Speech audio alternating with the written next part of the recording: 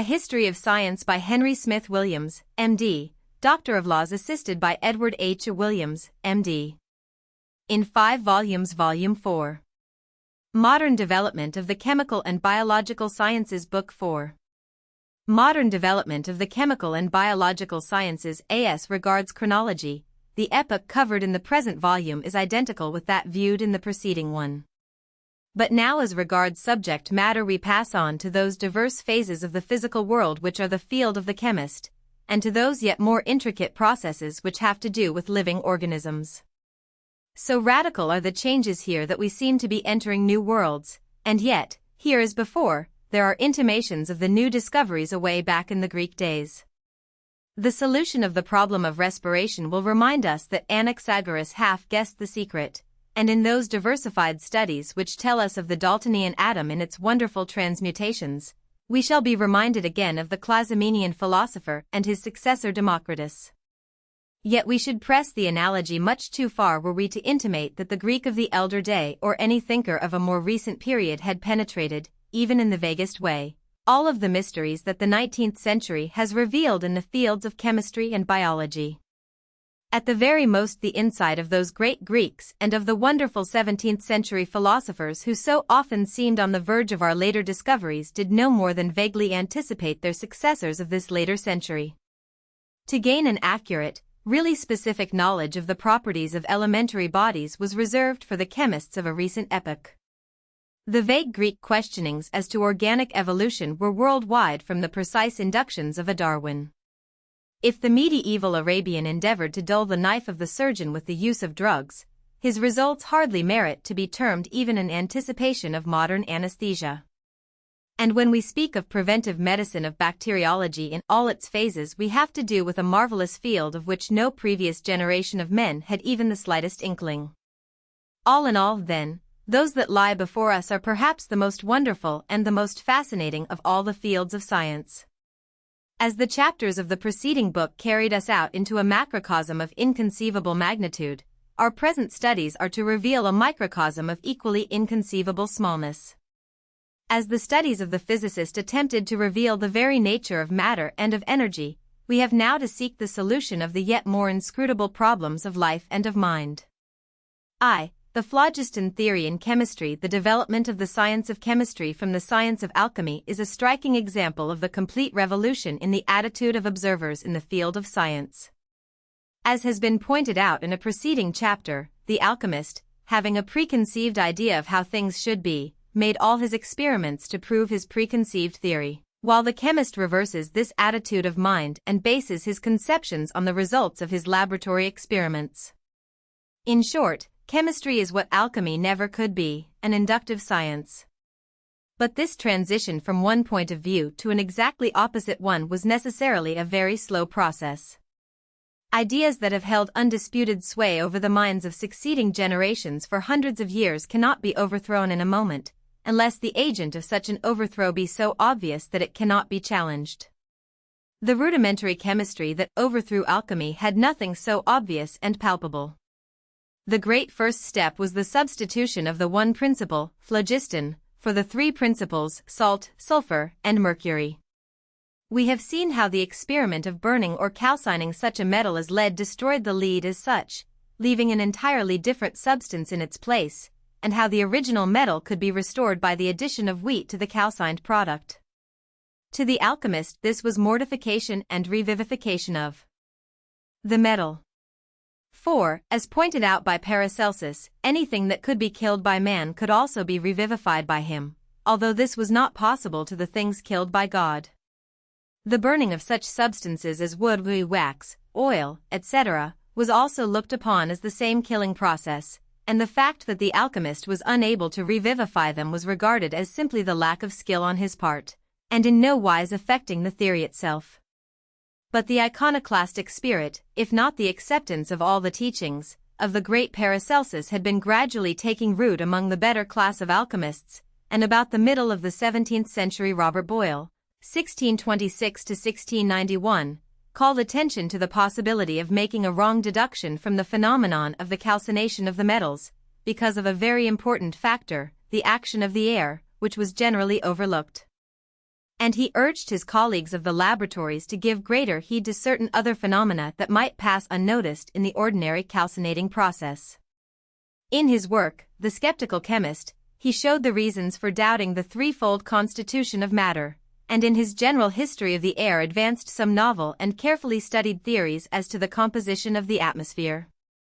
This was an important step, and although Boyle is not directly responsible for the phlogiston theory, it is probable that his experiments on the atmosphere influenced considerably the real founders, Becher and Stahl. Boyle gave very definitely his idea of how he thought air might be composed. I conjecture that the atmospherical air consists of three different kinds of corpuscles, he says. The first, those numberless particles which, in the form of vapors or dry exhalations, ascend from the earth, water, minerals, vegetables, animals, etc., in a word, whatever substances are elevated by the celestial or subterranean heat, and thence diffused into the atmosphere. The second may be yet more subtle, and consist of those exceedingly minute atoms, the magnetical effluvia of the earth, with other innumerable particles sent out from the bodies of the celestial luminaries, and causing, by their influence, the idea of light in us. The third sort is its characteristic and essential property, permanently elastic parts. Various hypotheses may be framed relating to the structure of these later particles of the air. They might be resembled to the springs of watches, coiled up and endeavoring to restore themselves, to wool, which, being compressed, has an elastic force, to slender wires of different substances, consistencies, lengths, and thickness, in greater curls or less, near to, or remote from each other, etc., yet all continuing springy, expansible, and compressible. Lastly, they may also be compared to the thin shavings of different kinds of wood, various in their lengths, breadth, and thickness. And this, perhaps, will seem the most eligible hypothesis, because it, in some measure, illustrates the production of the elastic particles we are considering. For no art or curious instruments are required to make these shavings whose curls are in no wise uniform, but seemingly casual, and what is more remarkable, bodies that before seemed unelastic, as beams and blocks, will afford them. 1. Although this explanation of the composition of the air is most crude, it had the effect of directing attention to the fact that the atmosphere is not mere nothingness, but a something with a definite composition, and this served as a good foundation for future investigations. To be sure, Boyle was neither the first nor the only chemist who had suspected that the air was a mixture of gases, and not a simple one, and that only certain of these gases take part in the process of calcination. Jean Rey, a French physician, and John Mayo, an Englishman, had performed experiments which showed conclusively that the air was not a simple substance, but Boyle's work was better known, and in its effect probably more important.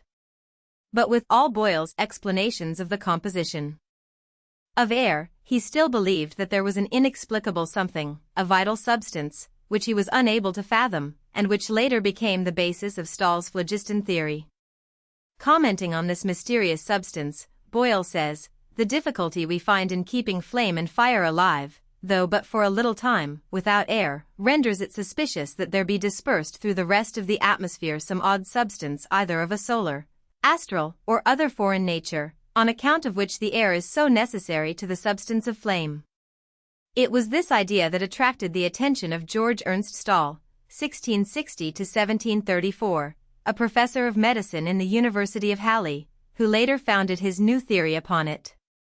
Stahl's theory was a development of an earlier chemist, Johann Joachim Becher, 1635 to 1682, in whose footsteps he followed and whose experiments he carried further. In many experiments Stahl had been struck with the fact that certain substances, while differing widely from one another in many respects, were alike in combustibility. From this he argued that all combustible substances must contain a common principle, and this principle he named phlogiston. This phlogiston he believed to be intimately associated in combination with other substances in nature, and in that condition not perceivable by the senses, but it was supposed to escape as a substance burned, and become apparent to the senses as fire or flame.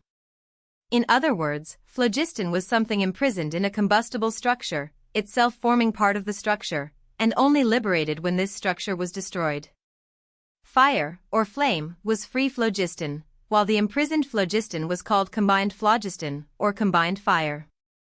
The peculiar quality of this strange substance was that it disliked freedom and was always striving to conceal itself in some combustible substance.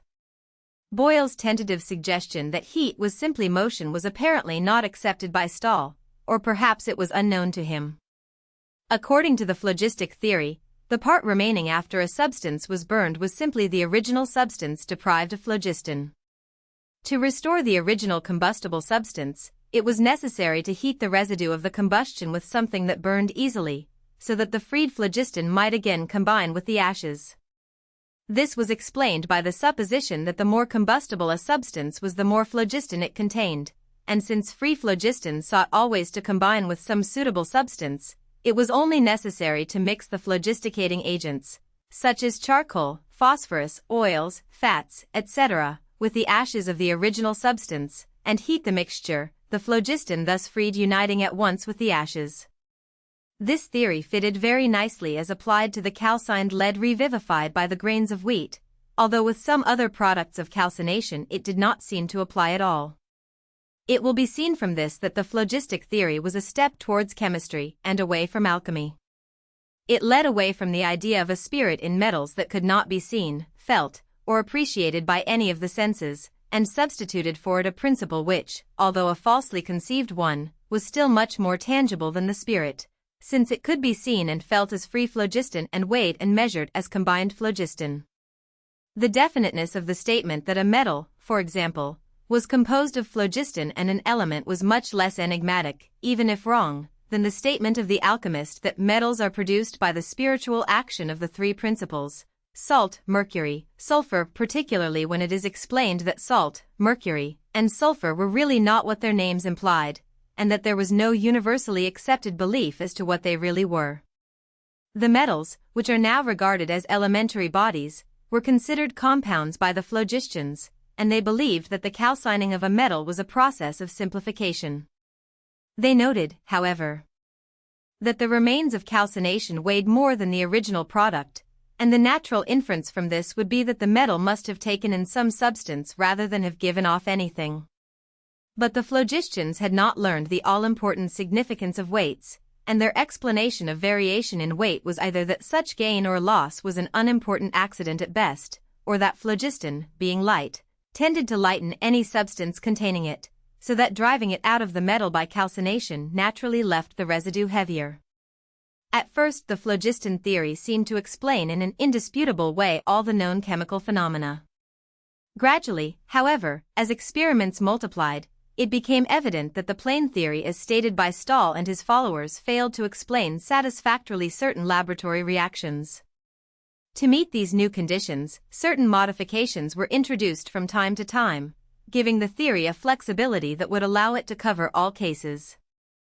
But as the number of inexplicable experiments continued to increase, and new modifications to the theory became necessary, it was found that some of these modifications were directly contradictory to others, and thus the simple theory became too cumbersome from the number of its modifications.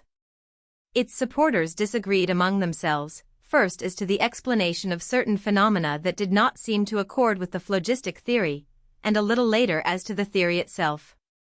But as yet there was no satisfactory substitute for this theory, which, even if unsatisfactory, seemed better than anything that had gone before or could be suggested. But the good effects of the era of experimental research, to which the theory of Stahl had given such an impetus, were showing in the attitude of the experimenters. The works of some of the older writers, such as Boyle and Hooke, were again sought out in their dusty corners and consulted, and their surmises as to the possible mixture of various gases in the air were more carefully considered. Still the phlogiston theory was firmly grounded in the minds of the philosophers, who can hardly be censured for adhering to it, at least until some satisfactory substitute was offered. The foundation for such a theory was finally laid, as we shall see presently, by the work of Black, Priestley, Cavendish, and Lavoisier in the 18th century, but the phlogiston theory cannot be said to have finally succumbed until the opening years of the 19th century. 2. The beginnings of modern chemistry. The pneumatic chemist's modern chemistry may be said to have its beginning with the work of Stephen Hales, 1677 to 1761, who early in the 18th century began his important study of the elasticity of air. Departing from the point of view of most of the scientists of the time, he considered air to be a fine elastic fluid, with particles of very different nature floating in it, and he showed that these particles could be separated. He pointed out, also, that various gases, or airs, as he called them, were contained in many solid substances. The importance of his work, however, lies in the fact that his general studies were along lines leading away from the accepted doctrines of the time, and that they gave the impetus to the investigation of the properties of gases by such chemists as Black, Priestley, Cavendish, and Lavoisier, whose specific discoveries are the foundation stones of modern chemistry. Joseph Black. The careful studies of Hales were continued by his younger confrere, Dr. Joseph Black, 1728 to 1799, whose experiments in the weights of gases and other chemicals were first steps in quantitative chemistry. But even more important than his discoveries of chemical properties in general was his discovery of the properties of carbonic acid gas. Black had been educated for the medical profession in the University of Glasgow, being a friend and pupil of the famous Dr. William Cullen. But his liking was for the chemical laboratory rather than for the practice of medicine. Within 3 years after completing his medical course, and when only 23 years of age, he made the discovery of the properties of carbonic acid, which he called by the name of fixed air. After discovering this gas, Black made a long series of experiments, by which he was able to show how widely it was distributed throughout nature. Thus, in 1757, he discovered that the bubbles given off in the process of brewing, where there was vegetable fermentation, were composed of it. To prove this, he collected the contents of these bubbles in a bottle containing lime water. When this bottle was shaken violently, so that the lime water and the carbonic acid became thoroughly mixed, an insoluble white powder was precipitated from the solution, the carbonic acid having combined chemically with the lime to form the insoluble calcium carbonate, or chalk. This experiment suggested another. Fixing a piece of burning charcoal in the end of a bellows, he arranged a tube so that the gas coming from the charcoal would pass through the lime water, and, as in the case of the bubbles from the brewer's vat, he found that the white precipitate was thrown down. In short, that carbonic acid was given off in combustion. Shortly after, Black discovered that by blowing through a glass tube inserted into lime water, chalk was precipitated, thus proving that carbonic acid was being constantly thrown off in respiration. The effect of Black's discoveries was revolutionary, and the attitude of mind of the chemists towards gases, or airs, was changed from that time forward. Most of the chemists, however, attempted to harmonize the new facts with the older theories to explain all the phenomena on the basis of the phlogiston theory, which was still dominant. But while many of Black's discoveries could not be made to harmonize with that theory, they did not directly overthrow it. It required the additional discoveries of some of Black's fellow scientists to complete its downfall, as we shall see. Henry Cavendish. This work of Black's was followed by the equally important work of his former pupil, Henry Cavendish, 1731 to 1810, whose discovery of the composition of many substances, notably of nitric acid and of water, was of great importance, adding another link to the important chain of evidence against the phlogiston theory. Cavendish is one of the most eccentric figures in the history of science, being widely known in his own time for his immense wealth and brilliant intellect, and also for his peculiarities and his morbid sensibility, which made him dread society, and probably did much in determining his career. Fortunately for him, and incidentally for the cause of science, he was able to pursue laboratory investigations without being obliged to mingle with his dreaded fellow mortals, his every want being provided for by the immense fortune inherited from his father and an uncle. When a young man, as a pupil of Dr. Black, he had become imbued with the enthusiasm of his teacher, continuing Black's investigations as to the properties of carbonic acid gas when free and in combination. One of his first investigations was reported in 1766, when he communicated to the Royal Society his experiments for ascertaining the properties of carbonic acid and hydrogen gas, in which he first showed the possibility of weighing permanently elastic fluids, although Torricelli had before this shown the relative weights of a column of air and a column of mercury. Other important experiments were continued by Cavendish, and in 1784 he announced his discovery of the composition of water, thus robbing it of its time-honored position as an element. But his claim to priority in this discovery was at once disputed by his fellow countryman James Watt and by the Frenchman Lavoisier. Lavoisier's claim was soon disallowed even by his own countrymen, but for many years a bitter controversy was carried on by the partisans of Watt and Cavendish. The two principals, however, seem never to have entered into this controversy with anything like the same ardor as some of their successors, as they remained on the best of terms. 1. It is certain, at any rate, that Cavendish announced his discovery officially before Watt claimed that the announcement had been previously made by him, and, whether right or wrong, the honor of scientific discoveries seems to be accorded naturally to the man who first publishes a demonstration of his discovery. Englishmen very generally admit the justness of Cavendish's claim, although the French scientist Arago, after reviewing the evidence carefully in 1833, decided in favor of Watt. It appears that something like a year before Cavendish made known his complete demonstration of the composition of water, Watt communicated to the Royal Society a suggestion that water was composed of dephlogisticated air, oxygen, and phlogiston, hydrogen, deprived of part of its latent heat. Cavendish knew of the suggestion, but in his experiments refuted the idea that the hydrogen lost any of its latent heat. Furthermore, Watt merely suggested the possible composition without proving it, although his idea was practically correct, if we can rightly interpret the vagaries of the nomenclature then in use. But had Watt taken the steps to demonstrate his theory, the great water controversy would have been avoided. Cavendish's report of his discovery to the Royal Society covers something like 40 pages of printed matter. In this he shows how, by passing an electric spark through a closed jar containing a mixture of hydrogen gas and oxygen, water is invariably formed, apparently by the union of the two gases. The experiment was first tried with hydrogen and common air, the oxygen of the air uniting with the hydrogen to form water, leaving the nitrogen of the air still to be accounted for. With pure oxygen and hydrogen, however, Cavendish found that pure water was formed, leaving slight traces of any other substance which might not be interpreted as being chemical impurities. There was only one possible explanation of this phenomenon, that hydrogen and oxygen, when combined, form water. By experiments with the globe it appeared, wrote Cavendish, that when inflammable and common air are exploded in a proper proportion, almost all the inflammable air, and near 1/5 the common air, lose their elasticity and are condensed into dew. And by this experiment it appears that this dew is plain water, and consequently that almost all the inflammable air is turned into pure water. In order to examine the nature of the matter condensed on firing a mixture of dephlogisticated and inflammable air, I took a glass globe, holding 8,800 grain measures, furnished with a brass cock and an apparatus for firing by electricity.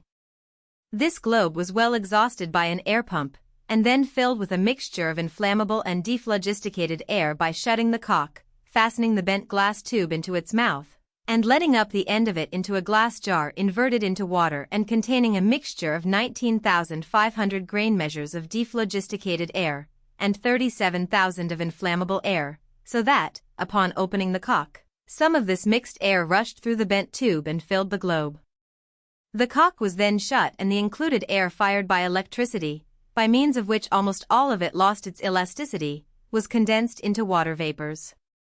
The cock was then again opened so as to let in more of the same air to supply the place of that destroyed by the explosion, which was again fired, and the operation continued till almost the whole of the mixture was let into the globe and exploded. By this means, though the globe held not more than a 1/6 part of the mixture, almost the whole of it was exploded therein without any fresh exhaustion of the globe. At first this condensed matter was acid to the taste and contained 2 grains of nitre, but Cavendish, suspecting that this was due to impurities, tried another experiment that proved conclusively that his opinions were correct. I therefore made another experiment, he says, with some more of the same air from plants in which the proportion of inflammable air was greater, so that the burnt air was almost completely phlogisticated, its standard being 1/10. The condensed liquor was then not at all acid, but seemed pure water. From these experiments he concludes that when a mixture of inflammable and dephlogisticated air is exploded, in such proportions that the burnt air is not much phlogisticated. The condensed liquor contains a little acid which is always of the nitrous kind, whatever substance the dephlogisticated air is procured from. But if the proportion be such that the burnt air is almost entirely phlogisticated, the condensed liquor is not at all acid, but seems pure water, without any addition whatever. 2. These same experiments, which were undertaken to discover the composition of water, led him to discover also the composition of nitric acid. He had observed that, in the combustion of hydrogen gas with common air, the water was slightly tinged with acid, but that this was not the case when pure oxygen gas was used. Acting upon this observation, he devised an experiment to determine the nature of this acid. He constructed an apparatus whereby an electric spark was passed through a vessel containing common air. After this process had been carried on for several weeks, a small amount of liquid was formed. This liquid combined with a solution of potash to form common niter, which detonated with charcoal, sparkled when paper impregnated with it was burned, and gave out nitrous fumes when sulfuric acid was poured on it. In other words, the liquid was shown to be nitric acid. Now, since nothing but pure air had been used in the initial experiment, and since air is composed of nitrogen and oxygen, there seemed no room to doubt that nitric acid is a combination of nitrogen and oxygen. This discovery of the nature of nitric acid seems to have been about the last work of importance that Cavendish did in the field of chemistry, although almost to the hour of his death he was constantly occupied with scientific observations. Even in the last moments of his life this habit asserted itself, according to Lord Brougham. He died on March 10, 1810, after a short illness, probably the first, as well as the last, which he ever suffered. His habit of curious observation continued to the end. He was desirous of marking the progress of the disease and the gradual extinction of the vital powers. With these ends in view, that he might not be disturbed, he desired to be left alone. His servant, returning sooner than he had wished, was ordered again to leave the chamber of death, and when he came back a second time he found his master had expired. 3. Joseph Priestley. While the opulent but diffident Cavendish was making his important discoveries, another Englishman, a poor country preacher named Joseph Priestley, 1733 to 1804, was not only rivaling him, but, if anything, outstripping him in the pursuit of chemical discoveries. In 1761 this young minister was given a position as tutor in a nonconformist academy at Warrington, and here, for 6 years, he was able to pursue his studies in chemistry and electricity. In 1766, while on a visit to London, he met Benjamin Franklin, at whose suggestion he published his History of Electricity. From this time on he made steady progress in scientific investigations, keeping up his ecclesiastical duties at the same time. In 1780 he removed to Birmingham, having there for associates such scientists as James Watt, Bolton, and Erasmus Darwin. 11 years later, on the anniversary of the fall of the Bastille in Paris, a fanatical mob, knowing Priestley's sympathies with the French revolutionists, attacked his house and chapel, burning both and destroying a great number of valuable papers and scientific instruments. Priestley and his family escaped violence by flight, but his most cherished possessions were destroyed, and 3 years later he quitted England forever, removing to the United States, whose struggle for liberty he had championed. The last 10 years of his life were spent at Northumberland, Pennsylvania, where he continued his scientific researches. Early in his scientific career Priestley began investigations upon the fixed air of Dr. Black, and, oddly enough, he was stimulated to this by the same thing that had influenced Black, that is, his residence in the immediate neighborhood of a brewery. It was during the course of a series of experiments on this and other gases that he made his greatest discovery, that of oxygen, or dephlogisticated air, as he called it. The story of this important discovery is probably best told in Priestley's own words. There are, I believe, very few maxims in philosophy that have laid firmer hold upon the mind than that air, meaning atmospheric air, is a simple elementary substance, indestructible and unalterable, at least as much so as water is supposed to be. In the course of my inquiries I was, however, soon satisfied that atmospheric air is not an unalterable thing, for that, according to my first hypothesis, the phlogiston with which it becomes loaded from bodies burning in it, and the animals breathing it, and various other chemical processes, so far alters and depraves it as to render it altogether unfit for inflammation, respiration, and other purposes to which it is subservient, and I had discovered that agitation in the water, the process of vegetation, and probably other natural processes, restore it to its original purity. Having procured a lens of 12 inches diameter and 20 inches local distance, I proceeded with the greatest alacrity, by the help of it, to discover what kind of air a great variety of substances would yield, putting them into the vessel, which I filled with quicksilver, and kept inverted in a basin of the same. With this apparatus, after a variety of experiments, on the 1st of August, 1774, I endeavored to extract air from Mercurius calcinatus per se, and I presently found that, by means of this lens, air was expelled from it very readily. Having got about 3 or 4 times as much as the bulk of my materials, I admitted water to it, and found that it was not imbibed by it. But what surprised me more than I can express was that a candle burned in this air with a remarkably vigorous flame, very much like that enlarged flame with which a candle burns in nitrous oxide, exposed to iron or liver of sulfur. But as I had got nothing like this remarkable appearance from any kind of air besides this particular modification of vitreous air, and I knew no vitreous acid was used in the preparation of Mercurius calcinatus, I was utterly at a loss to account for it. For, the new air was, of course, oxygen. Priestley at once proceeded to examine it by a long series of careful experiments, in which, as will be seen, he discovered most of the remarkable qualities of this gas. Continuing his description of these experiments, he says, the flame of the candle, besides being larger, burned with more splendor and heat than in that species of nitrous air, and a piece of red-hot wood sparkled in it, exactly like paper dipped in a solution of nitre, and it consumed very fast, an experiment that I had never thought of trying with dephlogisticated nitrous air.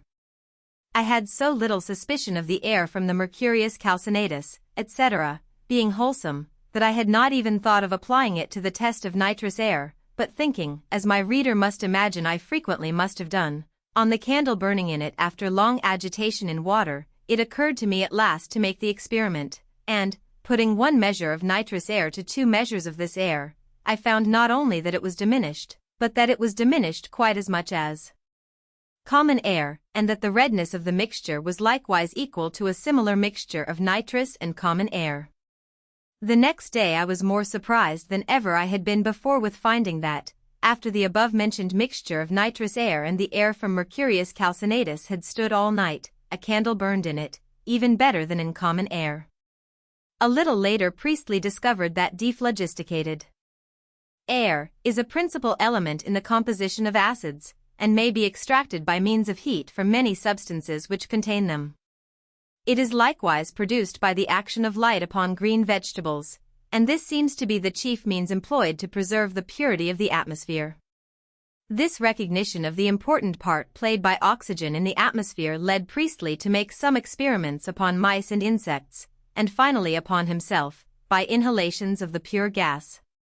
The feeling in my lungs, he said, was not sensibly different from that of common air, but I fancied that my breathing felt peculiarly light and easy for some time afterwards. Who can tell but that in time this pure air may become a fashionable article in luxury?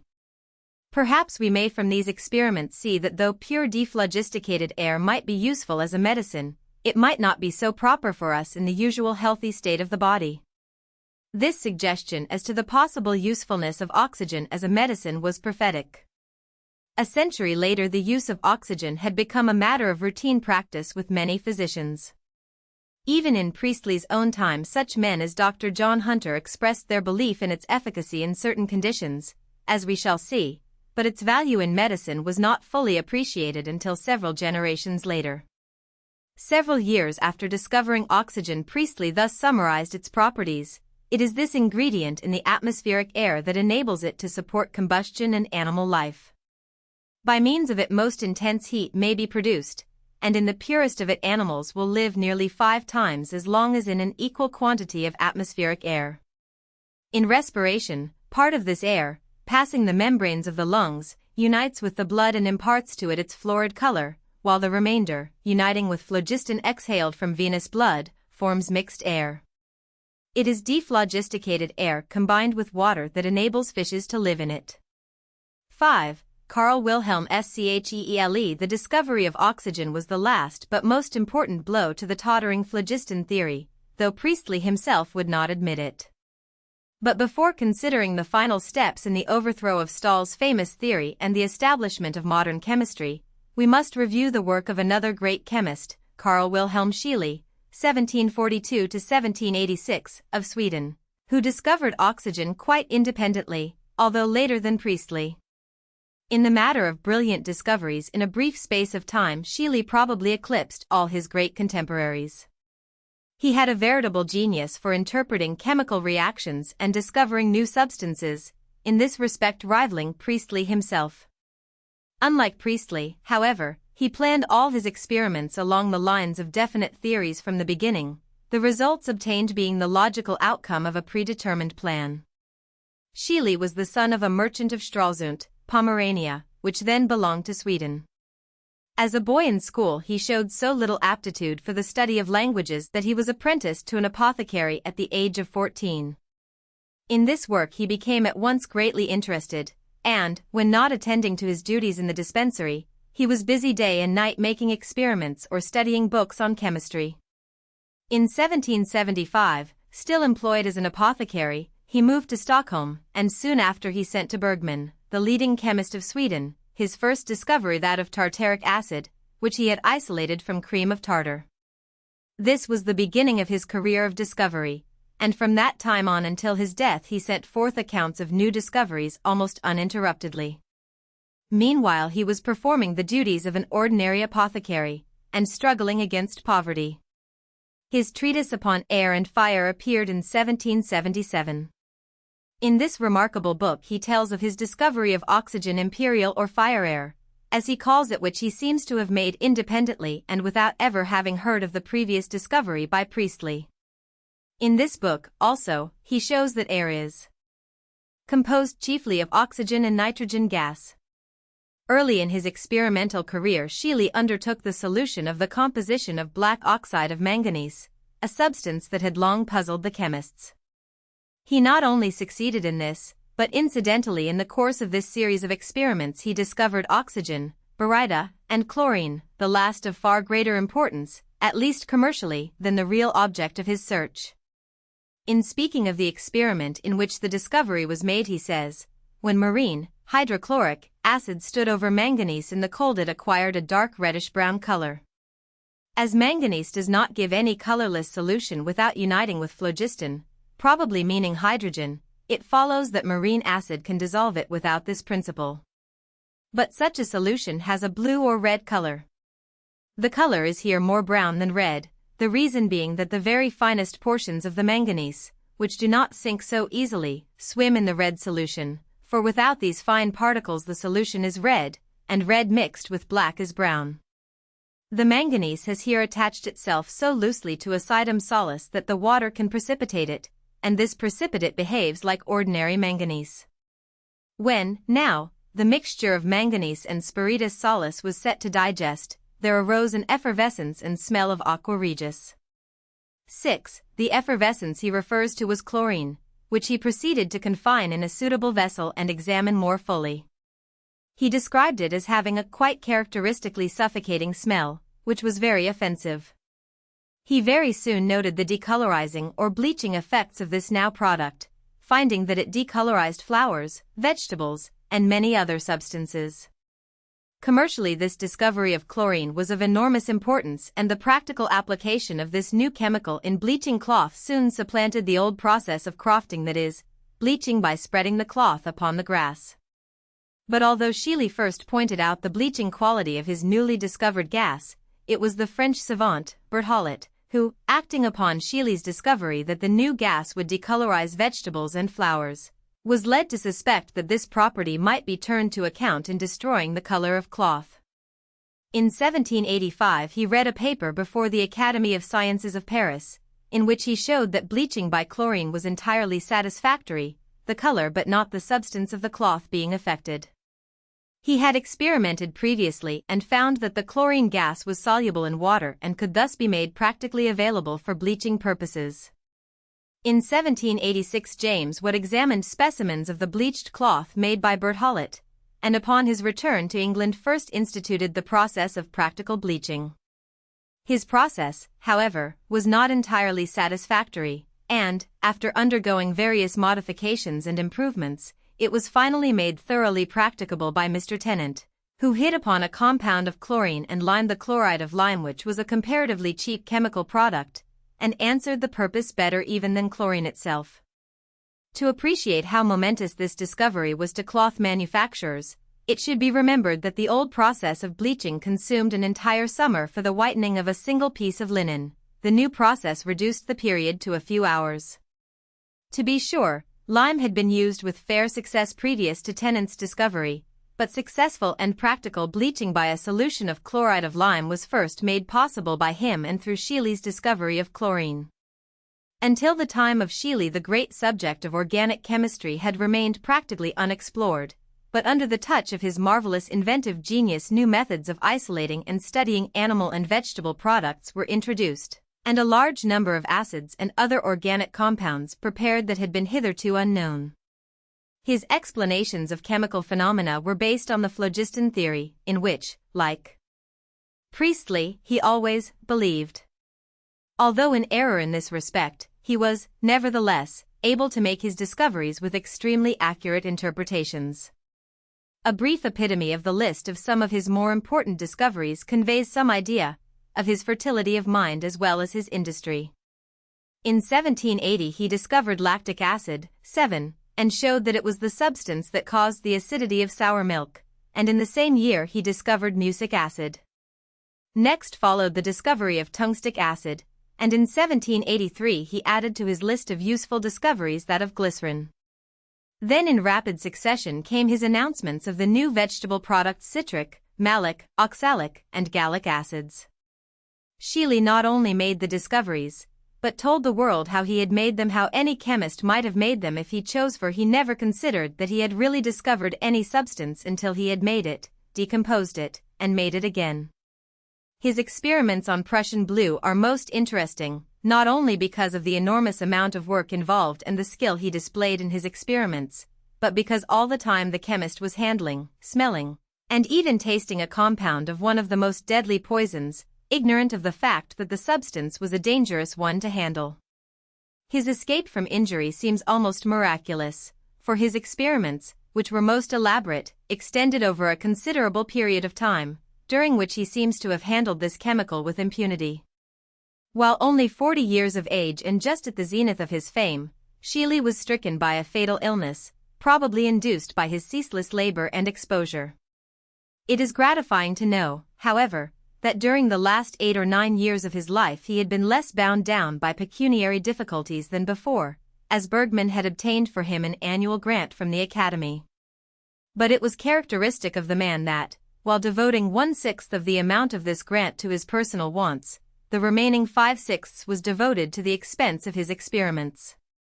Lavoisier and the foundation of modern chemistry. The time was ripe for formulating the correct theory of chemical composition. It needed but the master hand to mold the materials into the proper shape. The discoveries in chemistry during the 18th century had been far-reaching and revolutionary in character. A brief review of these discoveries shows how completely they had subverted the old ideas of chemical elements and chemical compounds. Of the 4 substances earth, air, fire, and water, for many centuries believed to be elementary bodies, not one has stood the test of the 18th century chemists. Earth had long since ceased to be regarded as an element, and water and air had suffered the same fate in this century.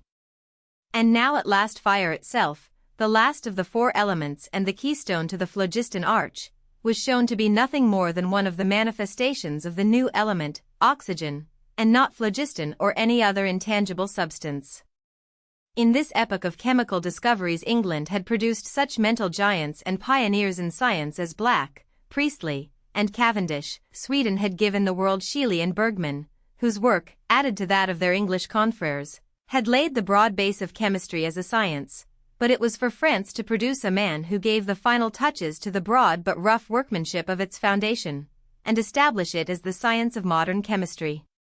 It was for Antoine Laurent Lavoisier, 1743 to 1794, to gather together, interpret correctly, rename, and classify the wealth of facts that his immediate predecessors and contemporaries had given to the world. The attitude of the mother countries towards these illustrious sons is an interesting piece of history. Sweden honored and rewarded Shelley and Bergman for their efforts. England received the intellectuality of Cavendish with less appreciation than the continent, and a fanatical mob drove Priestley out of the country, while France, by sending Lavoisier to the guillotine, demonstrated how dangerous it was, at that time at least, for an intelligent Frenchman to serve his fellowman and his country well.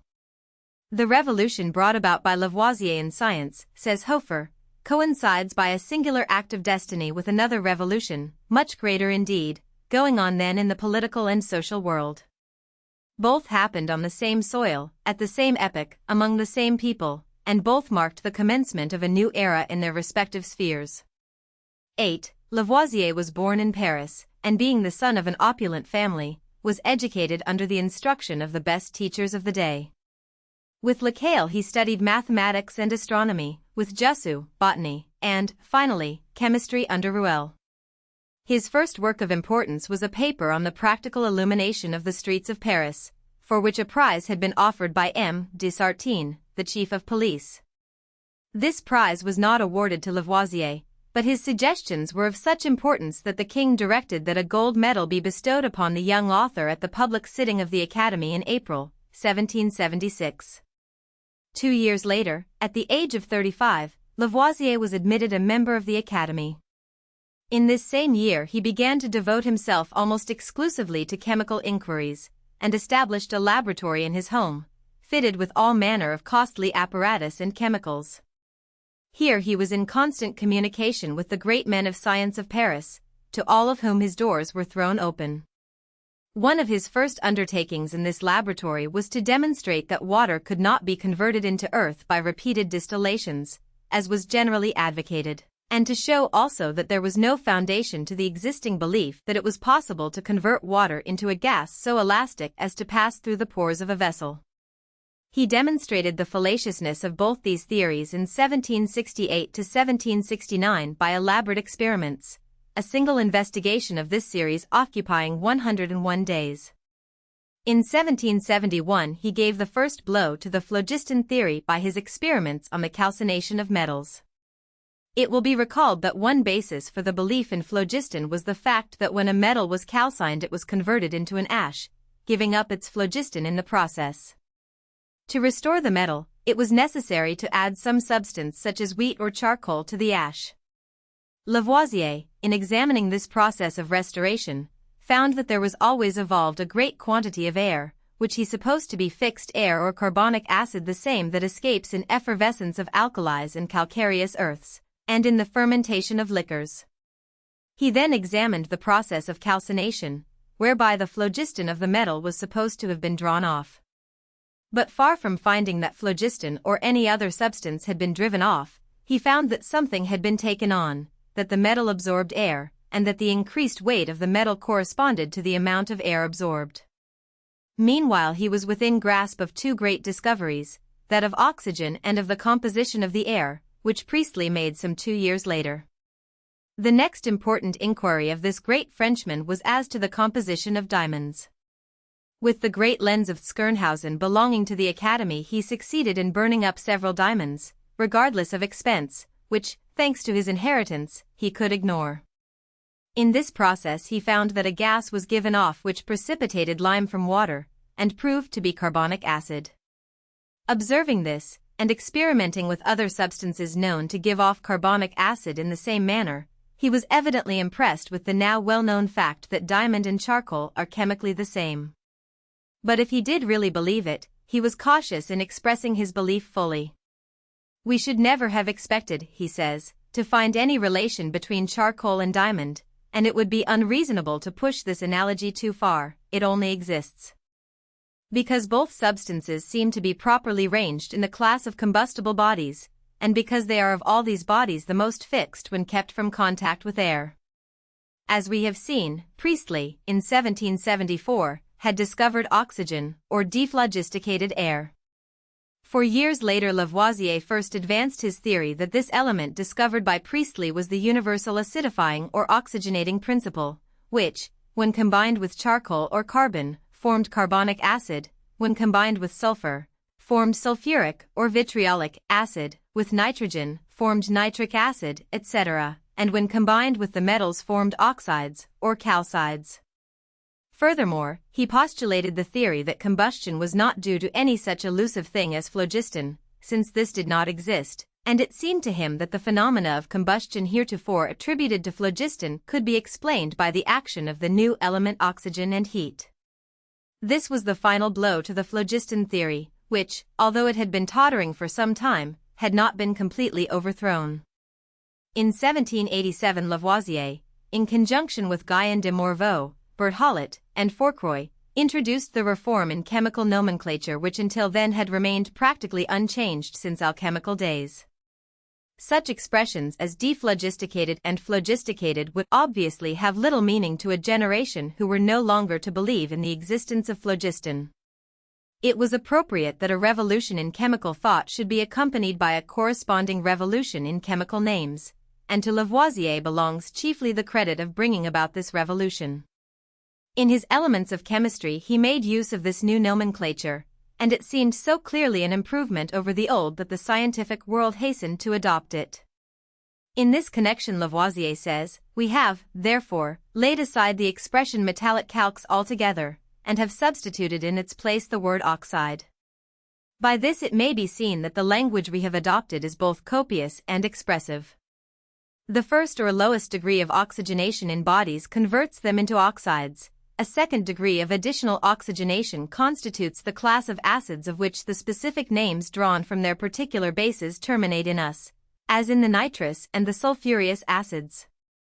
The third degree of oxygenation changes these into the species of acids distinguished by the termination in IC, as the nitric and sulfuric acids, and, lastly, we can express a fourth or higher degree of oxygenation by adding the word oxygenated to the name of the acid, as has already been done with oxygenated muriatic acid. 9. This new work when given to the world was not merely an epoch-making book, it was revolutionary. It not only discarded phlogiston altogether, but set forth that metals are simple elements, not compounds of earth and phlogiston.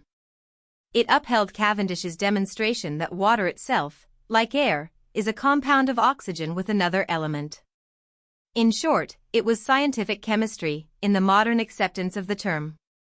Lavoisier's observations on combustion are at once important and interesting. Combustion, he says, is the decomposition of oxygen produced by a combustible body. The oxygen which forms the base of this gas is absorbed by and enters into combination with the burning body, while the caloric and light are set free. Every combustion necessarily supposes oxygenation, whereas, on the contrary, every oxygenation does not necessarily imply concomitant combustion, because combustion properly so called cannot take place without disengagement of caloric and light. Before combustion can take place, it is necessary that the base of oxygen gas should have greater affinity to the combustible body than it has to caloric, and this elective attraction, to use Bergman's expression, can only take place at a certain degree of temperature which is different for each combustible substance. Hence the necessity of giving the first motion or beginning to every combustion by the approach of a heated body. This necessity of heating any body we mean to burn depends upon certain considerations which have not hitherto been attended to by any natural philosopher, for which reason I shall enlarge a little upon the subject in this place. Nature is at present in a state of equilibrium, which cannot have been attained until all the spontaneous combustions or oxygenations possible in an ordinary degree of temperature had taken place. To illustrate this abstract view of the matter by example, let us suppose the usual temperature of the earth a little changed, and it is raised only to the degree of boiling water. It is evident that in this case phosphorus, which is combustible in a considerably lower degree of temperature, would no longer exist in nature in its pure and simple state, but would always be procured in its acid or oxygenated state, and its radical would become one of the substances unknown to chemistry. By gradually increasing the temperature of the earth, the same circumstance would successively happen to all the bodies capable of combustion, and, at the last, every possible combustion having taken place, There would no longer exist any combustible body whatever, and every substance susceptible of the operation would be oxygenated and consequently incombustible.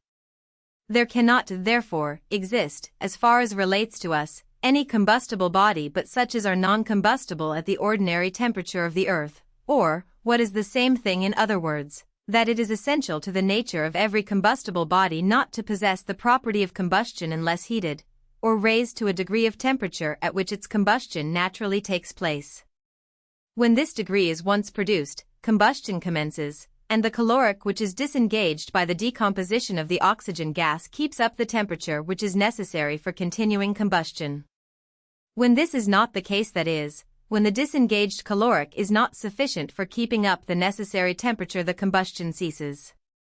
This circumstance is expressed in the common language by saying that a body burns ill or with difficulty. 10. It needed the genius of such a man as Lavoisier to complete the refutation of the false but firmly grounded phlogiston theory, and against such a book as his Elements of Chemistry the feeble weapons of the supporters of the phlogiston theory were hurled in vain. But while chemists, as a class, had become converts to the new chemistry before the end of the century, one man, Dr. Priestley, whose work had done so much to found it, remained unconverted. In this, as in all his life work, he showed himself to be a most remarkable man.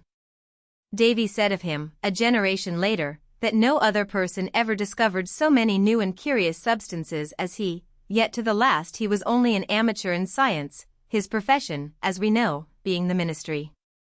There is hardly another case in history of a man not a specialist in science accomplishing so much in original research as did this chemist, physiologist, electrician, the mathematician, logician, and moralist, the theologian, mental philosopher, and political economist. He took all knowledge for his field, but how he found time for his numberless researches and multifarious writings, along with his everyday duties, must ever remain a mystery to ordinary mortals. That this marvelously receptive, flexible mind should have refused acceptance to the clearly logical doctrines of the new chemistry seems equally inexplicable. But so it was. To the very last, after all his friends had capitulated, Priestley kept up the fight. From America he sent out his last defy to the enemy, in 1800, in a brochure entitled The Doctrine of Phlogiston Upheld, etc. In the mind of its author it was little less than a paean of victory, but all the world beside knew that it was the swan song of the doctrine of phlogiston. Despite the defiance of this single warrior, the battle was really lost and won, and as the century closed, antiphlogistic chemistry had practical possession of the field. 3. Chemistry since the time of John Dalton and the atomic theory, small beginnings as have great endings sometimes. As a case in point, note what came of the small, original effort of a self-trained backcountry Quaker youth named John Dalton, who along towards the close of the 18th century became interested in the weather, and was led to construct and use a crude water gauge to test the amount of the rainfall. The simple experiments thus inaugurated led to no fewer than 200,000 recorded observations regarding the weather, which formed the basis for some of the most epochal discoveries in meteorology, as we have seen. But this was only a beginning. The simple rain gauge pointed the way to the most important generalization of the 19th century in a field of science with which, to the casual observer, it might seem to have no alliance whatever. The wonderful theory of atoms, on which the whole gigantic structure of modern chemistry is founded, was the logical outgrowth, in the mind of John Dalton, of those early studies in meteorology. The way it happened was this: from studying the rainfall, Dalton turned naturally to the complementary process of evaporation. He was soon led to believe that vapor exists in the atmosphere as an independent gas. But since two bodies cannot occupy the same space at the same time, this implies that the various atmospheric gases are really composed of discrete particles. These ultimate particles are so small that we cannot see them, cannot, indeed, more than vaguely imagine them, yet each particle of vapor, for example, is just as much a portion of water as if it were a drop out of the ocean, or, for that matter, the ocean itself. But, again, water is a compound substance, for it may be separated, as Cavendish has shown, into the two elementary substances hydrogen and oxygen. Hence the atom of water must be composed of two lesser atoms joined together. Imagine an atom of hydrogen and one of oxygen. Unite them, and we have an atom of water. Sever them, and the water no longer exists. But whether united or separate, the atoms of hydrogen and of oxygen remain hydrogen and oxygen and nothing else. Differently mixed together or united, atoms produce different gross substances, but the elementary atoms never change their chemical nature, their distinct personality. It was about the year 1803 that Dalton first gained a full grasp of the conception of the chemical atom.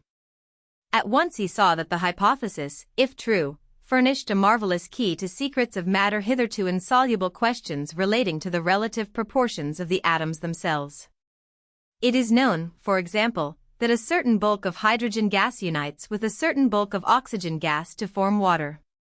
If it be true that this combination consists essentially of the union of atoms one with another, each single atom of hydrogen united to a single atom of oxygen, then the relative weights of the original masses of hydrogen and of oxygen must be also the relative weights of each of their respective atoms. If 1 pound of hydrogen unites with 5½ pounds of oxygen, as, according to Dalton's experiments, it did, then the weight of the oxygen atom must be 5½ times that of the hydrogen atom. Other compounds may plainly be tested in the same way. Dalton made numerous tests before he published his theory.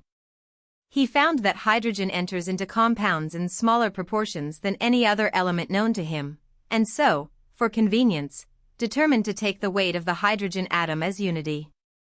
The atomic weight of oxygen then becomes, as given in Dalton's first table of 1803, 5.5, that of water, hydrogen plus oxygen, being of course 6.5. The atomic weights of about a score of substances are given in Dalton's first paper, which was read before the Literary and Philosophical Society of Manchester, October 21, 1803. I wonder if Dalton himself, great and acute intellect though he had, suspected, when he read that paper, that he was inaugurating one of the most fertile movements ever entered on in the whole history of science?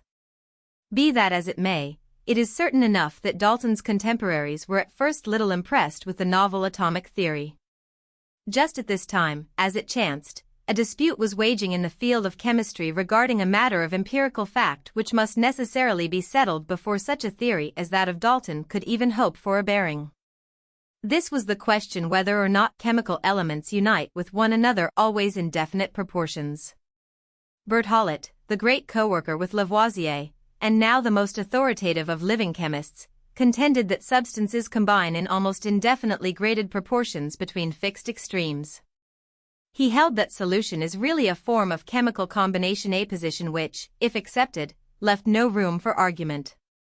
But this contention of the master was most actively disputed, in particular by Louis Joseph Proust, and all chemists of repute were obliged to take sides with one or the other. For a time the authority of Berthollet held out against the facts, but at last accumulated evidence told for Proust and his followers, and towards the close of the first decade of our century it came to be generally conceded that chemical elements combine with one another in fixed and definite proportions. More than that.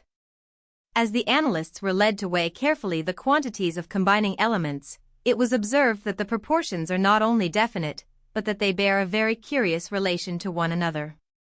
If element A combines with two different proportions of element B to form two compounds, it appears that the weight of the larger quantity of B is an exact multiple of that of the smaller quantity.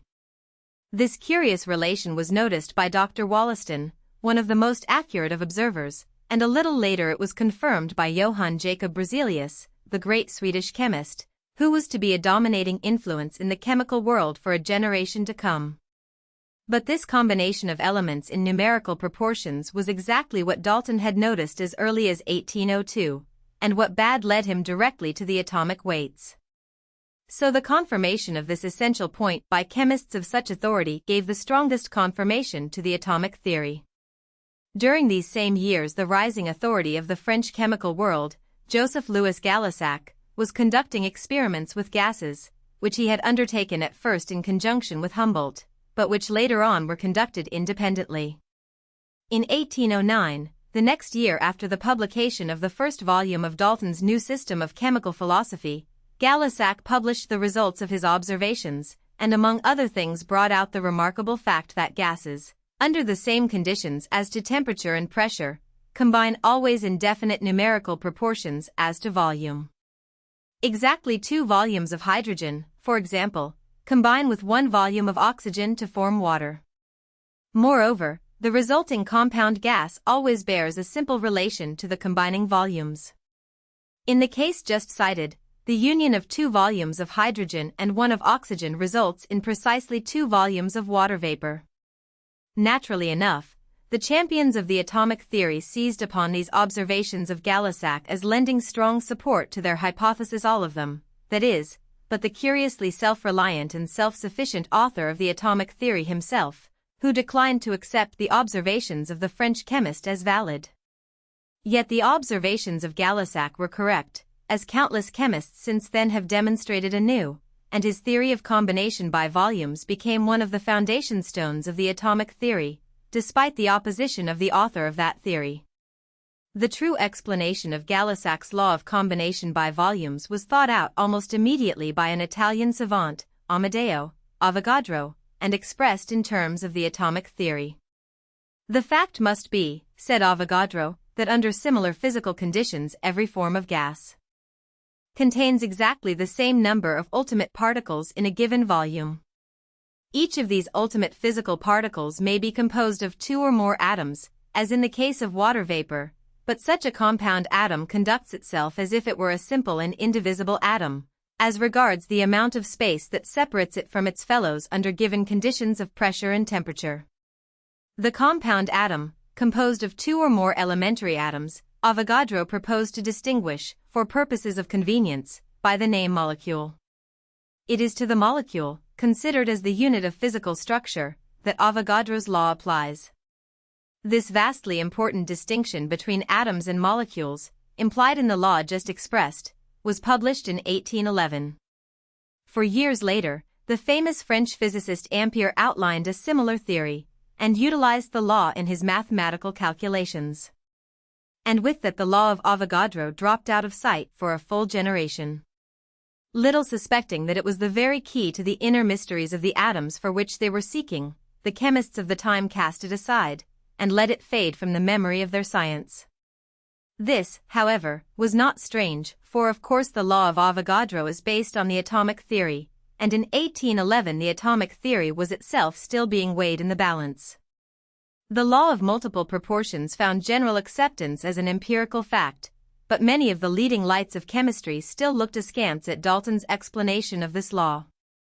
Thus Wollaston, though from the first he inclined to acceptance of the Daltonian view, cautiously suggested that it would be well to use the non-committal word equivalent instead of atom, and Davy, for a similar reason, in his book of 1812, speaks only of proportions, binding himself to no theory as to what might be the nature of these proportions.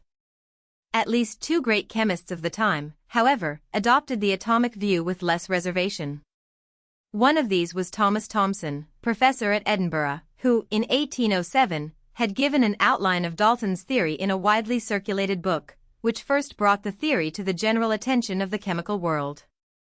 The other and even more noted advocate of the atomic theory was Johann Jacob Berzelius. This great Swedish chemist at once set to work to put the atomic theory to such tests as might be applied in the laboratory. He was an analyst of the utmost skill, and for years he devoted himself to the determination of the combining weights, equivalents or proportions, of the different elements. These determinations, in so far as they were accurately made, were simple expressions of empirical facts, independent of any theory, but gradually it became more and more plain that these facts all harmonize with the atomic theory of Dalton. So by common consent the proportionate combining weights of the elements came to be known as atomic weights, the name Dalton had given them from the first, and the tangible conception of the chemical atom as a body of definite constitution and weight gained steadily in favor. From the outset the idea had had the utmost tangibility in the mind of Dalton. He had all along represented the different atoms by geometrical symbols as a circle for oxygen, a circle enclosing a dot for hydrogen, and the like, and had represented compounds by placing these symbols of the elements in juxtaposition. Berzelius proposed to improve upon this method by substituting for the geometrical symbol the initial of the Latin name of the element represented O for oxygen, H for hydrogen, and so on a numerical coefficient to follow the letter as an indication of the number of atoms present in any given compound. This simple system soon gained general acceptance, and with slight modifications it is still universally employed. Every schoolboy now is aware that H2O is the chemical way of expressing the union of two atoms of hydrogen with one of oxygen to form a molecule of water. But such a formula would have had no meaning for the wisest chemist before the day of Berzelius. The universal fame of the great Swedish authority served to give general currency to his symbols and atomic weights, and the new point of view thus developed led presently to two important discoveries which removed the last lingering doubts as to the validity of the atomic theory. In 1819, two French physicists, Dulong and Petit, while experimenting with heat, discovered that the specific heats of solids, that is to say, the amount of heat required to raise the temperature of a given mass to a given degree, vary inversely as their atomic weights. In the same year, Eilhard Mitscherlich, a German investigator, observed that compounds having the same number of atoms to the molecule are disposed to form the same angles of crystallization, a property which he called isomorphism. Here, then, were two utterly novel and independent sets of empirical facts which harmonize strangely with the supposition that substances are composed of chemical atoms of a determinate weight. This surely could not be coincidence, it tells of law. And so as soon as the claims of Dulong and Petit and of Mitscherlich had been substantiated by other observers, the laws of the specific heat of atoms, and of isomorphism, took their place as new levers of chemical science. With the aid of these new tools, an impregnable breastwork of facts was soon piled about the atomic theory. And John Dalton, the author of that theory, plain, provincial Quaker, working on to the end in semi-retirement, became known to all the world and for all time as a master of masters.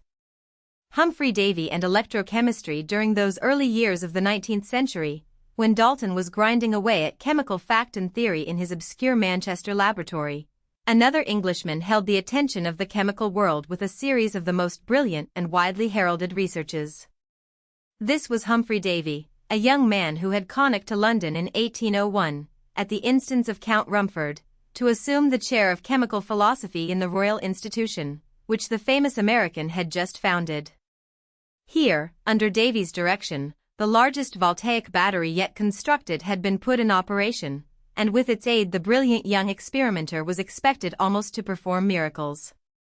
And indeed he scarcely disappointed the expectation, for with the aid of his battery he transformed so familiar a substance as common potash into a metal which was not only so light that it floated on water, but possessed the seemingly miraculous property of bursting into flames as soon as it came in contact with that fire-quenching liquid. If this were not a miracle, it had for the popular eye all the appearance of the miraculous.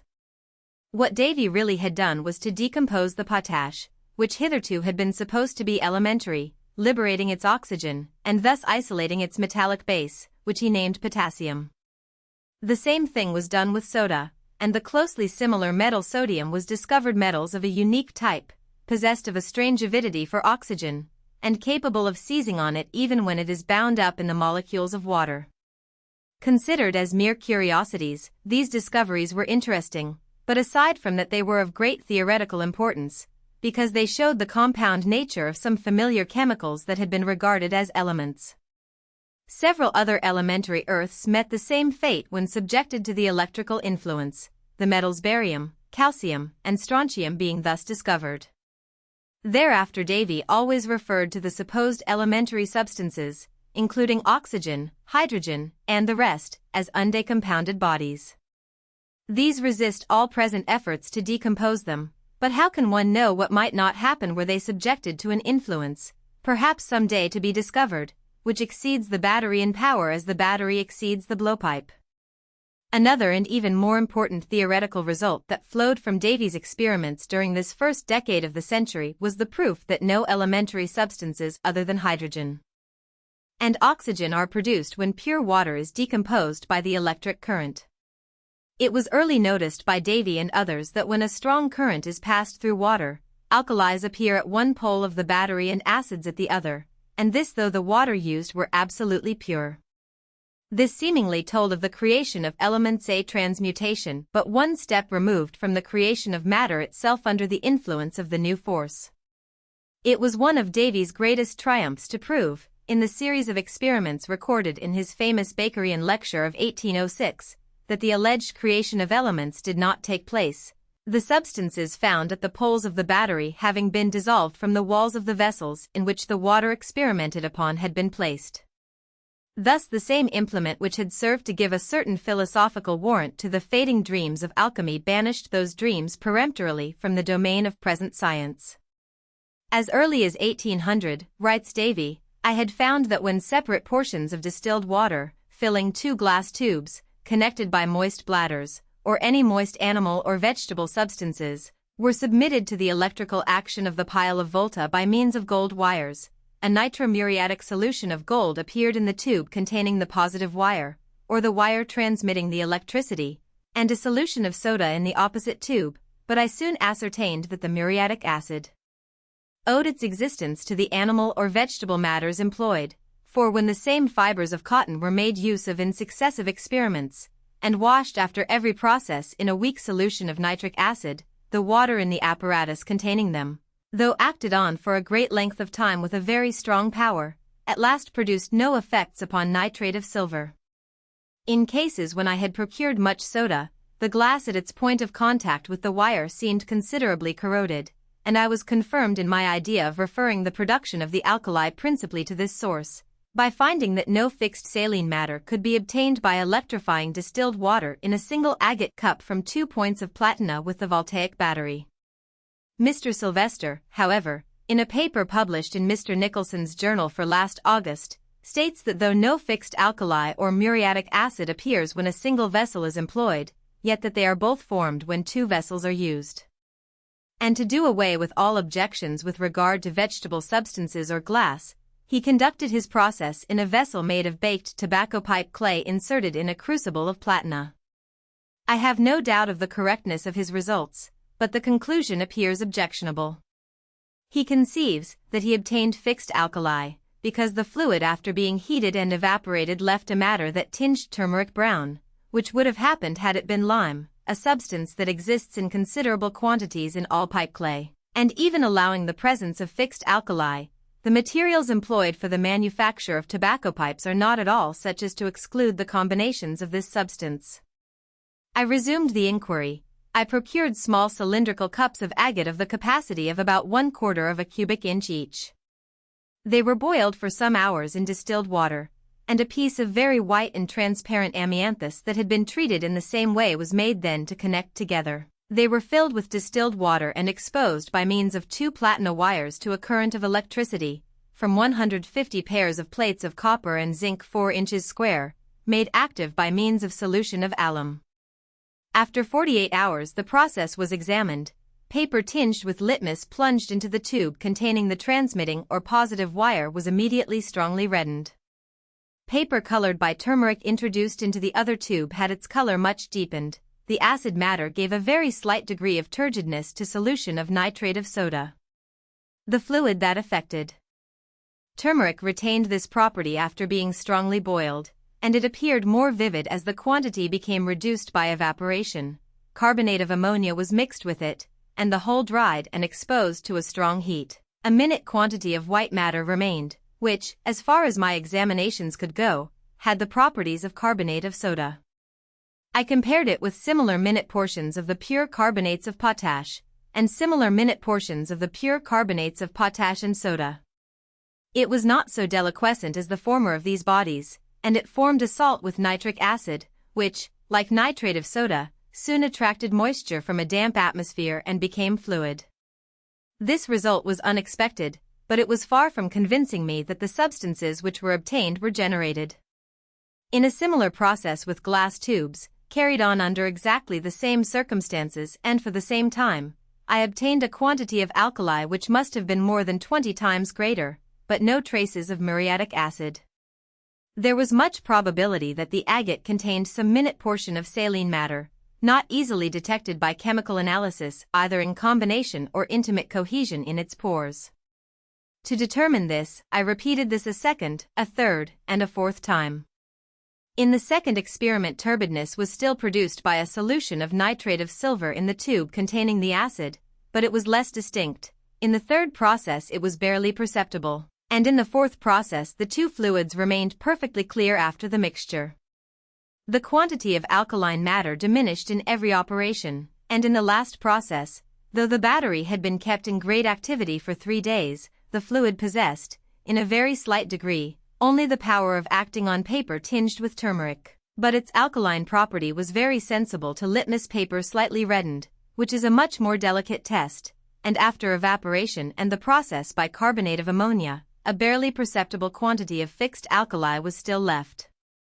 The acid matter in the other tube was abundant, its taste was sour, it smelled like water over which large quantities of nitrous gas have been long kept, it did not affect solution of muriate of barytes, and a drop of it placed upon a polished plate of silver left, after evaporation, a black stain, precisely similar to that produced by extremely diluted nitrous acid. After these results I could no longer doubt that some saline matter existing in the agate tubes had been the source of the acid matter capable of precipitating nitrate of silver and much of the alkali. 4 additional repetitions of the process, however, convinced me that there was likewise some other cause for the presence of this last substance, for it continued to appear to the last in quantities sufficiently distinguishable, and apparently equal in every case. I had used every precaution, I had included the tube in glass vessels out of the reach of the circulating air, all the acting materials had been repeatedly washed with distilled water, and no part of them in contact with the fluid had been touched by the fingers. The only substance that I could now conceive as furnishing the fixed alkali was the water itself. This water appeared pure by the tests of nitrate of silver and muriate of barytes, but potash of soda, as is well known, rises in small quantities in rapid distillation, and the new river water which I made use of contains animal and vegetable impurities, which it was easy to conceive might furnish neutral salts capable of being carried over in vivid ebullition. 1. Further experiment proved the correctness of this inference, and the last doubt as to the origin of the puzzling chemical was dispelled. Though the presence of the alkalis and acids in the water was explained, however, their respective migrations to the negative and positive poles of the battery remained to be accounted for. Davy's classical explanation assumed that different elements differ among themselves as to their electrical properties, some being positively, others negatively, electrified.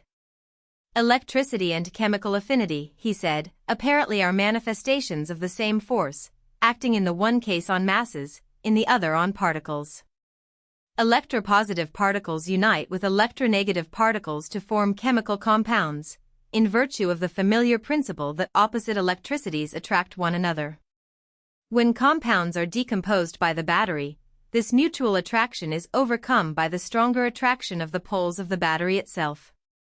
This theory of binary composition of all chemical compounds, through the union of electropositive and electronegative atoms or molecules, was extended by Berzelius, and made the basis of his famous system of theoretical chemistry. This theory held that all inorganic compounds, however complex their composition, are essentially composed of such binary combinations. For many years this view enjoyed almost undisputed sway. It received what seemed strong confirmation when Faraday showed the definite connection between the amount of electricity employed and the amount of decomposition produced in the so-called electrolyte.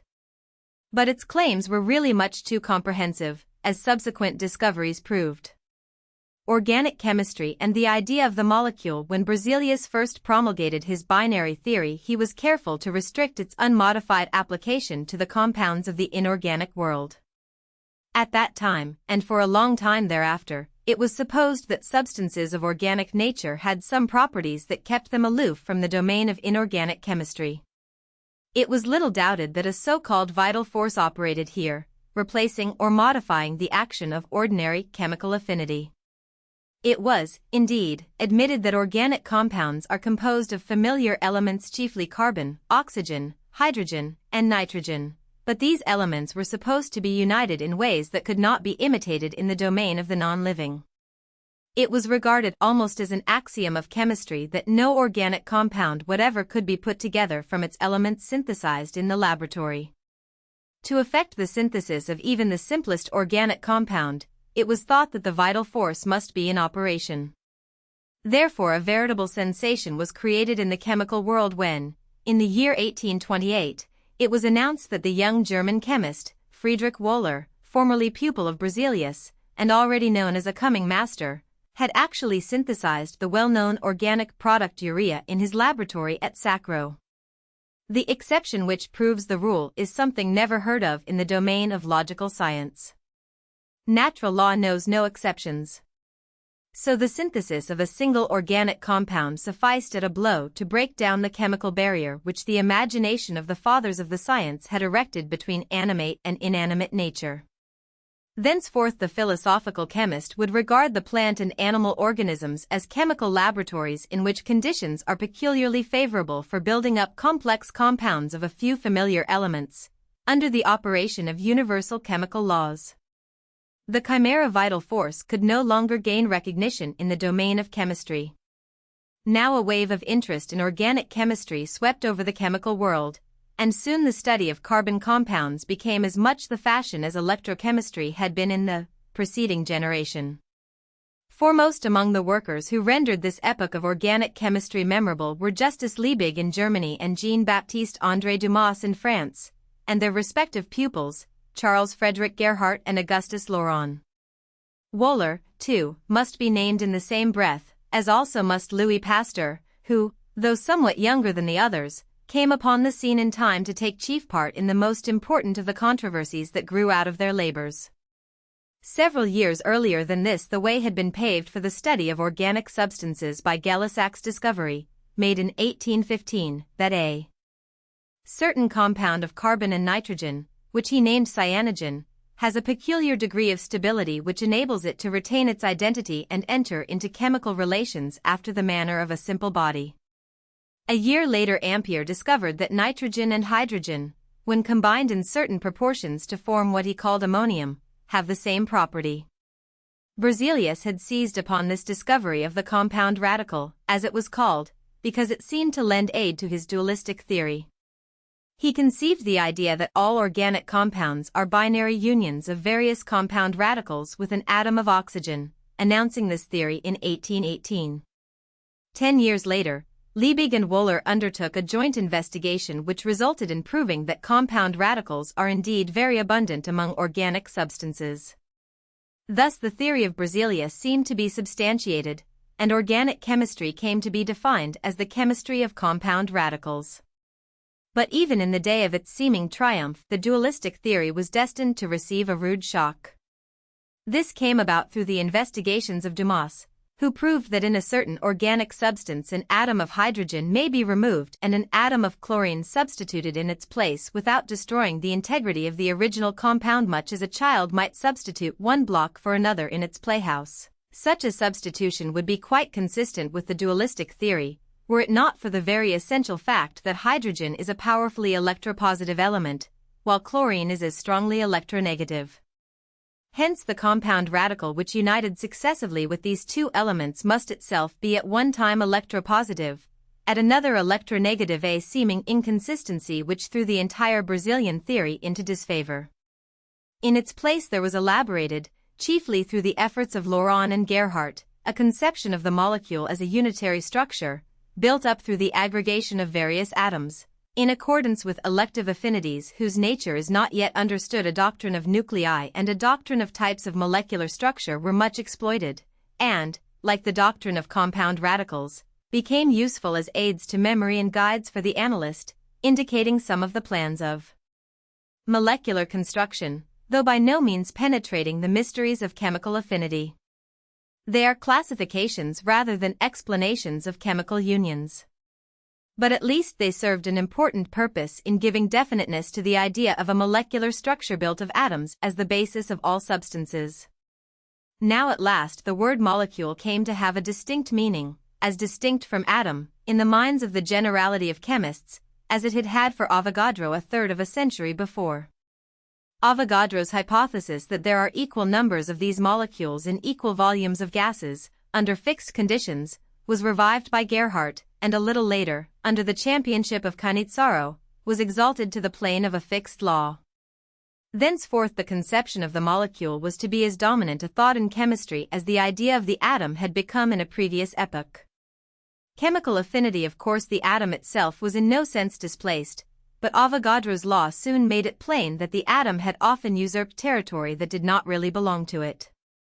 In many cases the chemists had supposed themselves dealing with atoms as units where the true unit was the molecule. In the case of elementary gases, such as hydrogen and oxygen, for example, the law of equal numbers of molecules in equal spaces made it clear that the atoms do not exist isolated, as had been supposed. Since 2 volumes of hydrogen unite with 1 volume of oxygen to form 2 volumes of water vapor, the simplest mathematics show, in the light of Avogadro's law, not only that each molecule of water must contain 2 hydrogen atoms, a point previously in dispute, but that the original molecules of hydrogen and oxygen must have been composed in each case of 2 atoms, else how could 1 volume of oxygen supply an atom for every molecule of 2 volumes of water? What, then, does this imply?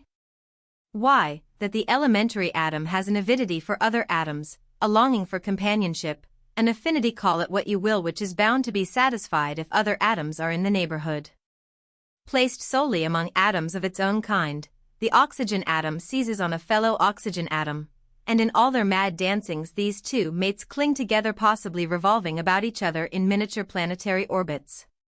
Precisely the same thing occurs among the hydrogen atoms. But now suppose the various pairs of oxygen atoms come near other pairs of hydrogen atoms, under proper conditions which need not detain us here, then each oxygen atom loses its attachment for its fellow, and flings itself madly into the circuit of one of the hydrogen couplets, and presto, there are only 2 molecules for every 3 there were before, and free oxygen and hydrogen have become water. The whole process, stated in chemical phraseology, is summed up in the statement that under the given conditions the oxygen atoms had a greater affinity for the hydrogen atoms than for one another. As chemists studied the actions of various kinds of atoms, in regard to their unions with one another to form molecules, it gradually dawned upon them that not all elements are satisfied with the same number of companions. Some elements ask only 1, and refuse to take more, while others link themselves, when occasion offers, with 2, 3, 4, or more. Thus we saw that oxygen forsook a single atom of its own kind and linked itself with 2 atoms of hydrogen. Clearly, then, the oxygen atom, like a creature with 2 hands, is able to clutch 2 other atoms. But we have no proof that under any circumstances it could hold more than 2. Its affinities seem satisfied when it has 2 bonds. But, on the other hand, the atom of nitrogen is able to hold 3 atoms of hydrogen, and does so in the molecule of ammonium, NH3, while the carbon atom can hold 4 atoms of hydrogen or 2 atoms of oxygen. Evidently, then, one atom is not always equivalent to another atom of a different kind in combining powers. A recognition of this fact by Franklin about 1852, and its further investigation by others, notably A. Kekulé and A. S. Coeur, led to the introduction of the word equivalent into chemical terminology in a new sense, and in particular to an understanding of the affinities or valency of different elements, which proved of the most fundamental importance. Thus it was shown that, of the 4 elements that enter most prominently into organic compounds, hydrogen can link itself with only a single bond to any other element it has, so to speak, but a single hand with which to grasp, while oxygen has capacity for 2 bonds, nitrogen for 3, possibly for 5, and carbon for 4. The words monovalent, divalent, trivalent, tetravalent, etc., were coined to express this most important fact, and the various elements came to be known as monads, dyads, triads, etc. Just why different elements should differ thus in valency no one as yet knows, it is an empirical fact that they do. And once the nature of any element has been determined as regards its valency, a most important insight into the possible behavior of that element has been secured. Thus a consideration of the fact that hydrogen is monovalent, while oxygen is divalent, makes it plain that we must expect to find no more than 3 compounds of these 2 elements, namely, HO, written HO by the chemist, and called hydroxyl, HOH, H2O, or water, and HOOH, H2O2, or hydrogen peroxide. It will be observed that in the first of these compounds the atom of oxygen stands, so to speak, with one of its hands free, eagerly reaching out, therefore, for another companion, and hence, in the language of chemistry, forming an unstable compound. Again, in the third compound, though all hands are clasped, yet one pair links oxygen with oxygen, and this also must be an unstable union, since the avidity of an atom for its own kind is relatively weak. Thus the well-known properties of hydrogen peroxide are explained, its easy decomposition, and the eagerness with which it seizes upon the elements of other compounds. But the molecule of water, on the other hand, has its atoms arranged in a state of stable equilibrium, all their affinities being satisfied. Each hydrogen atom has satisfied its own affinity by clutching the oxygen atom, and the oxygen atom has both its bonds satisfied by clutching back at the two hydrogen atoms. Therefore the trio, linked in this close bond, have no tendency to reach out for any other companion, nor, indeed, any power to hold another should it thrust itself upon them.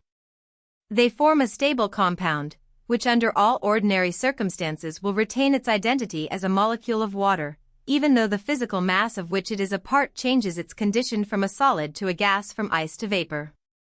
But a consideration of this condition of stable equilibrium in the molecule at once suggests a new question: how can an aggregation of atoms, having all their affinities satisfied, take any further part in chemical reactions? Seemingly such a molecule, whatever its physical properties, must be chemically inert, incapable of any atomic readjustments. And so in point of fact it is, so long as its component atoms cling to one another unremittingly. But this, it appears, is precisely what the atoms are little prone to do. It seems that they are fickle to the last degree in their individual attachments, and are as prone to break away from bondage as they are to enter into it.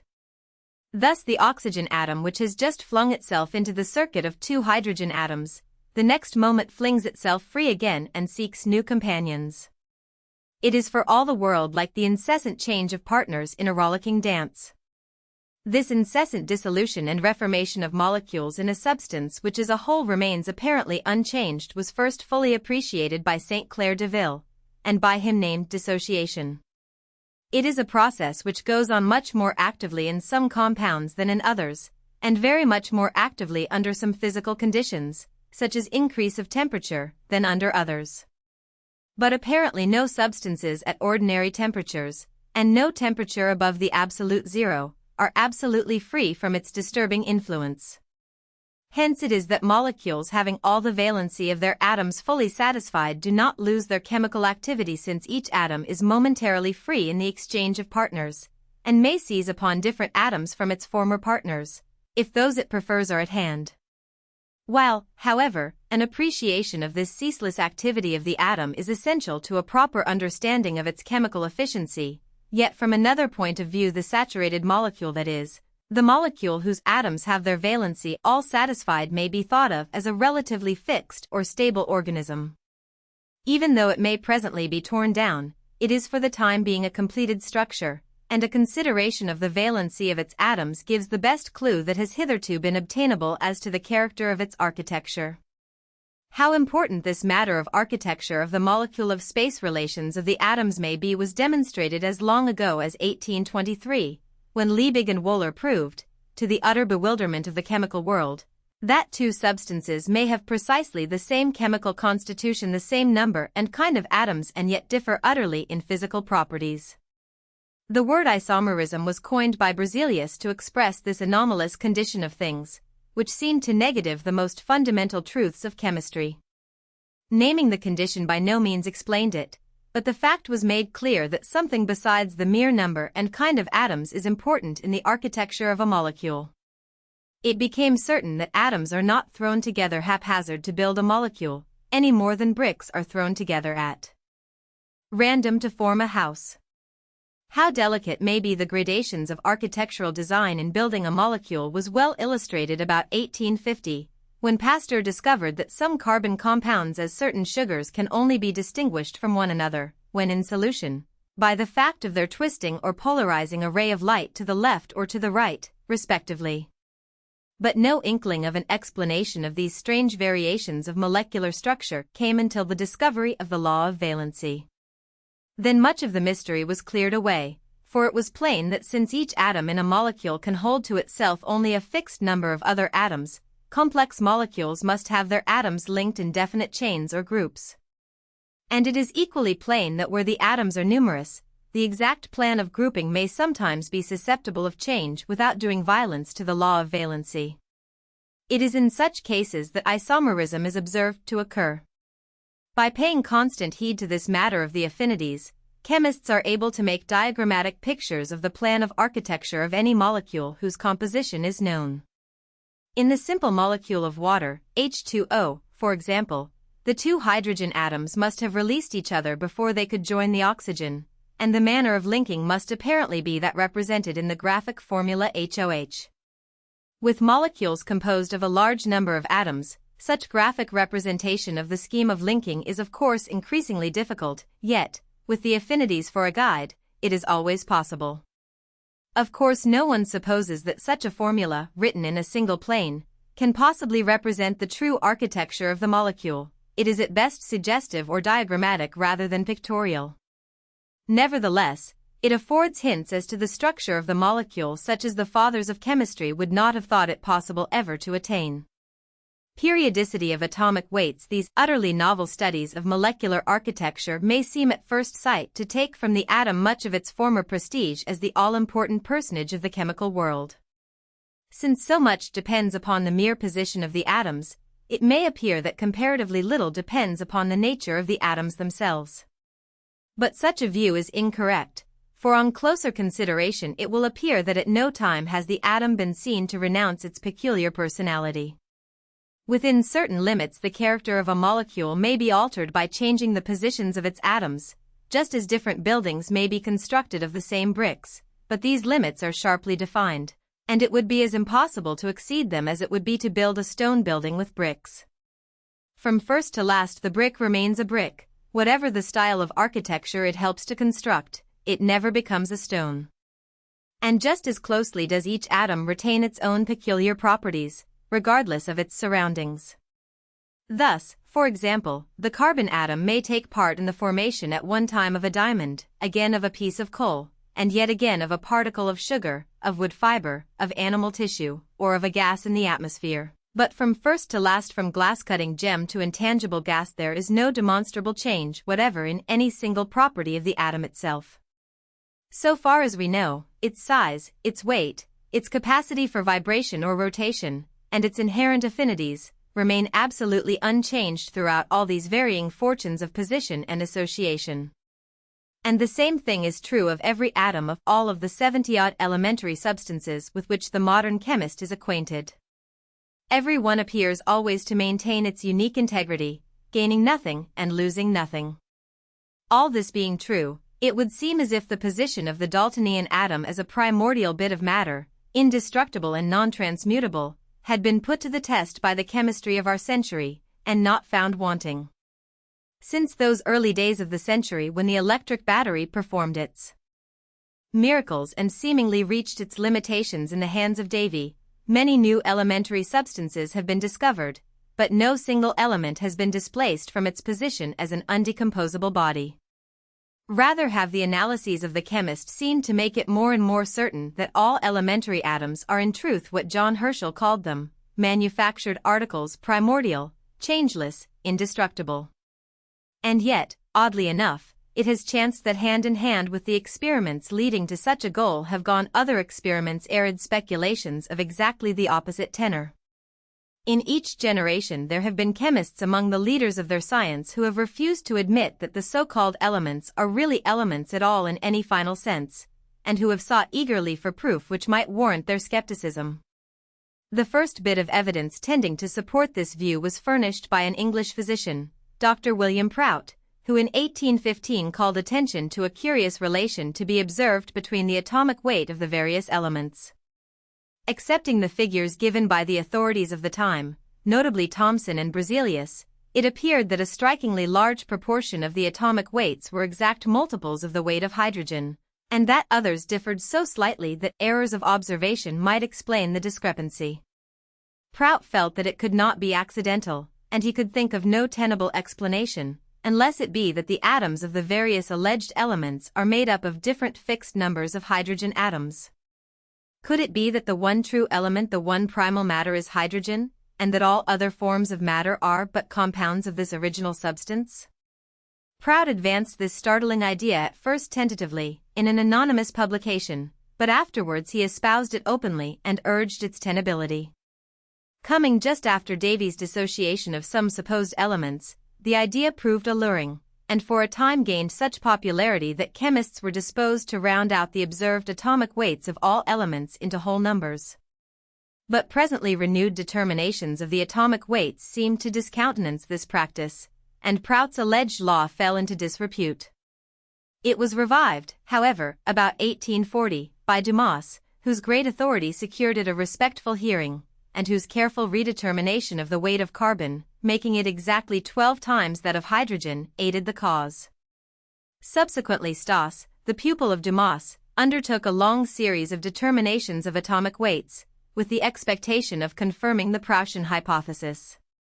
But his results seemed to disprove the hypothesis, for the atomic weights of many elements differed from whole numbers by more, it was thought, than the limits of error of the experiments. It was noteworthy, however, that the confidence of Dumas was not shaken, though he was led to modify the hypothesis, and, in accordance with previous suggestions of Clark and of Marignac, to recognize as the primordial element, not hydrogen itself, but an atom half the weight, or even 1/4 the weight, of that of hydrogen, of which primordial atom the hydrogen atom itself is compounded. But even in this modified form the hypothesis found great opposition from experimental observers. In 1864, however, a novel relation between the weights of the elements and their other characteristics was called to the attention of chemists by Professor John A. R. Newlands, of London, who had noticed that if the elements are arranged serially in the numerical order of their atomic weights, there is a curious recurrence of similar properties at intervals of 8 elements. This so-called law of octaves attracted little immediate attention, but the facts it connotes soon came under the observation of other chemists, notably of Professors Gustav Hinrichs in America, Dmitry Mendeleev in Russia, and Lothar Meyer in Germany. Mendeleev gave the discovery fullest expression, explicating it in 1869, under the title of the periodic law. Though this early exposition of what has since been admitted to be a most important discovery was very fully outlined, the generality of chemists gave it little heed till a decade or so later, when 3 new elements, gallium, scandium, and germanium, were discovered, which, on being analyzed, were quite unexpectedly found to fit into 3 gaps which Mendeleev had left in his periodic scale. In effect, the periodic law had enabled Mendeleev to predicate the existence of the new elements years before they were discovered. Surely a system that leads to such results is no mere vagary. So very soon the periodic law took its place as one of the most important generalizations of chemical science. This law of periodicity was put forward as an expression of observed relations independent of hypothesis, but of course the theoretical bearings of these facts could not be overlooked. As Professor J. H. Gladstone has said, it forces upon us the conviction that the elements are not separate bodies created without reference to one another, but that they have been originally fashioned, or have been built up, from one another, according to some general plan. It is but a short step from that proposition to the Proutian hypothesis. New weapons, spectroscope and camera, but the atomic weights are not alone in suggesting the compound nature of the alleged elements. Evidence of a totally different kind has contributed to the same end, from a source that could hardly have been imagined when the Proutian hypothesis was formulated, through the tradition of a novel weapon to the armamentarium of the chemist, the spectroscope. The perfection of this instrument, in the hands of 2 German scientists, Gustav Robert Kirchhoff and Robert Wilhelm Bunsen, came about through the investigation, towards the middle of the century, of the meaning of the dark lines which had been observed in the solar spectrum by Fraunhofer as early as 1815, and by Wollaston a decade earlier. It was suspected by Stokes and by Fox Talbot in England, but first brought to demonstration by Kirchhoff and Bunsen, that these lines, which were known to occupy definite positions in the spectrum, are really indicative of particular elementary substances. By means of the spectroscope, which is essentially a magnifying lens attached to a prism of glass, it is possible to locate the lines with great accuracy, and it was soon shown that here was a new means of chemical analysis of the most exquisite delicacy. It was found, for example, that the spectroscope could detect the presence of a quantity of sodium so infinitesimal as the 1/200,000th of a grain. But what was even more important, the spectroscope put no limit upon the distance of location of the substance it tested, provided only that sufficient light came from it. The experiments it recorded might be performed in the sun, or in the most distant stars or nebulae. Indeed, one of the earliest feats of the instrument was to wrench from the sun the secret of his chemical constitution. To render the utility of the spectroscope complete, however, it was necessary to link with it another new chemical agency, namely, photography. This now familiar process is based on the property of light to decompose certain unstable compounds of silver, and thus alter their chemical composition. Davy and Wedgwood barely escaped the discovery of the value of the photographic method early in the 19th century. Their successors quite overlooked it until about 1826, when Louis J. M. Daguerre, the French chemist, took the matter in hand, and after many years of experimentation brought it to relative perfection in 1839, in which year the famous daguerreotype first brought the matter to popular attention.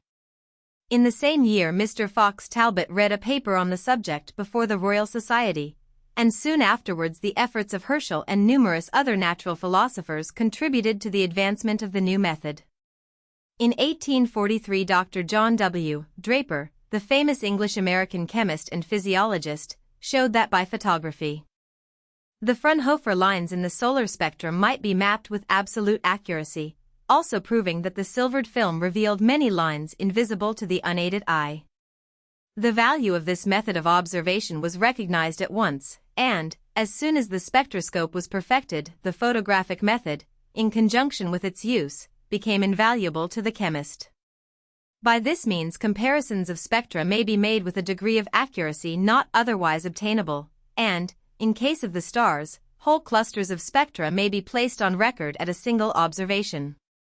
As the examination of the sun and stars proceeded, chemists were amazed or delighted, according to their various preconceptions, to witness the proof that many familiar terrestrial elements are to be found in the celestial bodies. But what perhaps surprised them most was to observe the enormous preponderance in the sidereal bodies of the element hydrogen. Not only are there vast quantities of this element in the sun's atmosphere, but some other suns appeared to show hydrogen lines almost exclusively in their spectra. Presently it appeared that the stars of which this is true are those white stars, such as Sirius, which had been conjectured to be the hottest, whereas stars that are only red-hot, like our sun, show also the vapors of many other elements, including iron and other metals. In 1878 Professor J. Norman Lockyer, in a paper before the Royal Society, called attention to the possible significance of this series of observations. He urged that the fact of the sun showing fewer elements than are observed here on the cool earth, while stars much hotter than the sun show chiefly one element, and that one hydrogen, the lightest of known elements, seemed to give color to the possibility that our alleged elements are really compounds, which at the temperature of the hottest stars may be decomposed into hydrogen, the latter element itself being also doubtless a compound, which might be resolved under yet more trying conditions. Here, then, was what might be termed direct experimental evidence for the hypothesis of Prout. Unfortunately, however, it is evidence of a kind which only a few experts are competent to discuss. So very delicate a matter is the spectral analysis of the stars. What is still more unfortunate, the experts do not agree among themselves as to the validity of Professor Lockyer's conclusions. Some, like Professor Crookes, have accepted them with acclaim, hailing Lockyer as the Darwin of the inorganic world, while others have sought a different explanation of the facts he brings forward. As yet it cannot be said that the controversy has been brought to final settlement.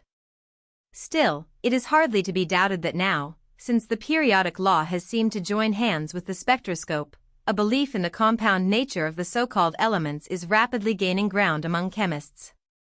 More and more general becomes the belief that the Daltonian atom is really a compound radical, and that back of the seeming diversity of the alleged elements is a single form of primordial matter. Indeed, in very recent months, direct experimental evidence for this view has at last come to hand, through the study of radioactive substances. In a later chapter we shall have occasion to inquire how this came about. 4. Anatomy and Physiology in the 18th century. Albrecht von Haller. An epoch in physiology was made in the 18th century by the genius and efforts of Albrecht von Haller, 1708 to 1777, of Bern, who was perhaps as worthy of the title the Great as any philosopher who has been so christened by his contemporaries since the time of Hippocrates. Celebrated as a physician, he was proficient in various fields, being equally famed in his own time as poet, botanist, and statesman, and dividing his attention between art and science.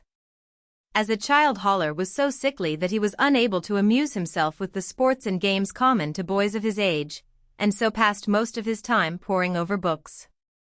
When 10 years of age he began writing poems in Latin and German, and at 15 entered the University of Tübingen. At 17 he wrote learned articles in opposition to certain accepted doctrines, and at 19 he received his degree of doctor. Soon after this he visited England, where his zeal in dissecting brought him under suspicion of grave robbery, which suspicion made it expedient for him to return to the continent. After studying botany in Basel for some time he made an extended botanical journey through Switzerland, finally settling in his native city, Bern, as a practicing physician. During this time he did not neglect either poetry or botany, publishing anonymously a collection of poems. In 1736 he was called to Göttingen as professor of anatomy, surgery, chemistry, and botany. During his labors in the university he never neglected his literary work, sometimes living and sleeping for days and nights together in his library, eating his meals while delving in his books, and sleeping only when actually compelled to do so by fatigue. During all this time he was in correspondence with savants from all over the world, and it is said of him that he never left a letter of any kind unanswered. Haller's greatest contribution to medical science was his famous doctrine of irritability, which has given him the name of father of modern nervous physiology, just as Harvey is called the father of the modern physiology of the blood. It has been said of this famous doctrine of irritability that it moved all the minds of the century, and not in the departments of medicine alone, in a way of which we of the present day have no satisfactory conception, unless we compare it with our modern Darwinism. 1. The principle of general irritability had been laid down by Francis Glisson, 1597 to 1677, from deductive studies, but Haller proved by experiments along the line of inductive methods that this irritability was not common to all fiber as well as to the fluids of the body, but something entirely special, and peculiar only to muscular substance. He distinguished between irritability of muscles and sensibility of nerves. In 1747 he gave as the three forces that produce muscular movements, elasticity, or dead nervous force, irritability, or innate nervous force, and nervous force in itself. And in 1752 he described 190 experiments for determining what parts of the body possess irritability, that is, the property of contracting when stimulated. His conclusion that this irritability exists in muscular substance alone and is quite independent of the nerves proceeding to it aroused a controversy that was never definitely settled until late in the 19th century, when Haller's theory was found to be entirely correct. It was in pursuit of experiments to establish his theory of irritability that Haller made his chief discoveries in embryology and development. He proved that in the process of incubation of the egg the first trace of the heart of the chick shows itself in the 38th hour, and that the first trace of red blood showed in the 41st hour. By his investigations upon the lower animals he attempted to confirm the theory that since the creation of genus every individual is derived from a preceding individual, the existing theory of preformation, in which he believed, and which taught that every individual is fully and completely preformed in the germ, simply growing from microscopic to visible proportions, without developing any new parts. In physiology, besides his studies of the nervous system, Haller studied the mechanism of respiration, refuting the teachings of Hamburger, 1697 to 1755, who maintained that the lungs contract independently. Haller, however, in common with his contemporaries, failed utterly to understand the true function of the lungs. The great physiologist's influence upon practical medicine, while most profound, was largely indirect. He was a theoretical rather than a practical physician, yet he is credited with being the first physician to use the watch in counting the pulse. Battista Morgani and Morbid Anatomy. A great contemporary of Haller was Giovanni Battista Morgani, 1682–1771, who pursued what Sydenham had neglected, the investigation in anatomy, thus supplying a necessary counterpart to the great Englishman's work. Morgani's investigations were directed chiefly to the study of morbid anatomy, the study of the structure of diseased tissue, both during life and post-mortem, in contrast to the normal anatomical structures. This work cannot be said to have originated with him, for as early as 1679 Bonnet had made similar, although less extensive, studies, and later many investigators, such as Lancisi and Haller, had made post-mortem studies. But Morgani's De Sedibus et Causis Morborum per Anatomen Indigatus was the largest, most accurate, and best illustrated collection of cases that had ever been brought together, and marks an epoch in medical science. From the time of the publication of Morgani's researches, morbid anatomy became a recognized branch of the medical science, and the effect of the impetus thus given it has been steadily increasing since that time. William Hunter, 1718–1783, must always be remembered as one of the greatest physicians and anatomists of the 18th century, and particularly as the first great teacher of anatomy in England, but his fame has been somewhat overshadowed by that of his younger brother John. Hunter had been intended and educated for the church, but on the advice of the surgeon William Cullen he turned his attention to the study of medicine. His first attempt at teaching was in 1746, when he delivered a series of lectures on surgery for the Society of Naval Practitioners. These lectures proved so interesting and instructive that he was at once invited to give others, and his reputation as a lecturer was soon established. He was a natural orator and storyteller, and he combined with these attractive qualities that of thoroughness and clearness in demonstrations, and although his lectures were 2 hours long he made them so full of interest that his pupils seldom tired of listening.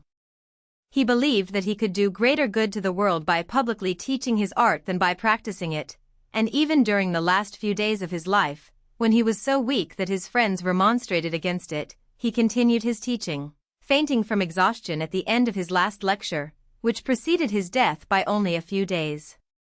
For many years it was Hunter's ambition to establish a museum where the study of anatomy, surgery, and medicine might be advanced, and in 1765 he asked for a grant of a plot of ground for this purpose, offering to spend £7,000 on its erection besides endowing it with a professorship of anatomy. Not being able to obtain this grant, however, he built a house, in which were lecture and dissecting rooms, and his museum. In this museum were anatomical preparations, coins, minerals, and natural history specimens. Hunter's weakness was his love of controversy and his resentment of contradiction. This brought him into strained relations with many of the leading physicians of his time, notably his own brother John, who himself was probably not entirely free from blame in the matter. Hunter is said to have excused his own irritability on the grounds that being an anatomist, and accustomed to the passive submission of dead bodies, contradictions became the more unbearable. Many of the physiological researches begun by him were carried on and perfected by his more famous brother, particularly his investigations of the capillaries, but he added much to the anatomical knowledge of several structures of the body, notably as to the structure of cartilages and joints. John Hunter in Abbot Islip's chapel in Westminster Abbey, close to the resting place of Ben Jonson, rest the remains of John Hunter, 1728–1793. Famous in the annals of medicine as among the greatest physiologists and surgeons that the world has ever produced, a man whose discoveries and inventions are counted by scores, and whose field of research was only limited by the outermost boundaries of 18th-century science, although his efforts were directed chiefly along the lines of his profession. Until about 20 years of age young Hunter had shown little aptitude for study, being unusually fond of outdoor sports and amusements, but about that time, realizing that some occupation must be selected, he asked permission of his brother William to attempt some dissections in his anatomical school in London. To the surprise of his brother he made this dissection unusually well, and being given a second, he acquitted himself with such skill that his brother at once predicted that he would become a great anatomist.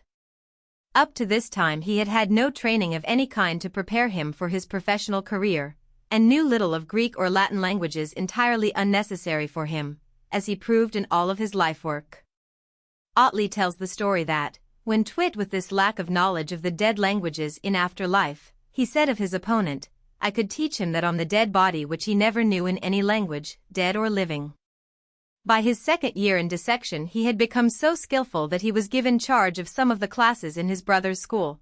In 1754 he became a surgeon's pupil in St. George's Hospital, and 2 years later house surgeon. Having by overwork brought on symptoms that seemed to threaten consumption, he accepted the position of staff surgeon to an expedition to Belle Isle in 1760, and 2 years later was serving with the English army at Portugal. During all this time he was constantly engaged in scientific researches, many of which, such as his observations of gunshot wounds, he put to excellent use in later life.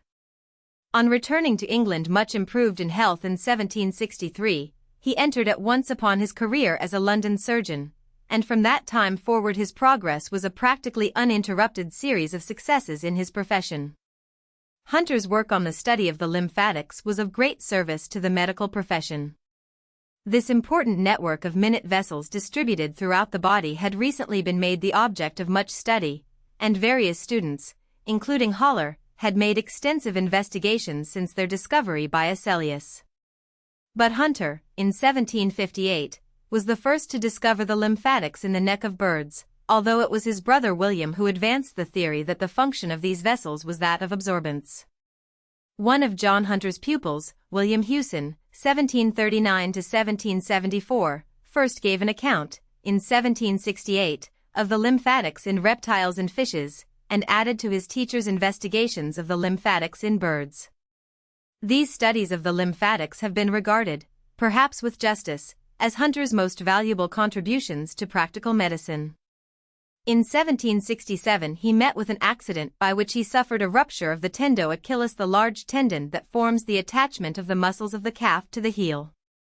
From observations of this accident, and subsequent experiments upon dogs, he laid the foundation for the now simple and effective operation for the cure of club feet and other deformities involving the tendons.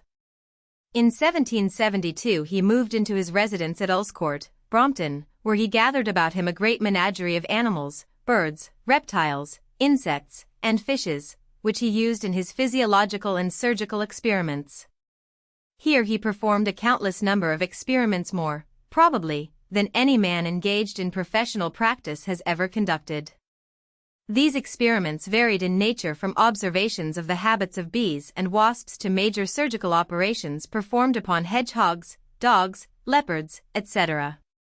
It is said that for 15 years he kept a flock of geese for the sole purpose of studying the process of development in eggs. Hunter began his first course of lectures in 1772, being forced to do this because he had been so repeatedly misquoted, and because he felt that he could better gauge his own knowledge in this way.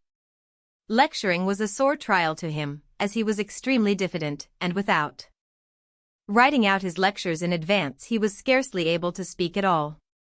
In this he presented a marked contrast to his brother William, who was a fluent and brilliant speaker. Hunter's lectures were at best simple readings of the facts as he had written them, the diffident teacher seldom raising his eyes from his manuscript and rarely stopping until his complete lecture had been read through. His lectures were, therefore, instructive rather than interesting, as he used infinite care in preparing them. But appearing before his classes was so dreaded by him that he is said to have been in the habit of taking a half-dram of laudanum before each lecture to nerve him for the ordeal. One is led to wonder by what name he shall designate that quality of mind that renders a bold and fearless surgeon like Hunter, who is undaunted in the face of hazardous and dangerous operations, a stumbling, halting, and frightened speaker before a little band of, at most, 30 young medical students. And yet this same thing is not unfrequently seen among the boldest surgeons. Hunter's operation for the cure of aneurysms, it should be an object lesson to those who, ignorantly or otherwise, preach against the painless vivisection as practiced today, that by the sacrifice of a single deer in the cause of science Hunter discovered a fact in physiology that has been the means of saving thousands of human lives and thousands of human bodies from needless mutilation. We refer to the discovery of the collateral circulation of the blood, which led, among other things, to Hunter's successful operation upon aneurysms. Simply stated, every organ or muscle of the body is supplied by one large artery, whose main trunk distributes the blood into its lesser branches, and thence through the capillaries. Cutting off this main artery, it would seem, should cut off entirely the blood supply to the particular organ which is supplied by this vessel, and until the time of Hunter's demonstration this belief was held by most physiologists. But nature has made a provision for this possible stoppage of blood supply from a single source, and has so arranged that some of the small arterial branches coming from the main supply trunk are connected with other arterial branches coming from some other supply trunk. Under normal conditions, the main arterial trunks supply their respective organs, the little connecting arterioles playing an insignificant part. But let the main supply trunk be cut off or stopped for whatever reason, and a remarkable thing takes place. The little connecting branches begin at once to enlarge and draw blood from the neighboring uninjured supply trunk. This enlargement continues until at last a new route for the circulation has been established. The organ no longer depending on the now defunct original arterial trunk, but getting on as well as before by this collateral circulation that has been established.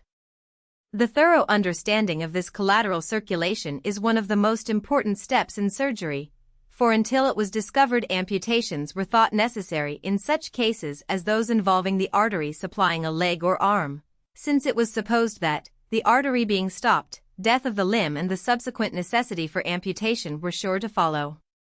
Hunter solved this problem by a single operation upon a deer, and his practicality as a surgeon led him soon after to apply this knowledge to a certain class of surgical cases in a most revolutionary and satisfactory manner.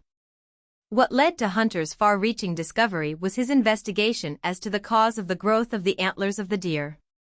Wishing to ascertain just what part the blood supply on the opposite sides of the neck played in the process of development, or, perhaps more correctly, to see what effect cutting off the main blood supply would have, Hunter had one of the deer of Richmond Park caught and tied, while he placed a ligature around one of the carotid arteries, one of the two principal arteries that supply the head with blood. He observed that shortly after this the antler, which was only half grown and consequently very vascular, on the side of the obliterated artery became cold to the touch from the lack of warmth-giving blood.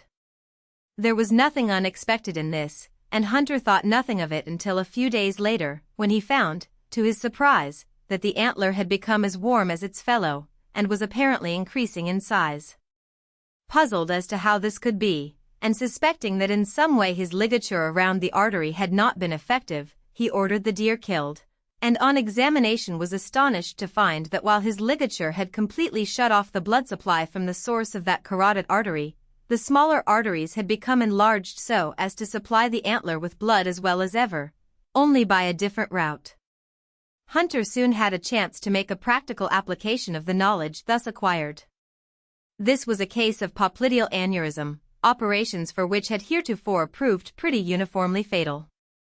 An aneurysm, as is generally understood, is an enlargement of a certain part of an artery, this enlargement sometimes becoming of enormous size, full of palpitating blood, and likely to rupture with fatal results at any time. If by any means the blood can be allowed to remain quiet for even a few hours in this aneurysm, it will form a clot, contract, and finally be absorbed and disappear without any evil results.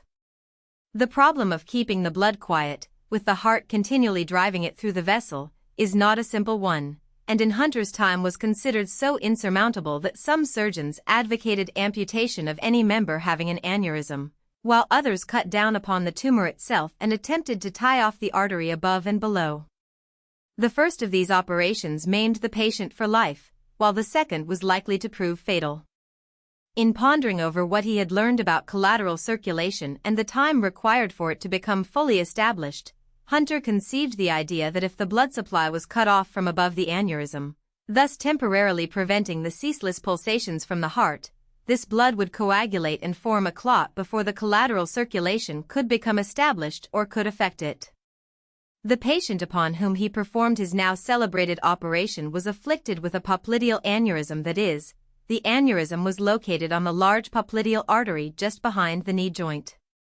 Hunter, therefore, tied off the femoral, or main supplying artery in the thigh, a little distance above the aneurysm.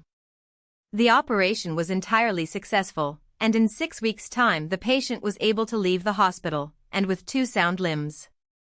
Naturally, the simplicity and success of this operation aroused the attention of Europe, and, alone, would have made the name of Hunter immortal in the annals of surgery.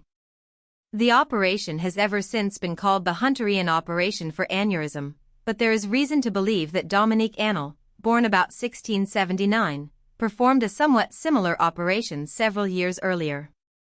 It is probable, however, that Hunter had never heard of this work of Annel, and that his operation was the outcome of his own independent reasoning from the facts he had learned about collateral circulation.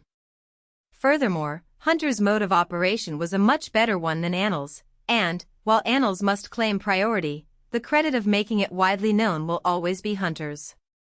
The great services of Hunter were recognized both at home and abroad, and honors and positions of honor and responsibility were given him. In 1776 he was appointed Surgeon Extraordinary to the King. In 1783 he was elected a member of the Royal Society of Medicine and of the Royal Academy of Surgery at Paris. In 1786 he became Deputy Surgeon General of the Army, and in 1790 he was appointed Surgeon General and Inspector General of Hospitals. All these positions he filled with credit, and he was actively engaged in his tireless pursuit of knowledge and in discharging his many duties when in October 1793, he was stricken while addressing some colleagues, and fell dead in the arms of a fellow physician. Lazzaro Spallanzani. Hunter's great rival among contemporary physiologists was the Italian Lazzaro Spallanzani, 1729 to 1799, one of the most picturesque figures in the history of science. He was not educated either as a scientist or physician, devoting himself at first to philosophy and the languages, afterwards studying law, and later taking orders. But he was a keen observer of nature and of a questioning and investigating mind, so that he is remembered now chiefly for his discoveries and investigations in the biological sciences. One important demonstration was his controversion of the theory of abiogenesis, or spontaneous generation, as propounded by Needham and Buffon. At the time of Needham's experiments it had long been observed that when animal or vegetable matter had lain in water for a little time long enough for it to begin to undergo decomposition, the water became filled with microscopic creatures, the infusoria animalcules. This would tend to show either that the water or the animal or vegetable substance contained the germs of these minute organisms, or else that they were generated spontaneously. It was known that boiling killed these animalcules, and Needham agreed, therefore, that if he first heated the meat or vegetables, and also the water containing them, and then placed them in hermetically scaled jars, if he did this, and still the animalcules made their appearance, it would be proof positive that they had been generated spontaneously. Accordingly he made numerous experiments, always with the same results, that after a few days the water was found to swarm with the microscopic creatures. The thing seemed proven beyond question, providing, of course, that there had been no slips in the experiments. But Abbé Spallanzani thought that he detected such slips in Needham's experiment. The possibility of such slips might come in several ways. The contents of the jar might not have been boiled for a sufficient length of time to kill all the germs, or the air might not have been excluded completely by the sealing process. To cover both these contingencies, Spallanzani first hermetically sealed the glass vessels and then boiled them for 3/4 of an hour. Under these circumstances no animalcules ever made their appearance, a conclusive demonstration that rendered Needham's grounds for his theory at once untenable. 2. Allied to these studies of spontaneous generation were Spallanzani's experiments and observations on the physiological processes of generation among higher animals. He experimented with frogs, tortoises, and dogs, and settled beyond question the function of the ovum and spermatozoon. Unfortunately, he misinterpreted the part played by the spermatozoa in believing that their surrounding fluid was equally active in the fertilizing process, and it was not until some 40 years later, 1824, that Dumas corrected this error. The chemical theory of digestion. Among the most interesting researches of Spallanzani were his experiments to prove that digestion, as carried on in the stomach, is a chemical process. In this he demonstrated, as René Romer had attempted to demonstrate, that digestion could be carried on outside the walls of the stomach as an ordinary chemical reaction, using the gastric juice as the reagent for performing the experiment. The question as to whether the stomach acted as a grinding or triturating organ, rather than as a receptacle for chemical action, had been settled by Roemer and was no longer a question of general dispute. Roemer had demonstrated conclusively that digestion would take place in the stomach in the same manner and the same time if the substance to be digested was protected from the peristaltic movements of the stomach and subjected to the action of the gastric juice only. He did this by introducing the substances to be digested into the stomach in tubes, and thus protected so that while the juices of the stomach could act upon them freely, they would not be affected by any movements of the organ. Following up these experiments, he attempted to show that digestion could take place outside the body as well as in it, as it certainly should if it were a purely chemical process. He collected quantities of gastric juice, and placing it in suitable vessels containing crushed grain or flesh, kept the mixture at about the temperature of the body for several hours. After repeated experiments of this kind, apparently conducted with great care, Roemer reached the conclusion that the gastric juice has no more effect out of the living body in dissolving or digesting the food than water, mucilage, milk, or any other bland fluid. 3. Just why all of these experiments failed to demonstrate a fact so simple does not appear, but to Spallanzani, at least, they were by no means conclusive, and he proceeded to elaborate upon the experiments of Roemer.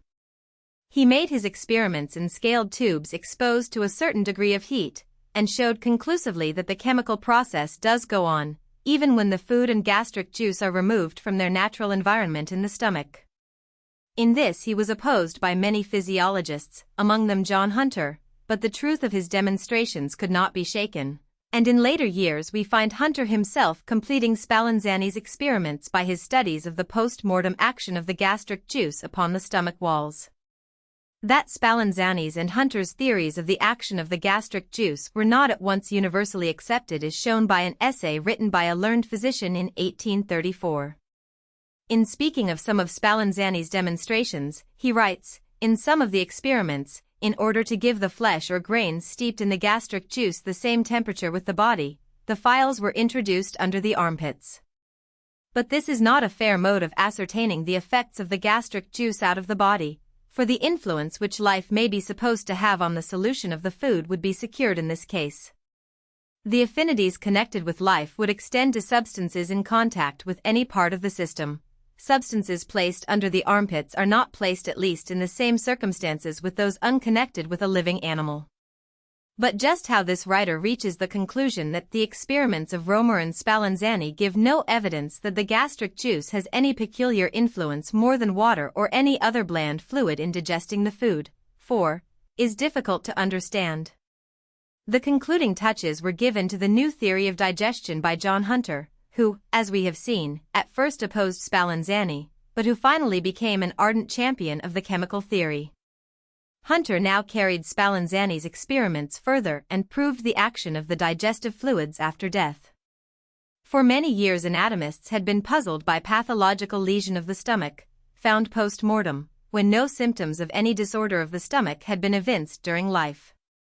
Hunter rightly conceived that these lesions were caused by the action of the gastric juice, which, while unable to act upon the living tissue, continued its action chemically after death, thus digesting the walls of the stomach in which it had been formed.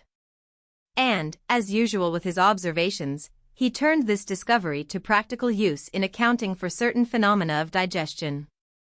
The following account of the stomach being digested after death was written by Hunter at the desire of Sir John Pringle, when he was President of the Royal Society, and the circumstance which led to this is as follows. "I was opening, in his presence, the body of a patient of his own, where the stomach was in part dissolved, which appeared to him very unaccountable, as there had been no previous symptom that could have led him to suspect any disease in the stomach.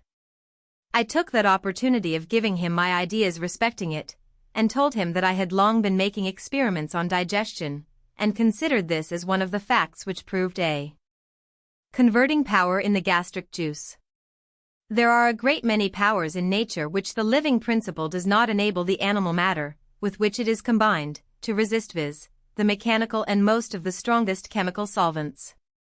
It renders it, however, capable of resisting the powers of fermentation, digestion, and perhaps several others, which are well known to act on the same matter when deprived of the living principle and entirely to decompose it. Hunter concludes his paper with the following paragraph. These appearances throw considerable light on the principle of digestion, and show that it is neither a mechanical power, nor contractions of the stomach, nor heat, but something secreted in the coats of the stomach, and thrown into its cavity, which there animalizes the food or assimilates it to the nature of the blood. The power of this juice is confined or limited to certain substances, especially of the vegetable and animal kingdoms, and although this menstruum is capable of acting independently of the stomach, yet it is indebted to that viscus for its continuance. 5.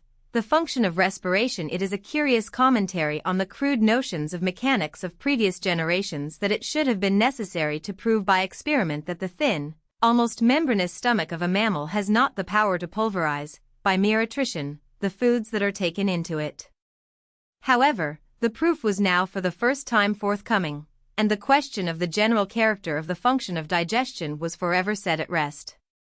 Almost simultaneously with this great advance, corresponding progress was made in an allied field. The mysteries of respiration were at last cleared up, thanks to the new knowledge of chemistry. The solution of the problem followed almost as a matter of course upon the advances of that science in the latter part of the century. Hitherto no one since Mayo, of the previous century, whose flash of insight had been strangely overlooked and forgotten, had even vaguely surmised the true function of the lungs. The great Boerhaave had supposed that respiration is chiefly important as an aid to the circulation of the blood. His great pupil, Haller, had believed to the day of his death in 1777 that the main purpose of the function is to form the voice. No genius could hope to fathom the mystery of the lungs so long as air was supposed to be a simple element, serving a mere mechanical purpose in the economy of the earth.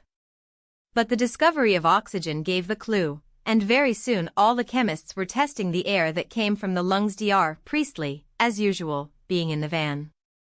His initial experiments were made in 1777, and from the outset the problem was as good as solved.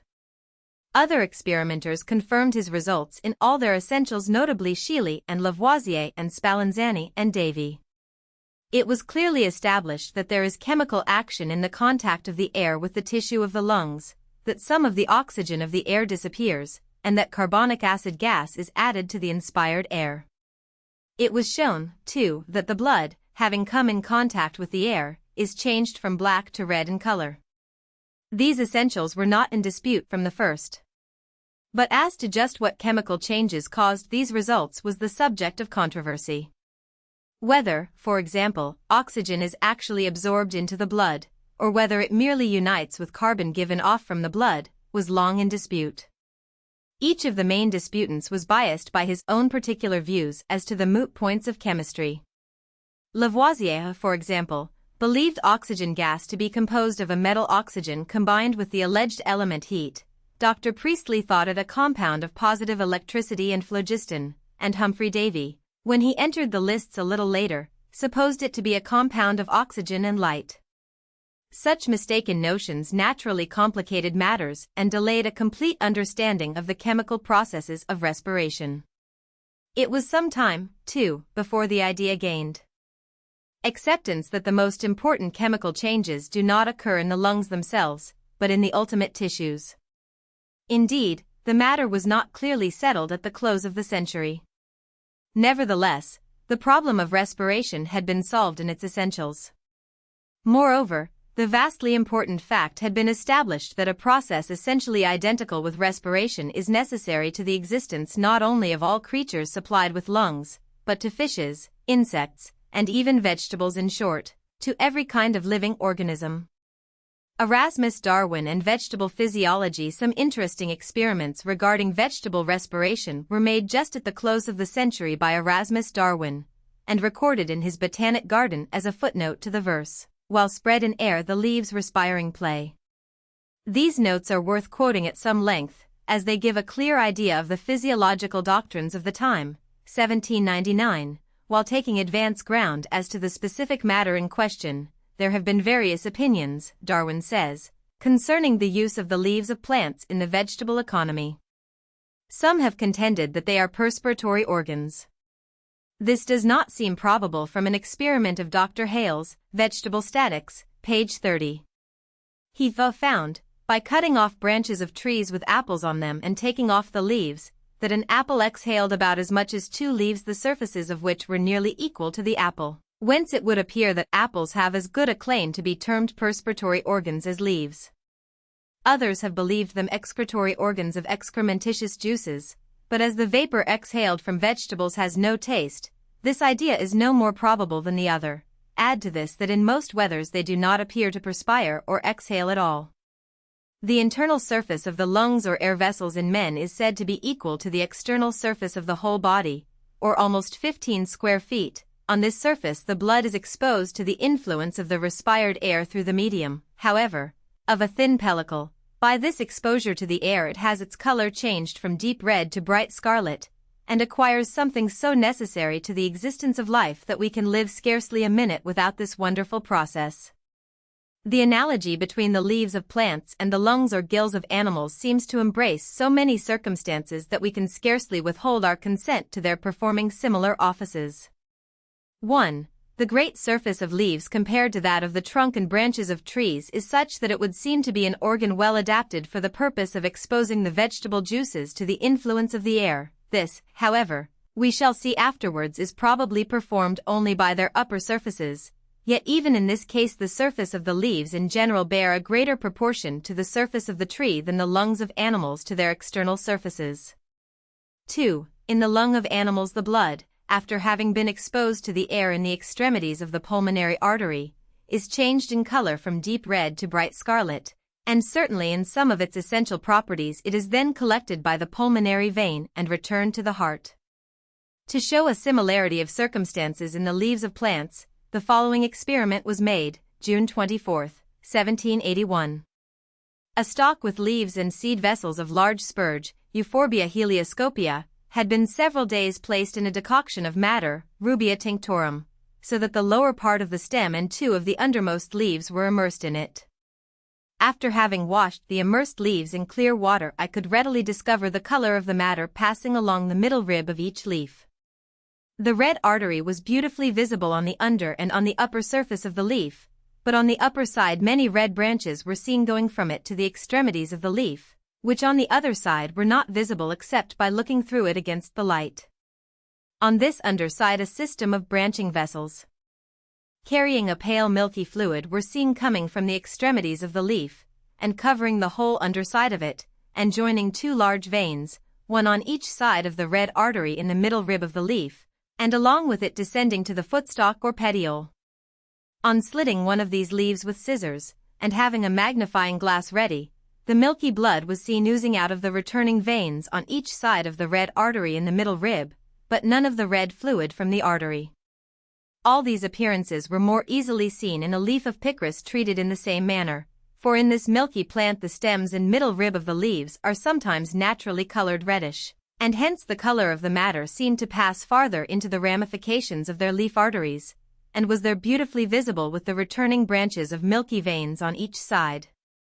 Darwin now goes on to draw an incorrect inference from his observations. 3. From these experiments, he says, the upper surface of the leaf appeared to be the immediate organ of respiration, because the colored fluid was carried to the extremities of the leaf by vessels most conspicuous on the upper surface, and there changed into a milky fluid, which is the blood of the plant, and then returned by concomitant veins on the under surface, which were seen to ooze when divided with scissors, and which, in picris, particularly, render the under surface of the leaves greatly whiter than the upper one.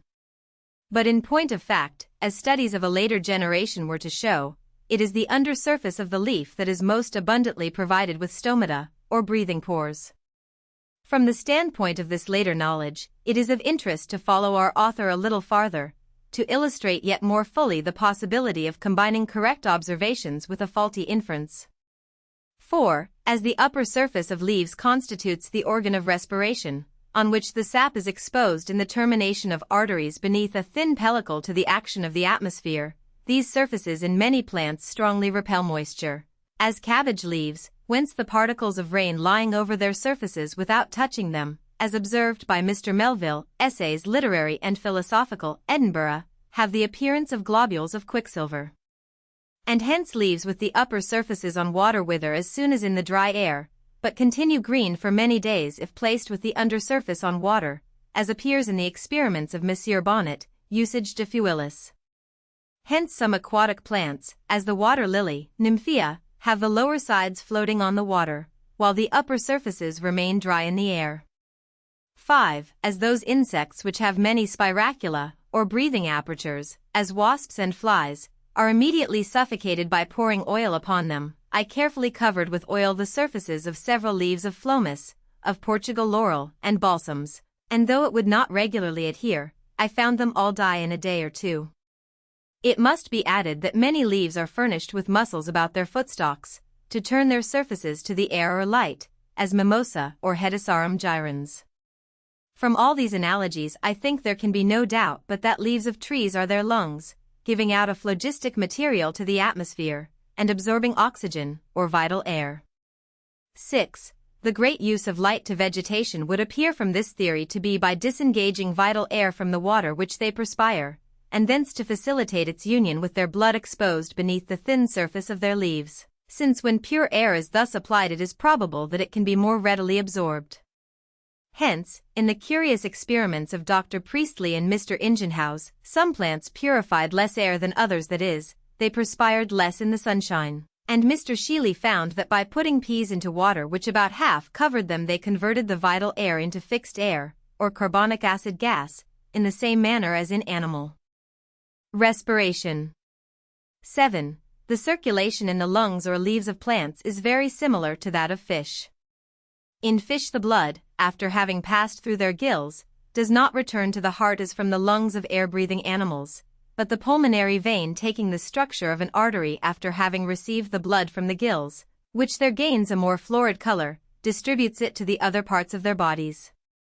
The same structure occurs in the livers of fish, whence we see in those animals two circulations independent of the power of the heart, viz., that beginning at the termination of the veins of the gills and branching through the muscles, and that which passes through the liver, both which are carried on by the action of those respective arteries and veins. 6. Darwin is here a trifle fanciful in forcing the analogy between plants and animals. The circulatory system of plants is really not quite so elaborately comparable to that of fishes as he supposed. But the all-important idea of the uniformity underlying the seeming diversity of nature is here exemplified, as elsewhere in the writings of Erasmus Darwin, and, more specifically, a clear grasp of the essentials of the function of respiration is fully demonstrated. Zoology. At the close of the 18th century several causes conspired to make exploration all the fashion during the closing epoch of the 18th century. New aid to the navigator had been furnished by the perfected compass and quadrant, and by the invention of the chronometer, medical science had banished scurvy, which hitherto had been a perpetual menace to the voyager, and, above all, the restless spirit of the age impelled the venturesome to seek novelty in fields altogether new. Some started for the pole, others tried for a northeast or northwest passage to India, yet others sought the great fictitious Antarctic continent told of by tradition. All these of course failed of their immediate purpose, but they added much to the world's store of knowledge and its fund of travelers' tales. Among all these tales none was more remarkable than those which told of strange living creatures found in antipodal lands. And here, as did not happen in every field, the narratives were often substantiated by the exhibition of specimens that admitted no question. Many a company of explorers returned more or less laden with such trophies from the animal and vegetable kingdoms, to the mingled astonishment, delight, and bewilderment of the closet naturalists. The followers of Linnaeus in the golden age of natural history, a few decades before, had increased the number of known species of fishes to about 400, of birds to 1,000, of insects to 3,000, and of plants to 10,000. But now these sudden accessions from new territories doubled the figure for plants, tripled it for fish and birds, and brought the number of described insects above 20,000. Naturally enough, this wealth of new material was sorely puzzling to the classifiers.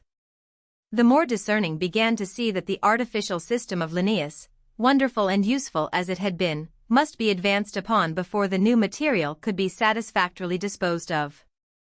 The way to a more natural system, based on less arbitrary signs, had been pointed out by Jussieu in botany, but the zoologists were not prepared to make headway towards such a system until they should gain a wider understanding of the organisms with which they had to deal through comprehensive studies of anatomy. Such studies of individual forms and their relations to the entire scale of organic beings were pursued in these last decades of the century, but though 2 or 3 most important generalizations were achieved, notably Caspar Wolff's conception of the cell as the basis of organic life, and Goethe's all-important doctrine of metamorphosis of parts, yet, as a whole, the work of the anatomists of the period was germinative rather than fruit-bearing. Bichot's volumes, telling of the recognition of the fundamental tissues of the body, did not begin to appear till the last year of the century. The announcement by Cuvier of the doctrine of correlation of parts bears the same date, but in general the studies of this great naturalist, which in due time were to stamp him as the successor of Linnaeus, were as yet only fairly begun. Anatomy and physiology in the 19th century. Cuvier and the correlation of parts. We have seen that the focal points of the physiological world towards the close of the 18th century were Italy and England, but when Spallanzani and Hunter passed away the scene shifted to France. The time was peculiarly propitious, as the recent advances in many lines of science had brought fresh data for the student of animal life which were in need of classification, and, as several minds capable of such a task were in the field, it was natural that great generalizations should have come to be quite the fashion. Thus it was that Cuvier came forward with a brand new classification of the animal kingdom, establishing 4 great types of being, which he called vertebrates, mollusks, articulates, and radiates.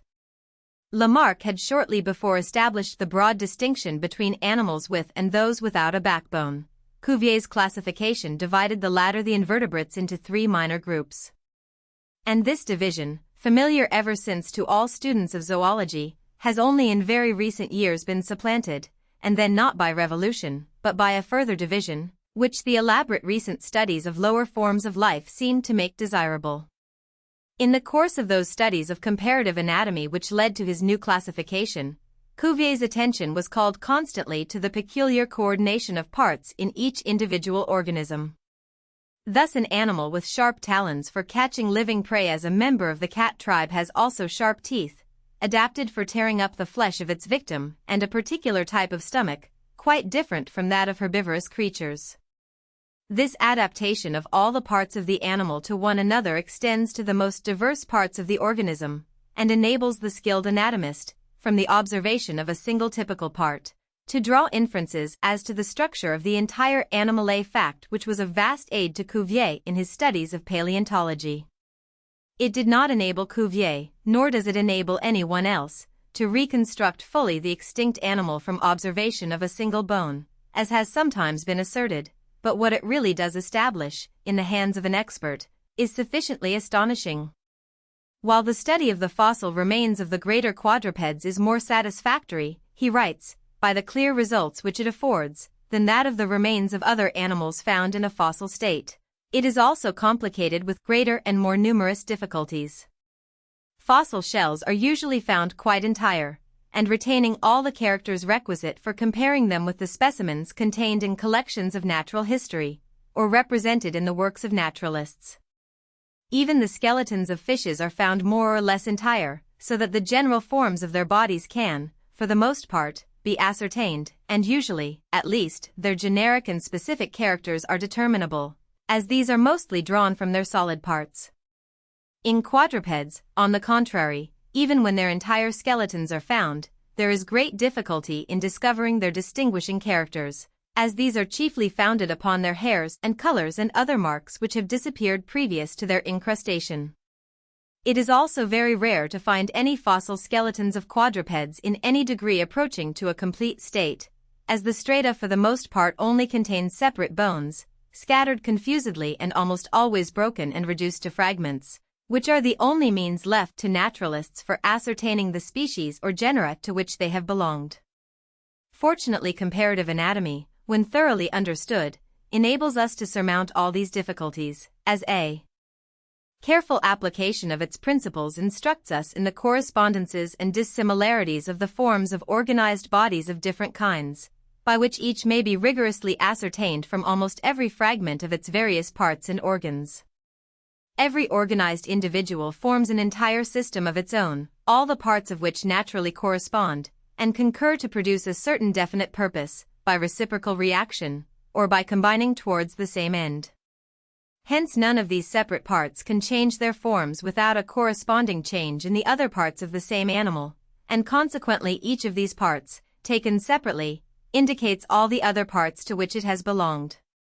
Thus, as I have elsewhere shown, if the viscera of an animal are so organized as only to be fitted for the digestion of recent flesh, it is also requisite that the jaws should be so constructed as to fit them for devouring prey. The claws must be constructed for seizing and tearing it to pieces, the teeth for cutting and dividing its flesh, the entire system of the limbs, or organs of motion, for pursuing and overtaking it, and the organs of sense for discovering it at a distance. Nature must also have endowed the brain of the animal with instincts sufficient for concealing itself and for laying plans to catch its necessary victims. To enable the animal to carry off its prey when seized, a corresponding force is requisite in the muscles which elevate the head, and this necessarily gives rise to a determinate form of the vertebrae to which these muscles are attached and of the occiput into which they are inserted. In order that the teeth of a carnivorous animal may be able to cut the flesh, they require to be sharp, more or less so in proportion to the greater or less quantity of flesh that they have to cut. It is requisite that their roots should be solid and strong, in proportion to the quantity and size of the bones which they have to break to pieces. The whole of these circumstances must necessarily influence the development and form of all the parts which contribute to move the jaws. After these observations, it will be easily seen that similar conclusions may be drawn with respect to the limbs of carnivorous animals, which require particular conformations to fit them for rapidity of motion in general, and that similar considerations must influence the forms and connections of the vertebrae and other bones constituting the trunk of the body, to fit them for flexibility and readiness of motion in all directions. The bones also of the nose, of the orbit, and of the ears require certain forms and structures to fit them for giving perfection to the senses of smell, sight, and hearing, so necessary to animals of prey.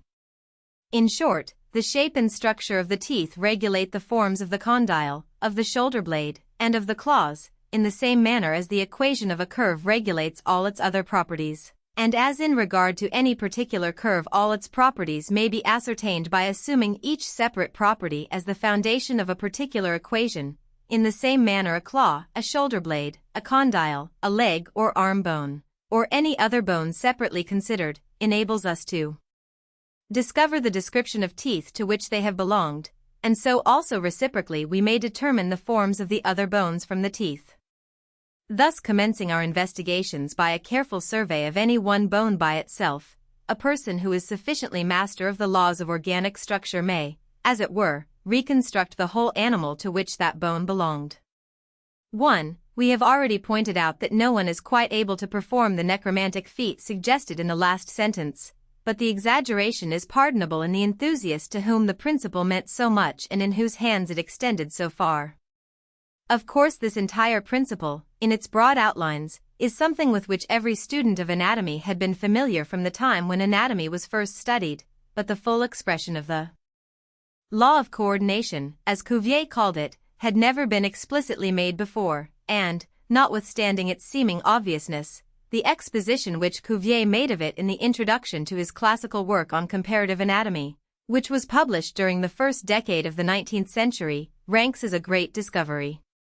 It is one of those generalizations which serve as guideposts to other discoveries. Bichat and the bodily tissues. Much the same thing may be said of another generalization regarding the animal body, which the brilliant young French physician Marie-François Bichat made in calling attention to the fact that each vertebrate organism, including man, has really two quite different sets of organs, one set under volitional control, and serving the end of locomotion, the other removed from volitional control, and serving the ends of the vital processes of digestion, assimilation, and the like. He called these sets of organs the animal system and the organic system, respectively. The division thus pointed out was not quite new, for Grimaud, professor of physiology in the University of Montpellier, had earlier made what was substantially the same classification of the functions into internal or digestive and external or locomotive, but it was Bichat's exposition that gave currency to the idea. Far more important, however, was another classification which Bichat put forward in his work on anatomy, published just at the beginning of the last century. This was the division of all animal structures into what Bichat called tissues, and the pointing out that there are really only a few kinds of these in the body, making up all the diverse organs. Thus muscular organs form one system, membranous organs another, glandular organs a third, the vascular mechanism a fourth, and so on. The distinction is so obvious that it seems rather difficult to conceive that it could have been overlooked by the earliest anatomists, but, in point of fact, it is only obvious because now it has been familiarly taught for almost a century. It had never been given explicit expression before the time of Bichat, though it is said that Bichat himself was somewhat indebted for it to his master, Desault, and to the famous alienist Pinel. However that may be, it is certain that all subsequent anatomists have found Bichat's classification of the tissues of the utmost value in their studies of the animal functions. Subsequent advances were to show that the distinction between the various tissues is not really so fundamental as Bichat supposed, but that takes nothing from the practical value of the famous classification. It was but a step from this scientific classification of tissues to a similar classification of the diseases affecting them, and this was one of the greatest steps towards placing medicine on the plane of an exact science.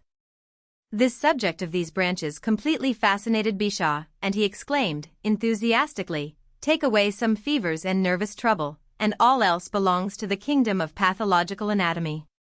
But out of this enthusiasm came great results. Bichat practiced as he preached, and, believing that it was only possible to understand disease by observing the symptoms carefully at the bedside, and, if the disease terminated fatally, by post-mortem examination, he was so arduous in his pursuit of knowledge that within a period of less than 6 months he had made over 600 autopsies, a record that has seldom, if ever, been equaled. Nor were his efforts fruitless, as a single example will suffice to show. By his examinations he was able to prove that diseases of the chest, which had formerly been classed under the indefinite name peripneumonia, might involve 3 different structures: the pleural sac covering the lungs, the lung itself, and the bronchial tubes, the diseases affecting these organs being known respectively as pleuritis, pneumonia, and bronchitis, each one differing from the others as to prognosis and treatment. The advantage of such an exact classification needs no demonstration. Lister and the perfected microscope. At the same time when these broad macroscopical distinctions were being drawn, there were other workers who were striving to go even deeper into the intricacies of the animal mechanism with the aid of the microscope. This undertaking, however, was beset with very great optical difficulties, and for a long time little advance was made upon the work of preceding generations. 2 great optical barriers, known technically as spherical and chromatic aberration, the one due to a failure of the rays of light to fall all in one plane when focalized through a lens, the other due to the dispersive action of the lens in breaking the white light into prismatic colors, confronted the makers of microscopic lenses, and seemed all but insuperable.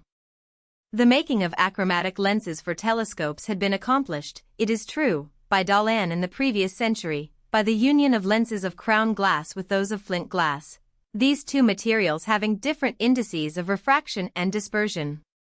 But, aside from the mechanical difficulties which arise when the lens is of the minute dimensions required for use with the microscope, other perplexities are introduced by the fact that the use of a wide pencil of light is a desideratum, in order to gain sufficient illumination when large magnification is to be secured. In the attempt to overcome those difficulties, the foremost physical philosophers of the time came to the aid of the best opticians. Very early in the century, Dr. afterwards Sir David Brewster, the renowned Scotch physicist, suggested that certain advantages might accrue from the use of such gems as have high refractive and low dispersive indices, in place of lenses made of glass. Accordingly, lenses were made of diamond, of sapphire, and so on, and with some measure of success. But in 1812 a much more important innovation was introduced by Dr. William Hyde Wollaston, one of the greatest and most versatile, and, since the death of Cavendish, by far the most eccentric of English natural philosophers. This was the suggestion to use two plano-convex lenses, placed at a prescribed distance apart, in lieu of the single double-convex lens generally used.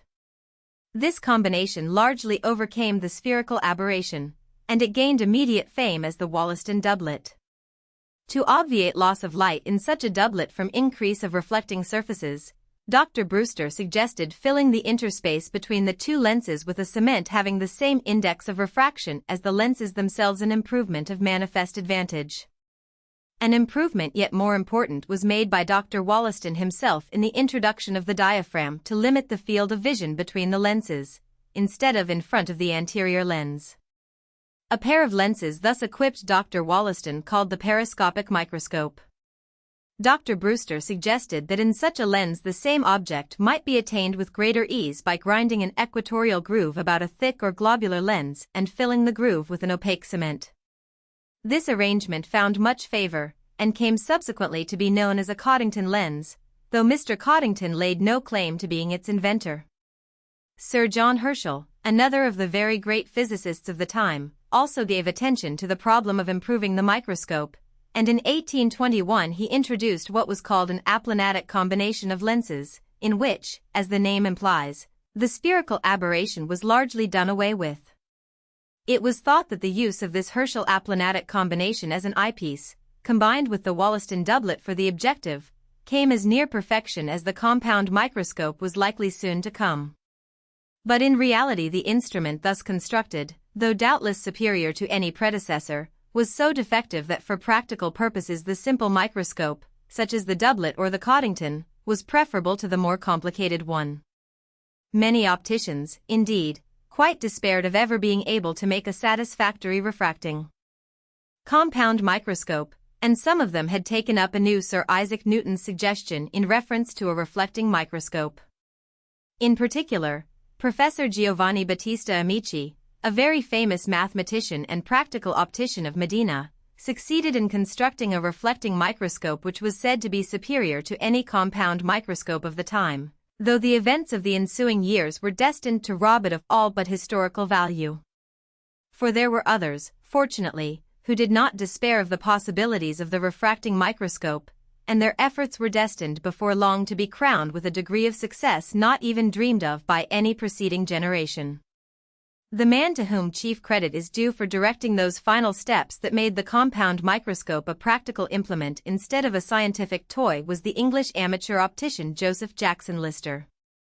Combining mathematical knowledge with mechanical ingenuity, and having the practical aid of the celebrated optician Tully, he devised formulae for the combination of lenses of crown glass with others of flint glass, so adjusted that the refractive errors of one were corrected or compensated by the other, with the result of producing lenses of hitherto unequaled powers of definition, lenses capable of showing an image highly magnified, yet relatively free from those distortions and fringes of color that had heretofore been so disastrous to true interpretation of magnified structures. Lister had begun his studies of the lens in 1824, but it was not until 1830 that he contributed to the Royal Society the famous paper detailing his theories and experiments.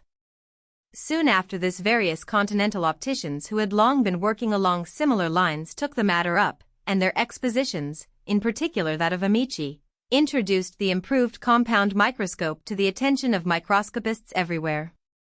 And it required but the most casual trial to convince the experienced observers that a new implement of scientific research had been placed in their hands which carried them a long step nearer the observation of the intimate physical processes which lie at the foundation of vital phenomena. For the physiologist this perfection of the compound microscope had the same significance that the discovery of America had for the 15th century geographers. It promised a veritable world of utterly novel revelations. Nor was the fulfillment of that promise long delayed.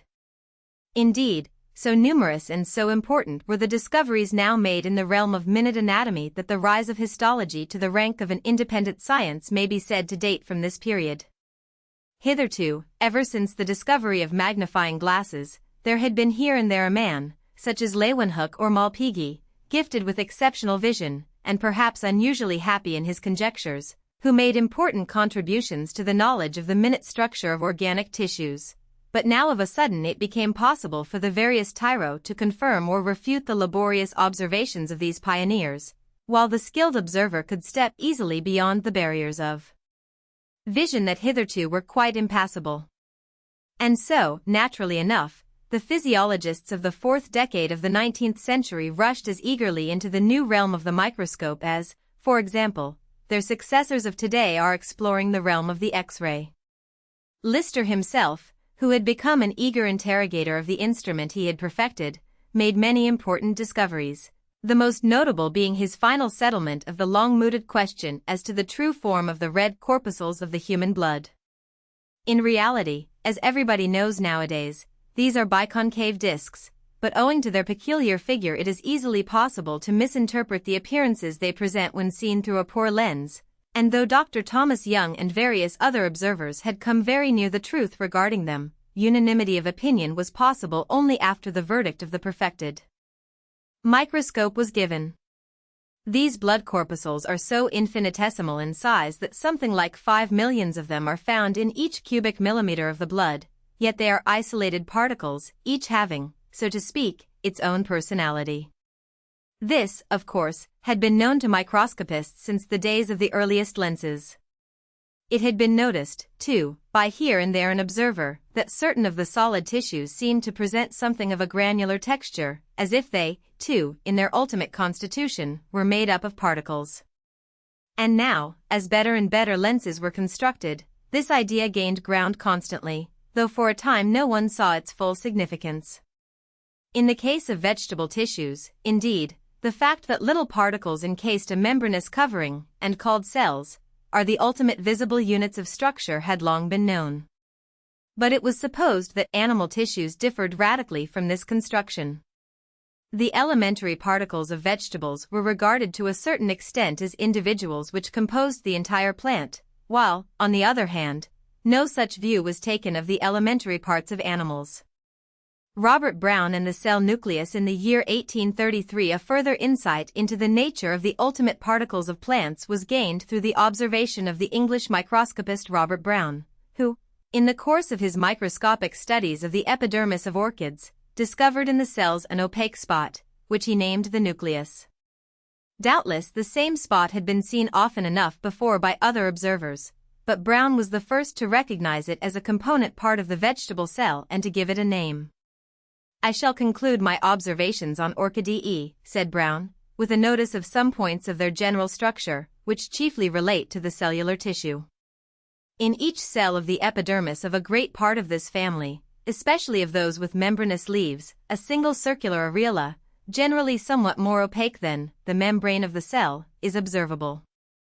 This areola, which is more or less distinctly granular, is slightly convex, and although it seems to be on the surface is in reality covered by the outer lamina of the cell. There is no regularity as to its place in the cell, it is not unfrequently, however, central or nearly so. As only one areola belongs to each cell, and as in many cases where it exists in the common cells of the epidermis, it is also visible in the cutaneous glands or stomata, and in these is always double, one being on each side of the limit. Is highly probable that the cutaneous gland is in all cases composed of two cells of peculiar form, the line of union being the longitudinal axis of the disc or pore. This areola, or nucleus of the cell as perhaps it might be termed, is not confined to the epidermis, being also found, not only in the pubescence of the surface, particularly when jointed, as in Cypripedium, but in many cases in the parenchyma or internal cells of the tissue, especially when these are free from the deposition of granular matter.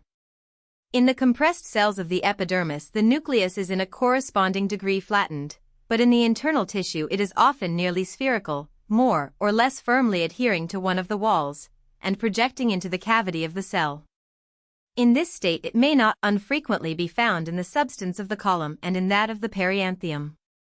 The nucleus is manifest also in the tissue of the stigma, where in accordance with the compression of the utriculi, it has an intermediate form, being neither so much flattened as in the epidermis nor so convex as it is in the internal tissue of the column. I may here remark that I am acquainted with one case of apparent exception to the nucleus being solitary in each utriculus or cell, namely, in Bletia tankervillii. In the utriculi of the stigma of this plant, I have generally, though not always, found a second areola apparently on the surface, and composed of much larger granules than the ordinary nucleus, which is formed of very minute granular matter, and seems to be deep-seated. Mr. Bauer has represented the tissue of the stigma, in the species of Blecia, both before and, as he believes, after impregnation, and in the latter state the utriculi are marked with from 1 to 3 areolae of similar appearance. The nucleus may even be supposed to exist in the pollen of this family. In the early stages of its formation, at least a minute areola is of 10 visible in the simple grain, and in each of the constituent parts of cells of the compound grain. But these areolae may perhaps rather be considered as merely the points of production of the tubes. This nucleus of the cell is not confined to Orchidae, but is equally manifest in many other monocotyledonous families, and I have even found it, hitherto however in very few cases, in the epidermis of dicotyledonous plants, though in this primary division it may perhaps be said to exist in the early stages of development of the pollen. Among monocotyledons, the orders in which it is most remarkable are Liliaceae, Hemerocallidae, Asphodeliae, Iridae, and Commelinea. In some plants belonging to this last-mentioned family, especially in Tradescantia virginica, and several nearly related species, it is uncommonly distinct, not in the epidermis and in the jointed hairs of the filaments, but in the tissue of the stigma, in the cells of the ovulum even before impregnation, and in all the stages of formation of the grains of pollen, the evolution of which is so remarkable in Tradescantia. The few indications of the presence of this nucleus, or areola, that I have hitherto met with in the publications of botanists are chiefly in some figures of epidermis, in the recent works of Mayen and Purkinje, and in one case, in M. Adolphe Brongniart's memoir on the structure of leaves. But so little importance seems to be attached to it that the appearance is not always referred to in the explanations of the figures in which it is represented. Mr. Bauer, however, who has also figured it in the utriculi of the stigma of Blecia tankervillii, has more particularly noticed it, and seems to consider it as only visible after impregnation. 2. Schleiden and Schwann and the cell theory that this newly recognized structure must be important in the economy of the cell was recognized by Brown himself, and by the celebrated German Mayen, who dealt with it in his work on vegetable physiology, published not long afterwards, but it remained for another German, the professor of botany in the University of Jena, Dr. M. E. J. Schleiden, to bring the nucleus to popular attention, and to assert its all-importance in the economy of the cell. Schleiden freely acknowledged his indebtedness to Brown for first knowledge of the nucleus, but he soon carried his studies of that structure far beyond those of its discoverer.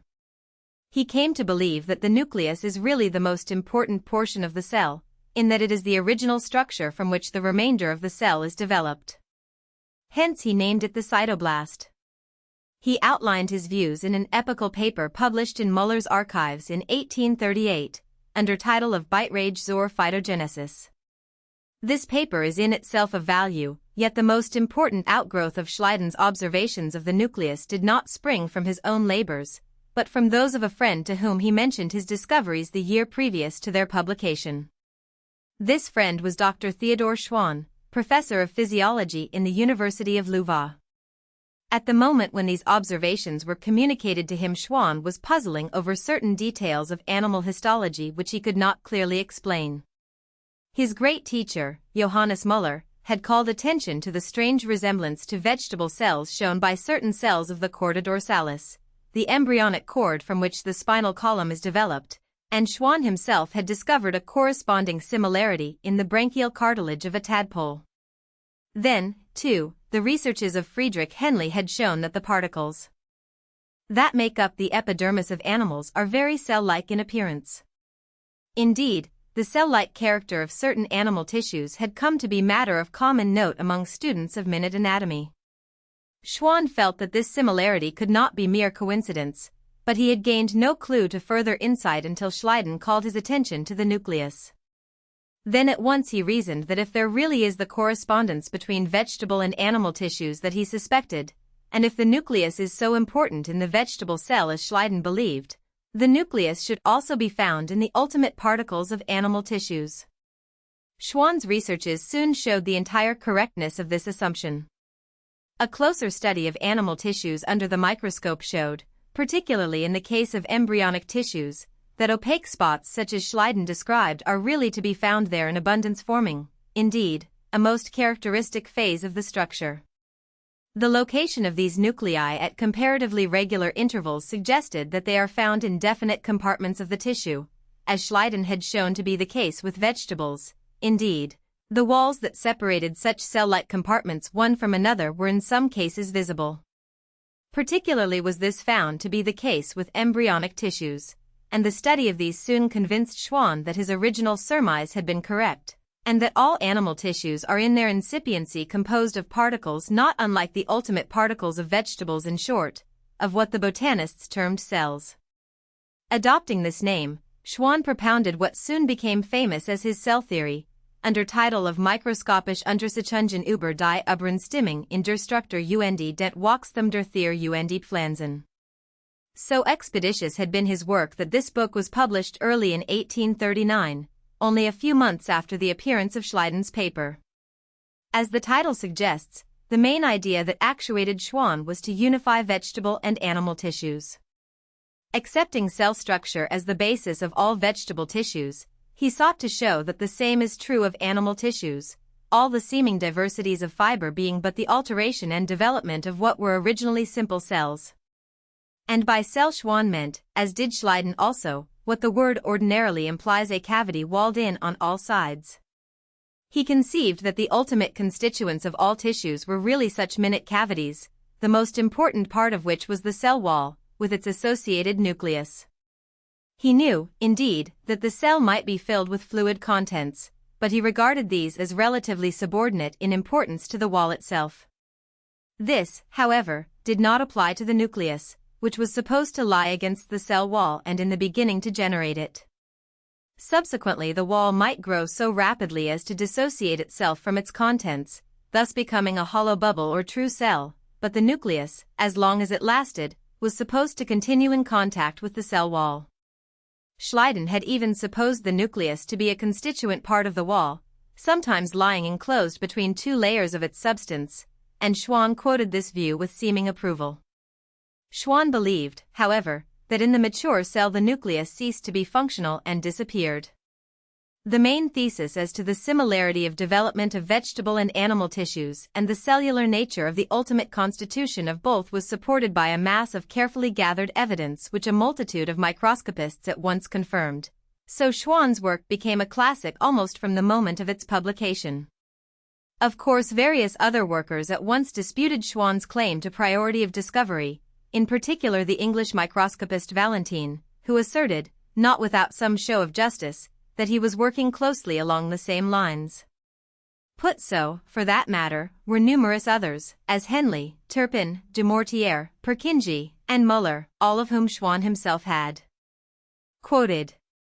Moreover, there were various physiologists who earlier than any of these had foreshadowed the cell theory, notably Caspar Friedrich Wolff, towards the close of the previous century, and Treviranus about 1807, but, as we have seen in so many other departments of science, it is one thing to foreshadow a discovery, it is quite another to give it full expression and make it germinal of other discoveries. And when Schwann put forward the explicit claim that there is one universal principle of development for the elementary parts of organisms, however different, and this principle is the formation of cells, he enunciated a doctrine which was for all practical purposes absolutely new and opened up a novel field for the microscopist to enter. A most important era in physiology dates from the publication of his book in 1839.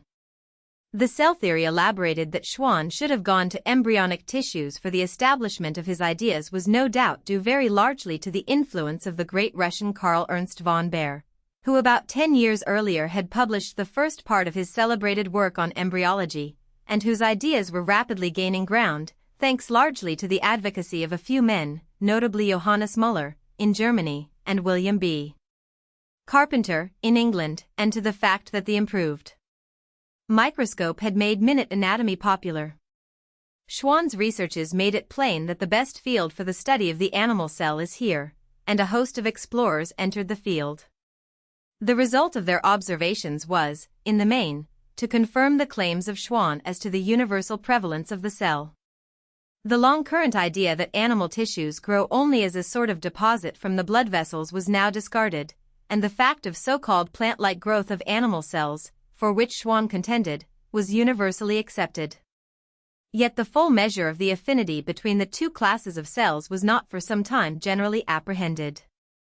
Indeed, since the substance that composes the cell walls of plants is manifestly very different from the limiting membrane of the animal cell, it was natural, so long as the wall was considered the most essential part of the structure, that the divergence between the two classes of cells should seem very pronounced. And for a time this was the conception of the matter that was uniformly accepted. But as time went on, many observers had their attention called to the peculiar characteristics of the contents of the cell, and were led to ask themselves whether these might not be more important than had been supposed. In particular, Dr. Hugo von Mohl, professor of botany in the University of Tübingen, in the course of his exhaustive studies of the vegetable cell, was impressed with the peculiar and characteristic appearance of the cell contents. He observed universally within the cell an opaque, viscid fluid, having granules intermingled in it, which made up the main substance of the cell, and which particularly impressed him because under certain conditions it could be seen to be actively in motion, its parts separated into filamentous streams. Von Mohl called attention to the fact that this motion of the cell contents had been observed as long ago as 1774 by Bonaventura Corti, and rediscovered in 1807 by Treviranus, and that these observers had described the phenomenon under the most unsuitable name of rotation of the cell sap. Von Mohl recognized that the streaming substance was something quite different from sap. He asserted that the nucleus of the cell lies within this substance and not attached to the cell wall as Schleiden had contended.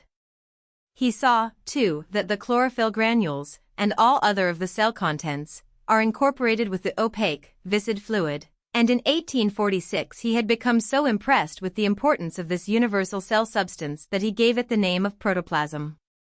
Yet in so doing he had no intention of subordinating the cell wall. The fact that Payen, in 1844, had demonstrated that the cell walls of all vegetables, high or low, are composed largely of one substance, cellulose, tended to strengthen the position of the cell wall as the really essential structure, of which the protoplasmic contents were only subsidiary products. Meantime, however, the students of animal histology were more and more impressed with the seeming preponderance of cell contents over cell walls in the tissues they studied. They, too, found the cell to be filled with a viscid, slimy fluid capable of motion. To this Dujardin gave the name of sarcode. Presently it came to be known, through the labors of Kolliker, Nageli, Bischoff, and various others, that there are numerous lower forms of animal life which seem to be composed of this sarcode, without any cell wall whatever. The same thing seemed to be true of certain cells of higher organisms, as the blood corpuscles. Particularly in the case of cells that change their shape markedly, moving about in consequence of the streaming of their sarcode, did it seem certain that no cell wall is present, or that, if present, its role must be insignificant. And so histologists came to question whether, after all, the cell contents rather than the enclosing wall must not be the really essential structure, and the weight of increasing observations finally left no escape from the conclusion that such is really the case. But attention being thus focalized on the cell contents, it was at once apparent that there is a far closer similarity between the ultimate particles of vegetables and those of animals than had been supposed. Cellulose and animal membrane being now regarded as more byproducts, the way was clear for the recognition of the fact that vegetable protoplasm and animal sarcode are marvelously similar in appearance and general properties. The closer the observation, the more striking seemed this similarity, and finally, about 1860, it was demonstrated by Heinrich de Bary and by Max Schulze that the two are to all intents and purposes identical.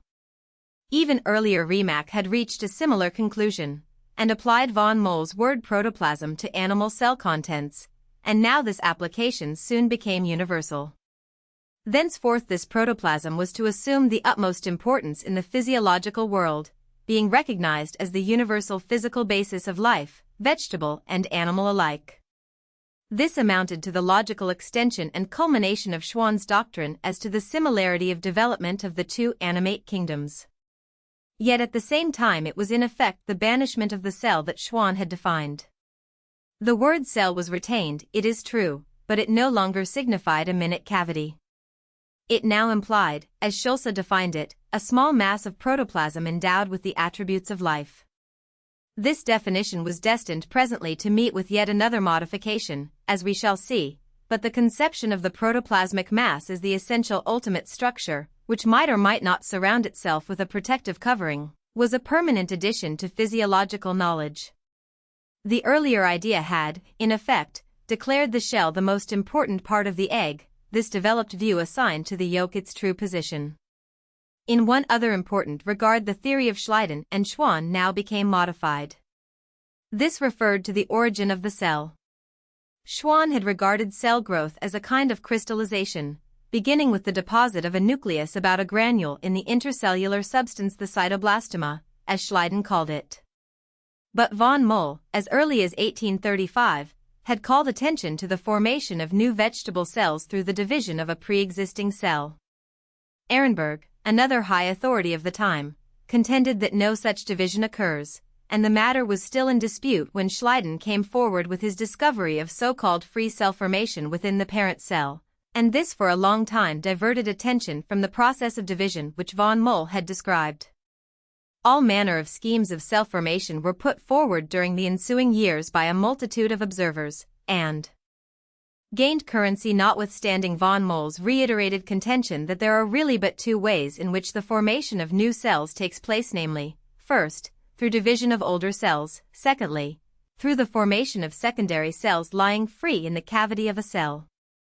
But gradually the researches of such accurate observers as Unger, Nageli, Kolliker, Reichardt, and Remak tended to confirm the opinion of von Mohl that cells spring only from cells, and finally Rudolf Virchow brought the matter to demonstration about 1860. His Omnis Cellula e Cellula became from that time one of the accepted data of physiology. This was supplemented a little later by Fleming's Omnis Nucleus e Nucleo, when still more refined methods of observation had shown that the part of the cell which always first undergoes change preparatory to new cell formation is the all-essential nucleus. Thus the nucleus was restored to the important position which Schwann and Schleiden had given it, but with greatly altered significance. Instead of being a structure generated de novo from non-cellular substance, and disappearing as soon as its function of cell formation was accomplished, the nucleus was now known as the central and permanent feature of every cell, indestructible while the cell lives, itself the division product of a pre-existing nucleus, and the parent, by division of its substance, of other generations of nuclei. The word cell received a final definition as a small mass of protoplasm supplied with a nucleus. In this widened and culminating general view of the cell theory, it became clear that every animate organism, animal or vegetable, is but a cluster of nucleated cells, all of which, in each individual case, are the direct descendants of a single primordial cell of the ovum.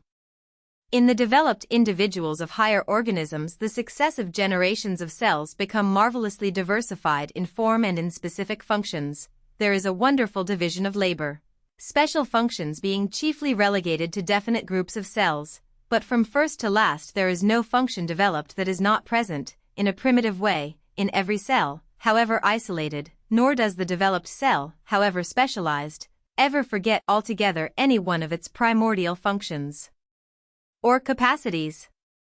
All physiology, then, properly interpreted, becomes merely a study of cellular activities, and the development of the cell theory takes its place as the great central generalization in physiology of the 19th century. Something of the later developments of this theory we shall see in another connection.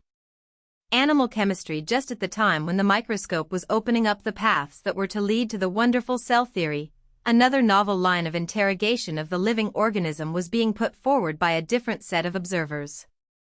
Two great schools of physiological chemistry had arisen, one under guidance of Liebig and Wöhler, in Germany, the other dominated by the great French master Jean-Baptiste Dumas. Liebig had at one time contemplated the study of medicine, and Dumas had achieved distinction in connection with Prévost, at Geneva, in the field of pure physiology before he turned his attention especially to chemistry. Both these masters, therefore, and Wöhler as well, found absorbing interest in those phases of chemistry that have to do with the functions of living tissues. And it was largely through their efforts and the labors of their followers that the prevalent idea that vital processes are dominated by unique laws was discarded and physiology was brought within the recognized province of the chemist. So, at about the time when the microscope had taught that the cell is the really essential structure of the living organism, the chemists had come to understand that every function of the organism is really the expression of a chemical change that each cell is. In short, a miniature chemical laboratory. And it was this combined point of view of anatomist and chemist, this union of hitherto dissociated forces, that made possible the inroads into the unexplored fields of physiology that were effected towards the middle of the 19th century. One of the first subjects reinvestigated and brought to proximal solution was the long-mooted question of the digestion of foods. Spallanzani and Hunter had shown in the previous century that digestion is in some sort a solution of foods, but little advance was made upon their work until 1824, when Prout detected the presence of hydrochloric acid in the gastric juice. A decade later, Sprott and Boyd detected the existence of peculiar glands in the gastric mucous membrane, and Cagniard, Latour and Schwann independently discovered that the really active principle of the gastric juice is a substance which was named pepsin, and which was shown by Schwann to be active in the presence of hydrochloric acid. Almost coincidentally, in 1836, it was discovered by Purkinje and Pappenheim that another organ than the stomach, namely, the pancreas, has a share in digestion, and in the course of the ensuing decade it came to be known, through the efforts of Eberle, Valentine, and Claude Bernard, that this organ is all-important in the digestion of starchy and fatty foods. It was found, too, that the liver and the intestinal glands have each an important share in the work of preparing foods for absorption, as also has the saliva that, in short, a coalition of forces is necessary for the digestion of all ordinary foods taken into the stomach. And the chemists soon discovered that in each one of the essential digestive juices there is at least one substance having certain resemblances to pepsin, though acting on different kinds of food. The point of resemblance between all these essential digestive agents is that each has the remarkable property of acting on relatively enormous quantities of the substance which it can digest without itself being destroyed or apparently even altered. In virtue of this strange property, pepsin and the allied substances were spoken of as ferments, but more recently it is customary to distinguish them from such organized ferments as yeast by designating them enzymes. The isolation of these enzymes, and an appreciation of their mode of action, mark a long step towards the solution of the riddle of digestion, but it must be added that we are still quite in the dark as to the real ultimate nature of their strange activity. In a comprehensive view, the digestive organs, taken as a whole, are a gateway between the outside world and the more intimate cells of the organism. Another equally important gateway is furnished by the lungs, and here also there was much obscurity about the exact method of functioning at the time of the revival of physiological chemistry. That oxygen is consumed and carbonic acid given off during respiration the chemists of the age of Priestley and Lavoisier had indeed made clear, but the mistaken notion prevailed that it was in the lungs themselves that the important burning of fuel occurs, of which carbonic acid is a chief product. But now that attention had been called to the importance of the ultimate cell, this misconception could not long hold its ground, and as early as 1842 Liebig, in the course of his studies of animal heat, became convinced that it is not in the lungs, but in the ultimate tissues to which they are tributary, that the true consumption of fuel takes place. Reviving Lavoisier's idea, with modifications and additions, Liebig contended, and in the face of opposition finally demonstrated, that the source of animal heat is really the consumption of the fuel taken in through the stomach and the lungs.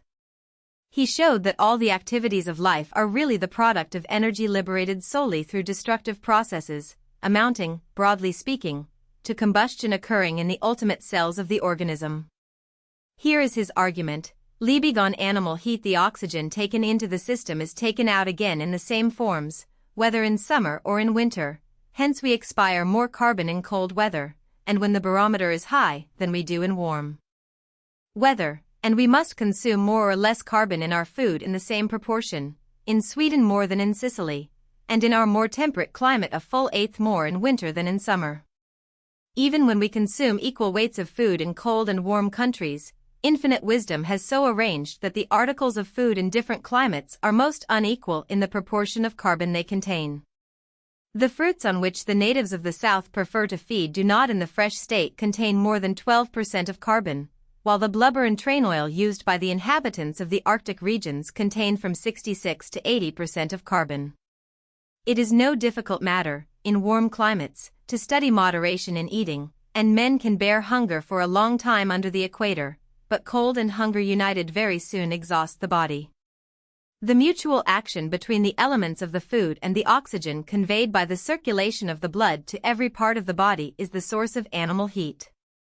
All living creatures whose existence depends on the absorption of oxygen possess within themselves a source of heat independent of surrounding objects. This truth applies to all animals, and extends besides to the germination of seeds, to the flowering of plants, and to the maturation of fruits.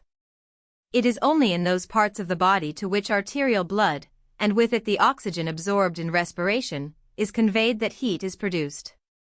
Hair, wool, or feathers do not possess an elevated temperature. This high temperature of the animal body, or, as it may be called, disengagement of heat, is uniformly and under all circumstances the result of the combination of combustible substance with oxygen. In whatever way carbon may combine with oxygen, the act of combination cannot take place without the disengagement of heat. It is a matter of indifference whether the combination takes place rapidly or slowly, at a high or at a low temperature, the amount of heat liberated is a constant quantity. The carbon of the food, which is converted into carbonic acid within the body, must give out exactly as much heat as if it had been directly burned in the air or in oxygen gas. The only difference is that the amount of heat produced is diffused over unequal times. In oxygen the combustion is more rapid and the heat more intense, in air it is slower, the temperature is not so high, but it continues longer. It is obvious that the amount of heat liberated must increase or diminish with the amount of oxygen introduced in equal times by respiration. Those animals which respire frequently, and consequently consume much oxygen, possess a higher temperature than others which, with a body of equal size to be heated, take into the system less oxygen. The temperature of a child, 102 degrees, is higher than that of an adult, 99.5 degrees. That of birds, 104 to 105.4 degrees, is higher than that of quadrupeds, 98.5 to 100.4 degrees, or than that of fishes or amphibia, whose proper temperature is from 3.7 to 2.6 degrees higher than that of the medium in which they live. All animals, strictly speaking, are warm-blooded, but in those only which possess lungs is the temperature of the body independent of the surrounding medium. The most trustworthy observations prove that in all climates, in the temperate zones as well as at the equator or the poles, the temperature of the body in man, and of what are commonly called warm-blooded animals, is invariably the same. Yet how different are the circumstances in which they live. The animal body is a heated mass, which bears the same relation to surrounding objects as any other heated mass. It receives heat when the surrounding objects are hotter, it loses heat when they are colder than itself. We know that the rapidity of cooling increases with the difference between the heated body and that of the surrounding medium, that is, the colder the surrounding medium the shorter the time required for the cooling of the heated body. How unequal, then, must be the loss of heat of a man at Palermo, where the actual temperature is nearly equal to that of the body, and in the polar regions, where the external temperature is from 70 to 90 degrees lower. Yet notwithstanding this extremely unequal loss of heat, experience has shown that the blood of an inhabitant of the Arctic Circle has a temperature as high as that of the native of the South, who lives in so different a medium. This fact, when its true significance is perceived, proves that the heat given off to the surrounding medium is restored within the body with great rapidity. This compensation takes place more rapidly in winter than in summer, at the pole than at the equator. Now in different climates the quantity of oxygen introduced into the system of respiration, as has been already shown, varies according to the temperature of the external air. The quantity of inspired oxygen increases with the loss of heat by external cooling, and the quantity of carbon or hydrogen necessary to combine with this oxygen must be increased in like ratio. It is evident that the supply of heat lost by cooling is affected by the mutual action of the elements of the food and the inspired oxygen, which combine together. To make use of a familiar, but not on that account a less just illustration, the animal body acts, in this respect, as a furnace, which we supply with fuel. It signifies nothing what intermediate forms food may assume, what changes it may undergo in the body. The last change is uniformly the conversion of carbon into carbonic acid and of its hydrogen into water. The unassimilated nitrogen of the food, along with the unburned or unoxidized carbon, is expelled in the excretions. In order to keep up in a furnace a constant temperature, we must vary the supply of fuel according to the external temperature, that is, according to the supply of oxygen. In the animal body the food is the fuel. With a proper supply of oxygen we obtain the heat given out during its oxidation or combustion. 3. Blood corpuscles, muscles, and glands. Further researches showed that the carriers of oxygen, from the time of its absorption in the lungs till its liberation in the ultimate tissues, are the red corpuscles, whose function had been supposed to be the mechanical one of mixing of the blood. It transpired that the red corpuscles are composed chiefly of a substance which Kuhn first isolated in crystalline form in 1865, and which was named hemoglobin, a substance which has a marvelous affinity for oxygen. Seizing on it eagerly at the lungs, giving it up with equal readiness when coursing among the remote cells of the body. When freighted with oxygen it becomes oxyhemoglobin and is red in color. When freed from its oxygen it takes a purple hue, hence the widely different appearance of arterial and venous blood, which so puzzled the early physiologists. This proof of the vitally important role played by the red blood corpuscles led, naturally, to renewed studies of these infinitesimal bodies. It was found that they may vary greatly in number at different periods in the life of the same individual, proving that they may be both developed and destroyed in the adult organism.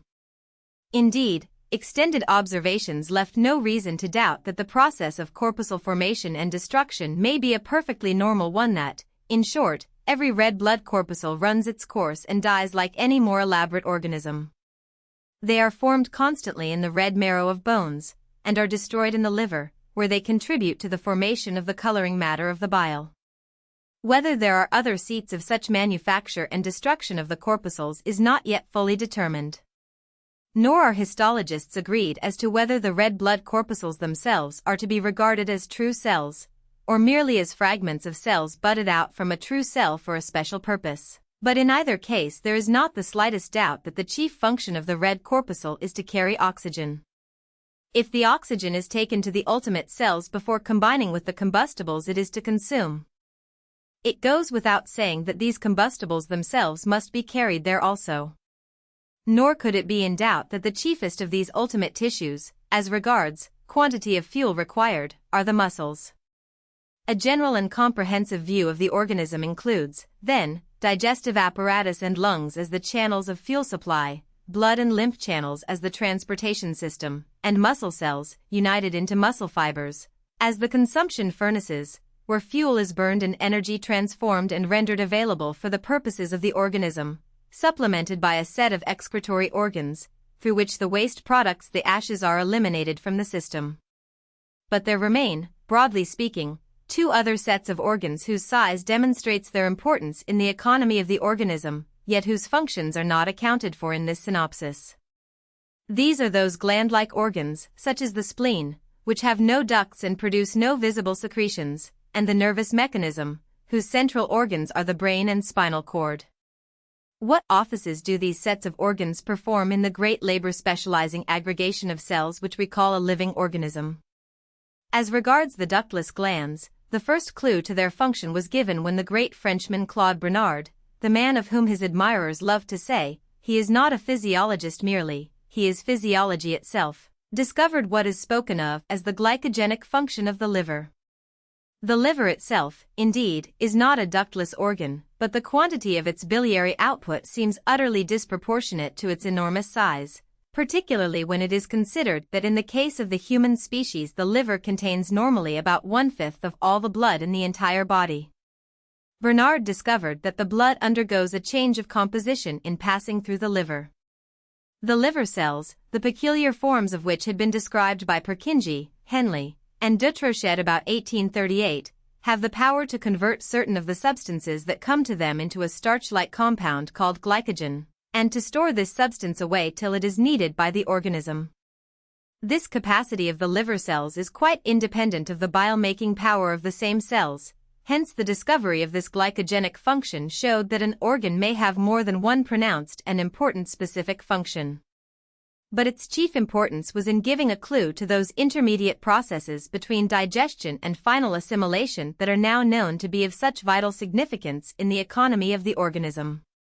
In the 40-odd years that have elapsed since this pioneer observation of Bernard, numerous facts have come to light showing the extreme importance of such intermediate alterations of food supplies in the blood as that performed by the liver.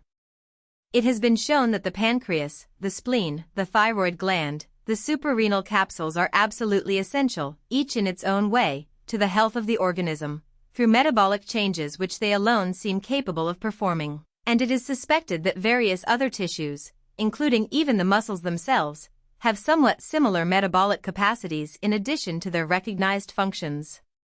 But so extremely intricate is the chemistry of the substances involved that in no single case has the exact nature of the metabolisms wrought by these organs been fully made out.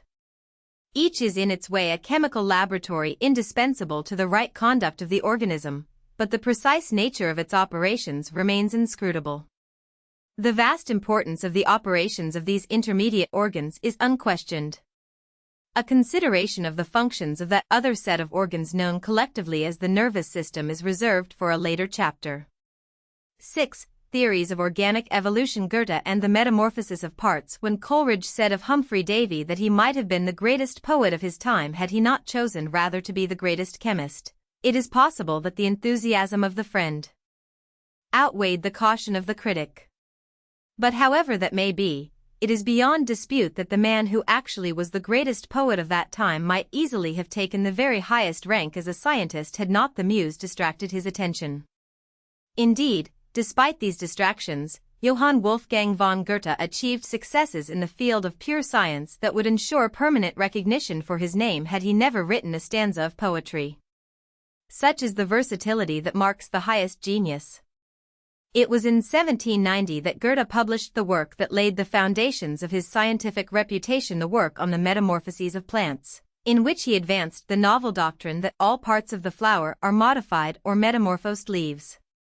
Everyone who observes the growth of plants, even superficially, wrote Goethe, will notice that certain external parts of them become transformed at times and go over into the forms of the contiguous parts, now completely, now to a greater or less degree. Thus, for example, the single flower is transformed into a double one when, instead of stamens, petals are developed, which are either exactly like the other petals of the corolla in form and color or else still bear visible signs of their origin. When we observe that it is possible for a plant in this way to take a step backward, we shall give so much the more heed to the regular course of nature and learn the laws of transformation according to which she produces one part through another, and displays the most varying forms through the modification of one single organ. Let us first direct our attention to the plant at the moment when it develops out of the seed kernel. The first organs of its upward growth are known by the name of cotyledons. They have also been called seed leaves. They often appear shapeless, filled with new matter, and are just as thick as they are broad. Their vessels are unrecognizable and are hardly to be distinguished from the mass of the whole. They bear almost no resemblance to a leaf, and we could easily be misled into regarding them as special organs. Occasionally, however, they appear as real leaves. Their vessels are capable of the most minute development. Their similarity to the following leaves does not permit us to take them for special organs, but we recognize them instead to be the first leaves of the stalk.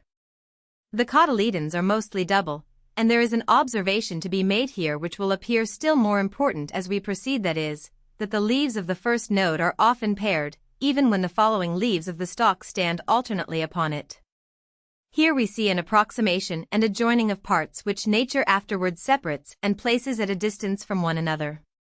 It is still more remarkable when the cotyledons take the form of many little leaves gathered about an axis, and the stalk which grows gradually from their midst produces the following leaves arranged around it singly in a whorl. This may be observed very exactly in the growth of the pinus species.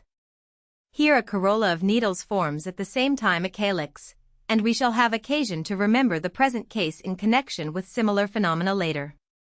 On the other hand, we observe that even the cotyledons which are most like a leaf when compared with the following leaves of the stalk are always more undeveloped or less developed. This is chiefly noticeable in their margin, which is extremely simple and shows few traces of indentation. A few or many of the next following leaves are often already present in the seed, and lie enclosed between the cotyledons. In their folded state they are known by the name of plumules.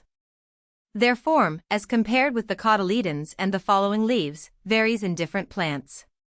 Their chief point of variance, however, from the cotyledons is that they are flat, delicate, and formed like real leaves generally.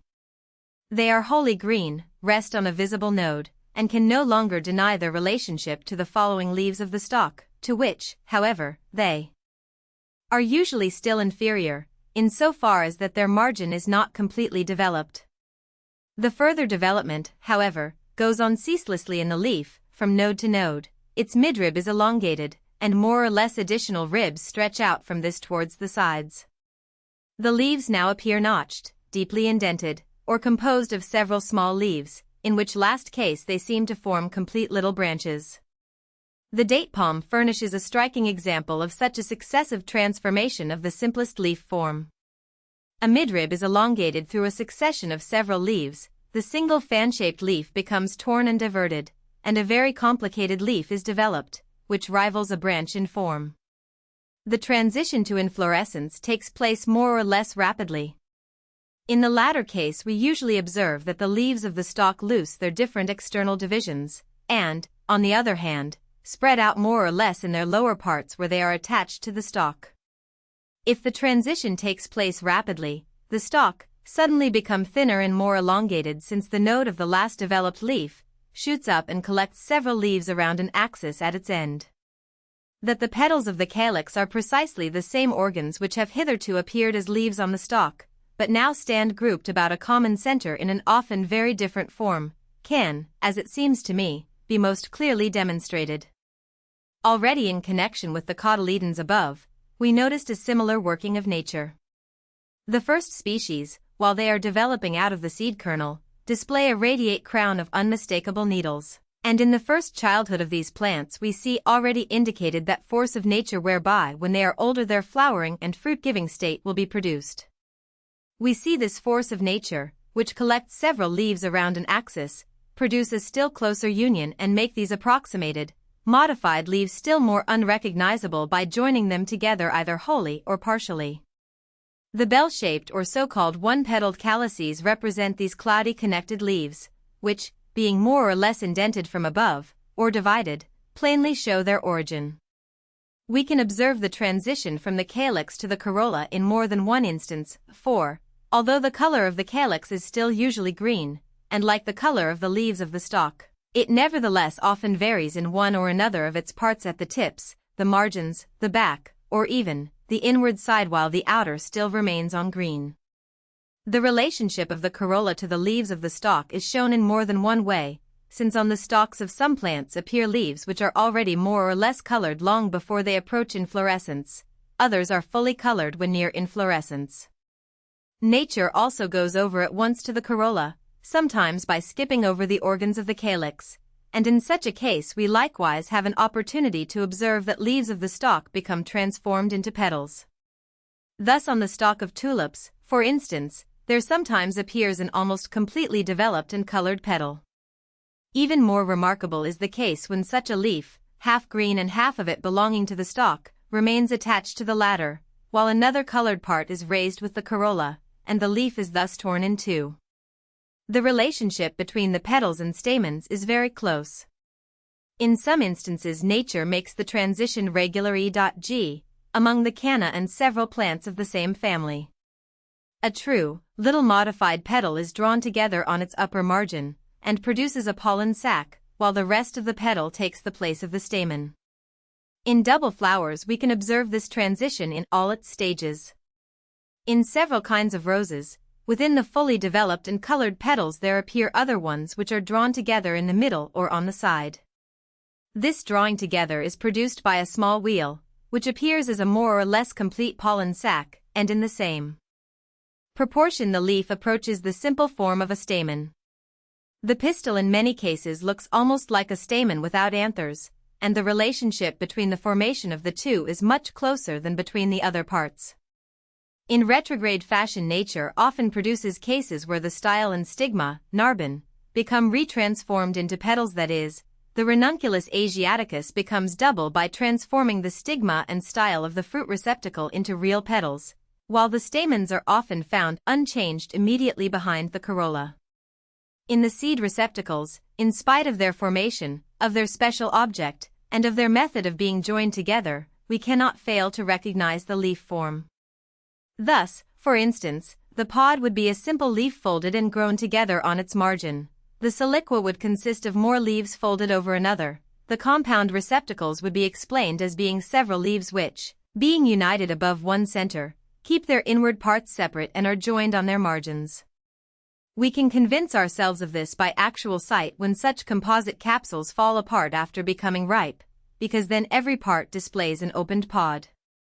1. The theory thus elaborated of the metamorphosis of parts was presently given greater generality through extension to the animal kingdom, in the doctrine which Goethe and Oken advanced independently, that the vertebrate skull is essentially a modified and developed vertebra. These were conceptions worthy of a poet, impossible, indeed, for any mind that had not the poetic faculty of correlation. But in this case the poet's vision was prophetic of a future view of the most prosaic science. The doctrine of metamorphosis of parts soon came to be regarded as of fundamental importance. But the doctrine had implications that few of its early advocates realized. If all the parts of a flower sepal, petal, stamen, pistil, with their countless deviations of contour and color are but modifications of the leaf, such modification implies a marvelous differentiation and development. To assert that a stamen is a metamorphosed leaf means, if it means anything, that in the long sweep of time the leaf has by slow or sudden gradations changed its character through successive generations, until the offspring, so to speak, of a true leaf has become a stamen. But if such a metamorphosis as this is possible, if the seemingly wide gap between leaf and stamen may be spanned by the modification of a line of organisms, where does the possibility of modification of organic type find its bounds? Why may not the modification of parts go on along devious lines until the remote descendants of an organism are utterly unlike that organism? Why may we not thus account for the development of various species of beings all sprung from one parent stock? That, too, is a poet's dream, but is it only a dream? Goethe thought not. Out of his studies of metamorphosis of parts there grew in his mind the belief that the multitudinous species of plants and animals about us have been evolved from fewer and fewer earlier parent types, like twigs of a giant tree drawing their nurture from the same primal root. It was a bold and revolutionary thought, and the world regarded it as but the vagary of a poet. Erasmus Darwin, just at the time when this thought was taking form in Goethe's brain, the same idea was germinating in the mind of another philosopher, an Englishman of international fame, Dr. Erasmus Darwin, who, while he lived, enjoyed the widest popularity as a poet, the rhymed couplets of his Botanic Garden being quoted everywhere with admiration, and posterity repudiating the verse which makes the body of the book, yet grants permanent value to the book itself, because, forsooth, its copious explanatory footnotes furnish an outline of the status of almost every department of science of the time. But even though he lacked the highest art of the versifier, Darwin had, beyond peradventure, the imagination of a poet coupled with profound scientific knowledge, and it was his poetic insight, correlating organisms seemingly diverse in structure and imbuing the lowliest flower with a vital personality, which led him to suspect that there are no lines of demarcation in nature. Can it be, he queries, that one form of organism has developed from another, that different species are really but modified descendants of one parent stock? The alluring thought nestled in his mind and was nurtured there, and grew in a fixed belief, which was given fuller expression in his Zoonomia and in the posthumous Temple of Nature. Here is his rendering of the idea as versified in the Temple of Nature. Organic life beneath the shoreless waves was born, and nursed in ocean's pearly caves. First forms minute, unseen by spheric glass, move on the mud, or pierce the watery mass. These, as successive generations bloom, new powers acquire and larger limbs assume, whence countless groups of vegetation spring, and breathing realms of fin, and feet, and wing. Thus the tall oak, the giant of the wood, which bears Britannia's thunders on the flood, the whale, unmeasured monster of the main, the lordly lion, monarch of the plain, the eagle, soaring in the realms of air, whose eye, undazzled, drinks the solar glare, imperious man, who rules the bestial crowd, of language, reason, and reflection proud, with brow erect, who scorns this earthy sod, and styles himself the image of his God, arose from rudiments of form and sense, an embryon point or microscopic ends. 2. Here, clearly enough, is the idea of evolution. But in that day there was little proof forthcoming of its validity that could satisfy any one but a poet, and when Erasmus Darwin died, in 1802, the idea of transmutation of species was still but an unsubstantiated dream. It was a dream, however, which was not confined to Goethe and Darwin. Even earlier the idea had come more or less vaguely to another great dreamer and worker of Germany, Immanuel Kant, and to several great Frenchmen, including de Maillet, Maupertuis, Robinet, and the famous naturalist Buffon, a man who had the imagination of a poet, though his message was couched in most artistic prose. Not long after the middle of the 18th century, Buffon had put forward the idea of transmutation of species, and he reiterated it from time to time from then on till his death in 1788. But the time was not yet ripe for the idea of transmutation of species to burst its bonds.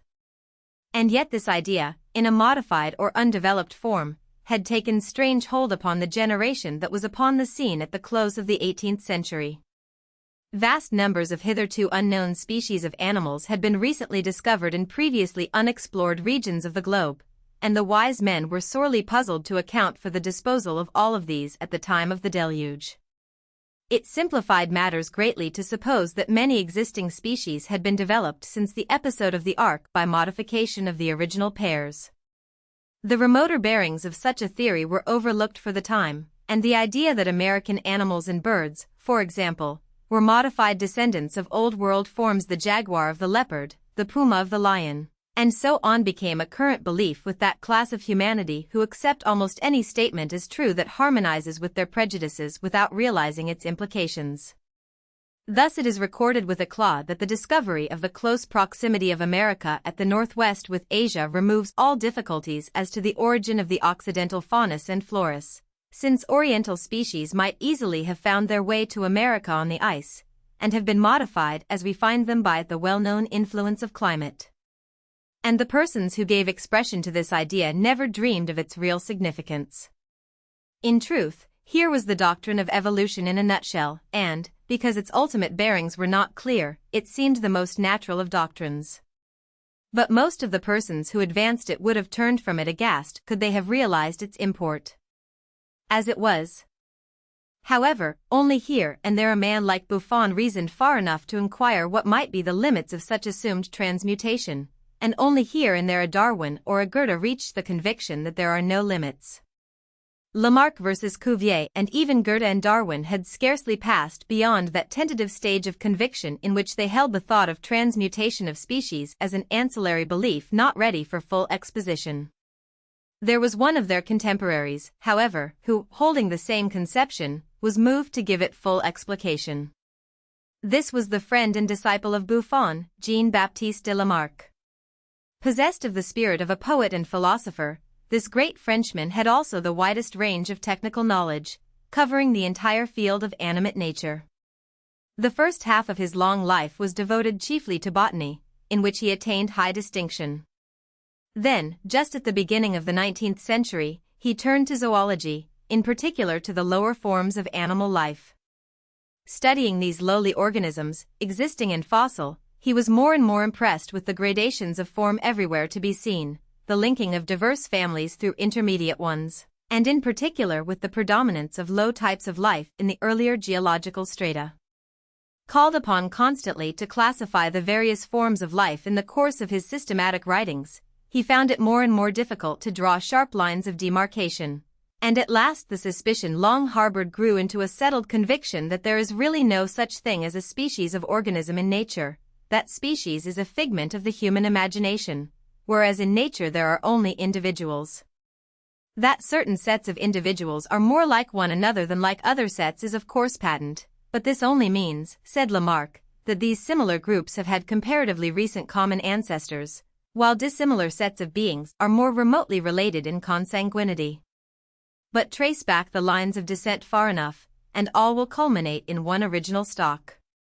All forms of life whatsoever are modified descendants of an original organism. From lowest to highest, then, there is but one race, one species, just as all the multitudinous branches and twigs from one root are but one tree. For purposes of convenience of description, we may divide organisms into orders, families, genera, species, just as we divide a tree into root, trunk, branches, twigs, leaves, but in the one case, as in the other, the division is arbitrary and artificial. In Philosophie zoologique, 1809, Lamarck first explicitly formulated his ideas as to the transmutation of species, though he had outlined them as early as 1801. In this memorable publication not only did he state his belief more explicitly and in fuller detail than the idea had been expressed by any predecessor, but he took another long forward step, carrying him far beyond all his forerunners except Darwin, in that he made an attempt to explain the way in which the transmutation of species had been brought about. The changes have been wrought, he said, through the unceasing efforts of each organism to meet the needs imposed upon it by its environment. Constant striving means the constant use of certain organs. Thus a bird running by the seashore is constantly tempted to wade deeper and deeper in pursuit of food. Its incessant efforts tend to develop its legs, in accordance with the observed principle that the use of any organ tends to strengthen and develop it. But such slightly increased development of the legs is transmitted to the offspring of the bird, which in turn develops its already improved legs by its individual efforts, and transmits the improved tendency.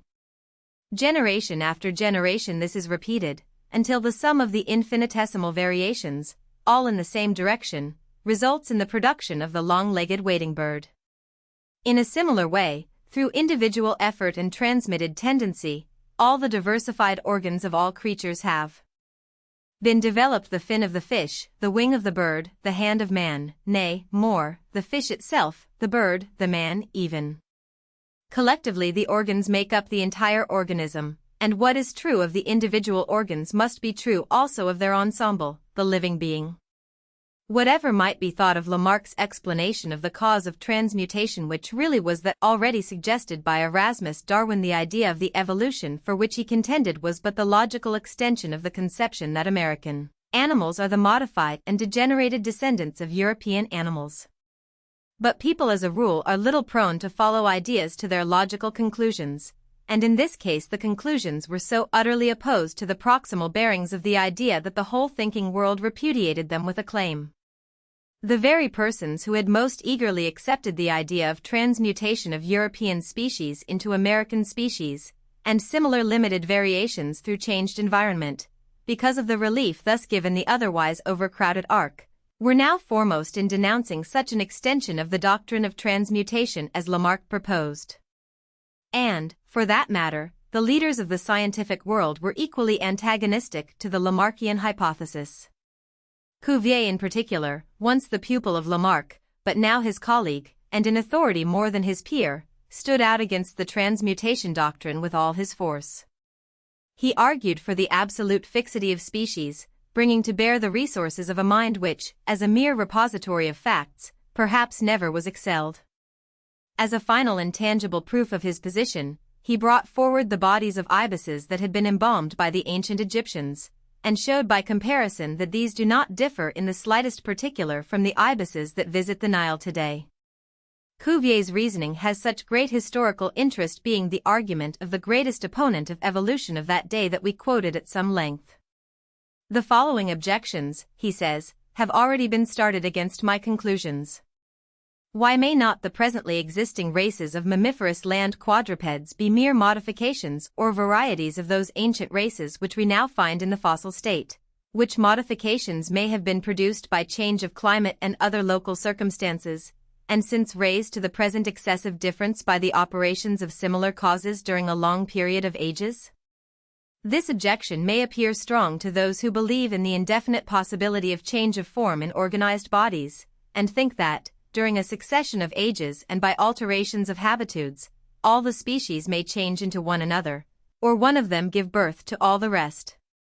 Yet to these persons the following answer may be given from their own system: if the species have changed by degrees, as they assume, we ought to find traces of this gradual modification.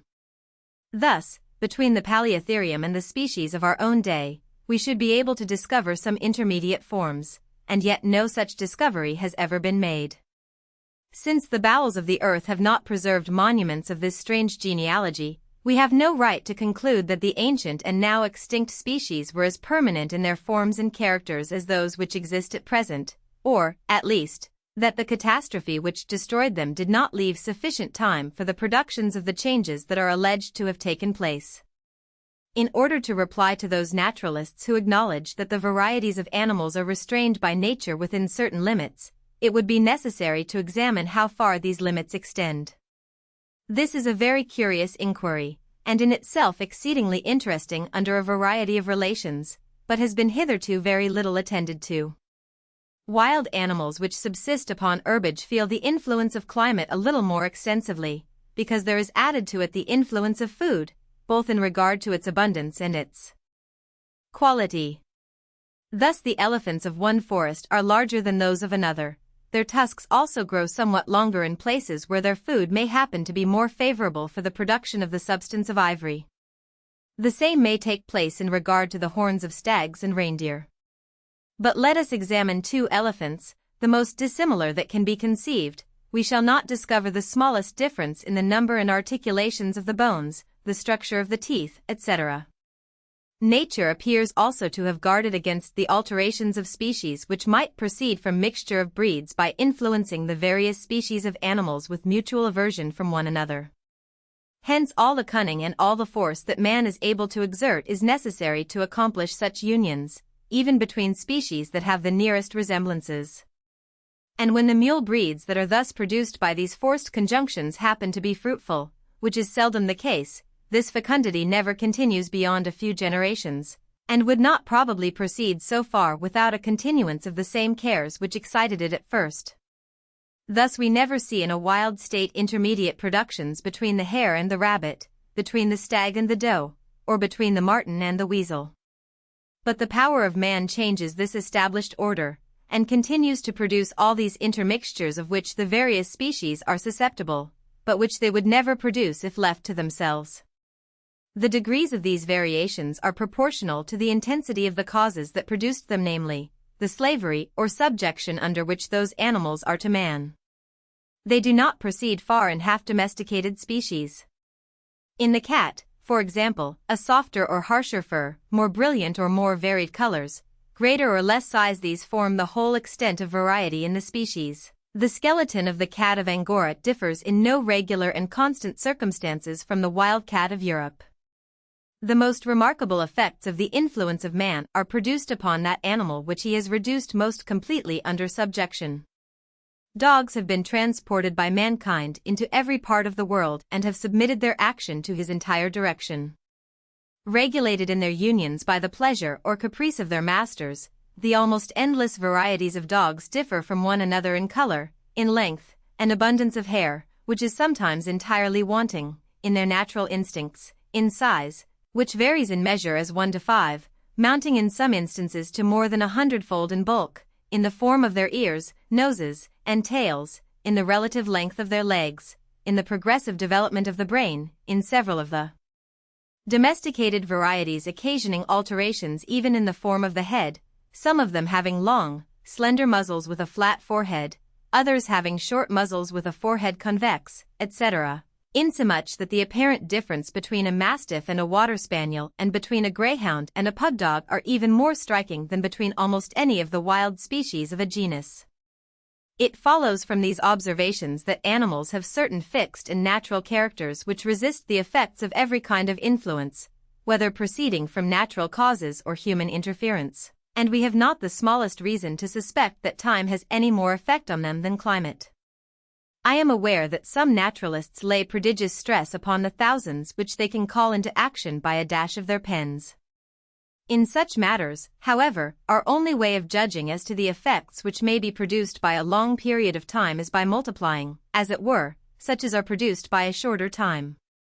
With this view I have endeavored to collect all the ancient documents respecting the forms of animals, and there are none equal to those furnished by the Egyptians, both in regard to their antiquity and abundance.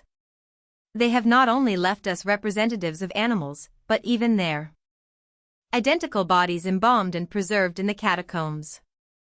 I have examined, with the greatest attention, the engraved figures of quadrupeds and birds brought from Egypt to ancient Rome, and all these figures, one with another, have a perfect resemblance to their intended objects, such as they still are today.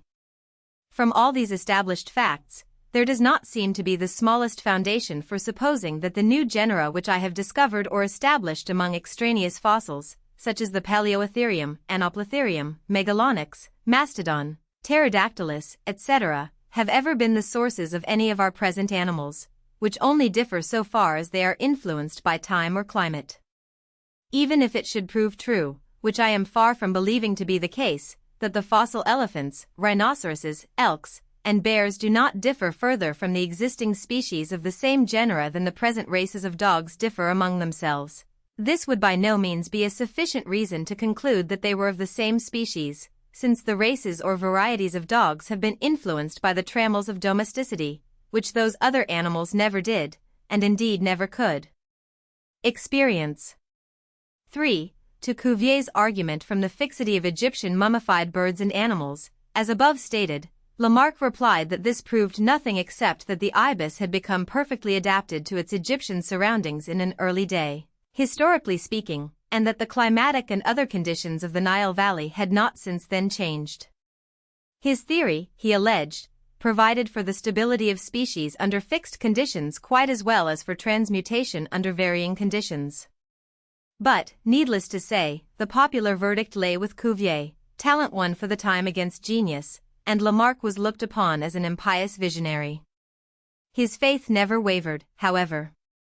He believed that he had gained a true insight into the processes of animate nature, and he reiterated his hypotheses over and over, particularly in the introduction to his Histoire naturelle des animaux sans vertebres, in 1815, and in his Système des connaissances positives de l'homme, in 1820. He lived on till 1829, respected as a naturalist, but almost unrecognized as a prophet. Tentative advances while the names of Darwin and Goethe, and in particular that of Lamarck, must always stand out in high relief in this generation as the exponents of the idea of transmutation of species. There are a few others which must not be altogether overlooked in this connection. Of these the most conspicuous is that of Gottfried Reinhold Treviranus, a German naturalist physician, professor of mathematics in the Lyceum at Bremen. It was an interesting coincidence that Treviranus should have published the first volume of his biology, Oder Philosophie der lebenden Natur, in which his views on the transmutation of species were expounded, in 1802, the same 12-month in which Lamarck's first exposition of the same doctrine appeared in his Recherches sur l'organisation des corps vivants. It is singular, too, that Lamarck, in his Hydrogeology of the same date, should independently have suggested biology as an appropriate word to express the general science of living things. It is significant of the tendency of thought of the time that the need of such a unifying word should have presented itself simultaneously to independent thinkers in different countries. That same memorable year, Lorenz Oken, another philosophical naturalist, professor in the University of Zurich, published the preliminary outlines of his Philosophie der Natur, which, as developed through later publications, outlined a theory of spontaneous generation and of evolution of species. Thus it appears that this idea was germinating in the minds of several of the ablest men of the time during the first decade of our century. But the singular result of their various explications was to give sudden check to that undercurrent of thought which for some time had been setting towards this conception. As soon as it was made clear whither the concession that animals may be changed by their environment must logically trend, the recoil from the idea was instantaneous and fervid. Then for a generation Cuvier was almost absolutely dominant, and his verdict was generally considered final. There was, indeed, one naturalist of authority in France who had the hardihood to stand out against Cuvier and his school, and who was in a position to gain a hearing, though by no means to divide the following. This was Étienne Geoffroy Saint-Hilaire, the famous author of the Philosophie Anatomique, and for many years the colleague of Lamarck at the Jardin des Plantes. Like Goethe, Geoffroy was preeminently an anatomist, and, like the great German, he had early been impressed with the resemblances between the analogous organs of different classes of beings. He conceived the idea that an absolute unity of type prevails throughout organic nature as regards each set of organs. Out of this idea grew his gradually formed belief that similarity of structure might imply identity of origin, that, in short, one species of animal might have developed from another. Geoffroy's grasp of this idea of transmutation was by no means so complete as that of Lamarck, and he seems never to have fully determined in his own mind just what might be the limits of such development of species. Certainly he nowhere includes all organic creatures in one line of descent, as Lamarck had done. Nevertheless, he held tenaciously to the truth as he saw it, in open opposition to Cuvier, with whom he held a memorable debate at the Academy of Sciences in 1830, the debate which so aroused the interest and enthusiasm of Goethe, but which, in the opinion of nearly everyone else, resulted in crushing defeat for Geoffroy, and brilliant, seemingly final, victory for the advocate of special creation and the fixity of species. With that all ardent controversy over the subject seemed to end, and for just a quarter of a century to come there was published but a single argument for transmutation of species which attracted any general attention whatever. This oasis in a desert generation was a little book called Vestiges of the Natural History of Creation, which appeared anonymously in England in 1844, and which passed through numerous editions, and was the subject of no end of abusive and derisive comment. This book, the authorship of which remained for 40 years a secret, is now conceded to have been the work of Robert Chambers, the well-known English author and publisher. The book itself is remarkable as being an avowed and unequivocal exposition of a general doctrine of evolution, its view being as radical and comprehensive as that of Lamarck himself. But it was a resume of earlier efforts rather than a new departure, to say nothing of its technical shortcomings, which may best be illustrated by a quotation. The whole question, says Chambers, stands thus: for the theory of universal order, that is, order as presiding in both the origin and administration of the world, we have the testimony of a vast number of facts in nature, and this one in addition, that whatever is left from the domain of ignorance, and made undoubted matter of science, forms a new support to the same doctrine. The opposite view, once predominant, has been shrinking for ages into lesser space, and now maintains a footing only in a few departments of nature which happen to be less liable than others to a clear investigation. The chief of these, if not almost the only one, is the origin of the organic kingdoms. So long as this remains obscure, the supernatural will have a certain hold upon enlightened persons. Should it ever be cleared up in a way that leaves no doubt of a natural origin of plants and animals, there must be a complete revolution in the view which is generally taken of the relation of the Father of our being. This prepares the way for a few remarks on the present state of opinion with regard to the origin of organic nature. The great difficulty here is the apparent determinateness of species.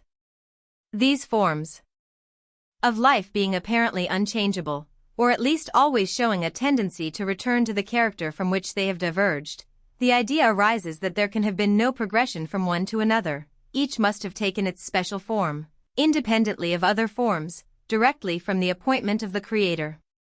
The Edinburgh Review writer says, they were created by the hand of God and adapted to the conditions of the period. Now it is, in the first place, not certain that species constantly maintain a fixed character, for we have seen that what were long considered as determinate species have been transmuted into others. Passing, however, from this fact, as it is not generally received among men of science, there remain some great difficulties in connection with the idea of special creation. First, we should have to suppose, as pointed out in my former volume, a most startling diversity of plan in the divine workings, a great general plan or system of law in the leading events of world-making, and a plan of minute, nice operation, and special attention in some of the mere details of the process. The discrepancy between the two conceptions is surely overpowering, when we allow ourselves to see the whole matter in a steady and rational light. There is, also, the striking fact of an ascertained historical progress of plants and animals in the order of their organization, marine and cellular plants and invertebrate animals first, afterwards higher examples of both. In an arbitrary system we had surely no reason to expect mammals after reptiles, yet in this order they came. The writer in the Edinburgh Review speaks of animals as coming in adaptation to conditions, but this is only true in a limited sense. The groves which formed the coal beds might have been a fitting habitation for reptiles, birds, and mammals, as such groves are at the present day, yet we see none of the last of these classes and hardly any traces of the two first at that period of the earth. Where the iguanodon lived the elephant might have lived, but there was no elephant at that time. The sea of the Lower Silurian era was capable of supporting fish, but no fish existed.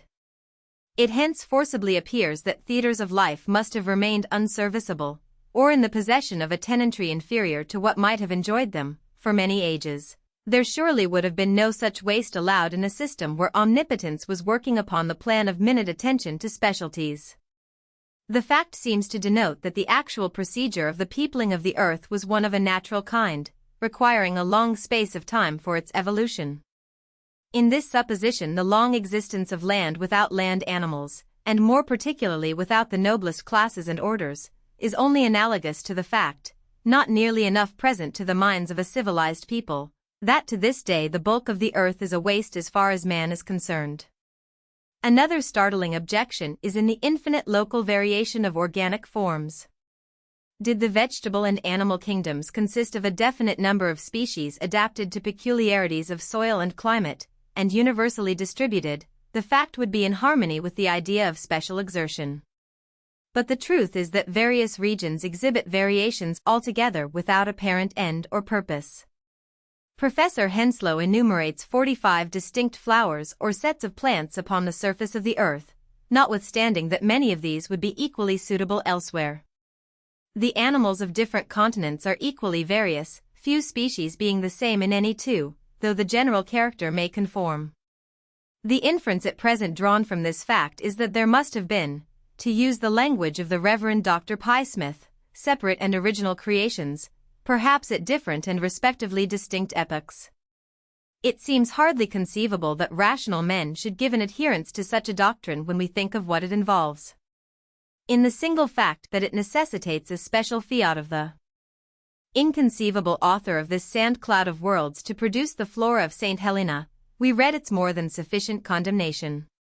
It surely harmonizes far better with our general ideas of nature to suppose that, just as all else in this far-spread science was formed on the laws impressed upon it at first by its author, so also was this. An exception presented to us in such a light appears admissible only when we succeed in forbidding our minds to follow out those reasoning processes to which, by another law of the Almighty, they tend, and for which they are adapted. For, such reasoning as this naturally aroused bitter animadversions, and cannot have been without effect in creating an undercurrent of thought in opposition to the main trend of opinion of the time. But the book can hardly be said to have done more than that. Indeed, some critics have denied it even this merit. After its publication, as before, the conception of transmutation of species remained in the popular estimation, both lay and scientific, an almost forgotten heresy. It is true that here and there a scientist of greater or less repute as von Buch, Meckel, and von Baer in Germany, Bory St. Vincent in France, Wells, Grant, and Matthew in England, and Leidy in America had expressed more or less tentative dissent from the doctrine of special creation and immutability of species, but their unaggressive suggestions, usually put forward in obscure publications, and incidentally, were utterly overlooked and ignored. And so, despite the scientific advances along many lines at the middle of the century, the idea of the transmutability of organic races had no such prominence either in scientific or unscientific circles, as it had acquired 50 years before. Special creation held the day, seemingly unopposed. Darwin and the origin of species, but even at this time the fancied security of the special creation hypothesis was by no means real. Though it seemed so invincible, its real position was that of an apparently impregnable fortress beneath which, all unbeknown to the garrison, a powder mine has been dug and lies ready for explosion. For already there existed in the secluded workroom of an English naturalist, a manuscript volume and a portfolio of notes which might have sufficed, if given publicity, to shatter the entire structure of the special creation hypothesis. The naturalist who, by dint of long and patient effort, had constructed this powder mine of facts was Charles Robert Darwin, grandson of the author of Zoonomia. As long ago as July 1, 1837, young Darwin, then 28 years of age, had opened a private journal, in which he purposed to record all facts that came to him which seemed to have any bearing on the moot point of the doctrine of transmutation of species. 4 or 5 years earlier, during the course of that famous trip around the world with Admiral Fitzroy, as naturalist to the Beagle, Darwin had made the personal observations which first tended to shake his belief of the fixity of species. In South America, in the Pampean Formation, he had discovered great fossil animals covered with armor like that on the existing armadillos, and had been struck with this similarity of type between ancient and existing faunus of the same region. He was also greatly impressed by the manner in which closely related species of animals were observed to replace one another as he proceeded southward over the continent, and by the South American character of most of the productions of the Galapagos archipelago, and more especially by the manner in which they differ slightly on each island of the group, none of the islands appearing to be very ancient in a geological sense. At first the full force of these observations did not strike him, for, under sway of Lyell's geological conceptions, he tentatively explained the relative absence of life on one of the Galapagos Islands by suggesting that perhaps no species had been created since that island arose. But gradually it dawned upon him that such facts as he had observed could only be explained on the supposition that species gradually become modified. From then on, as he afterwards asserted, the subject haunted him, hence the Journal of 1837. It will thus be seen that the idea of the variability of species came to Charles Darwin as an inference from personal observations in the field, not as a thought borrowed from books. He had, of course, read the works of his grandfather much earlier in life, but the arguments of Zoonomia and the Temple of Nature had not served in the least to weaken his acceptance of the current belief in fixity of species. Nor had he been more impressed with the doctrine of Lamarck, so closely similar to that of his grandfather. Indeed, even after his South American experience had aroused him to a new point of view, he was still unable to see anything of value in these earlier attempts at an explanation of the variation of species. In opening his journal, therefore, he had no preconceived notion of upholding the views of these or any other makers of hypotheses, nor at the time had he formulated any hypothesis of his own. His mind was open and receptive. He was eager only for facts which might lead him to an understanding of a problem which seemed utterly obscure. It was something to feel sure that species have varied, but how have such variations been brought about? It was not long before Darwin found a clue which he thought might lead to the answer he sought. In casting about for facts, he had soon discovered that the most available field for observation lay among domesticated animals, whose numerous variations within specific lines are familiar to every one. Thus, under domestication, creatures so tangibly different as a mastiff and a terrier have sprung from a common stock. So have the Shetland pony, the thoroughbred, and the draught horse. In short, there is no domesticated animal that has not developed varieties deviating more or less widely from the parent stock. Now, how has this been accomplished? Why, clearly, by the preservation, through selective breeding, of seemingly accidental variations. Thus one horseman, by constantly selecting animals that chance to have the right build and stamina, finally develops a race of running horses, while another horseman, by selecting a different series of progenitors, has developed a race of slow, heavy draft animals. So far, so good. The preservation of accidental variations through selective breeding is plainly a means by which races may be developed that are very different from their original parent form. But this is under man's supervision and direction. By what process could such selection be brought about among creatures in a state of nature? Here surely was a puzzle, and one that must be solved before another step could be taken in this direction. The key to the solution of this puzzle came into Darwin's mind through a chance reading of the famous essay on population which Thomas Robert Malthus had published almost half a century before. This essay, expositing ideas by no means exclusively original with Malthus, emphasizes the fact that organisms tend to increase at a geometrical ratio through successive generations, and hence would overpopulate the Earth if not somehow kept in check. Cogitating this thought, Darwin gained a new insight into the processes of nature.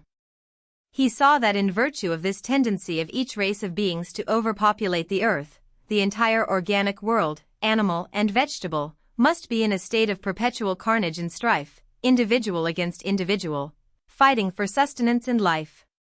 That idea fully imagined, it becomes plain that a selective influence is all the time at work in nature, since only a few individuals, relatively, of each generation can come to maturity, and these few must, naturally, be those best fitted to battle with the particular circumstances in the midst of which they are placed. In other words, the individuals best adapted to their surroundings will, on the average, be those that grow to maturity and produce offspring. To these offspring will be transmitted the favorable peculiarities. Thus these peculiarities will become permanent, and nature will have accomplished precisely what the human breeder is seen to accomplish.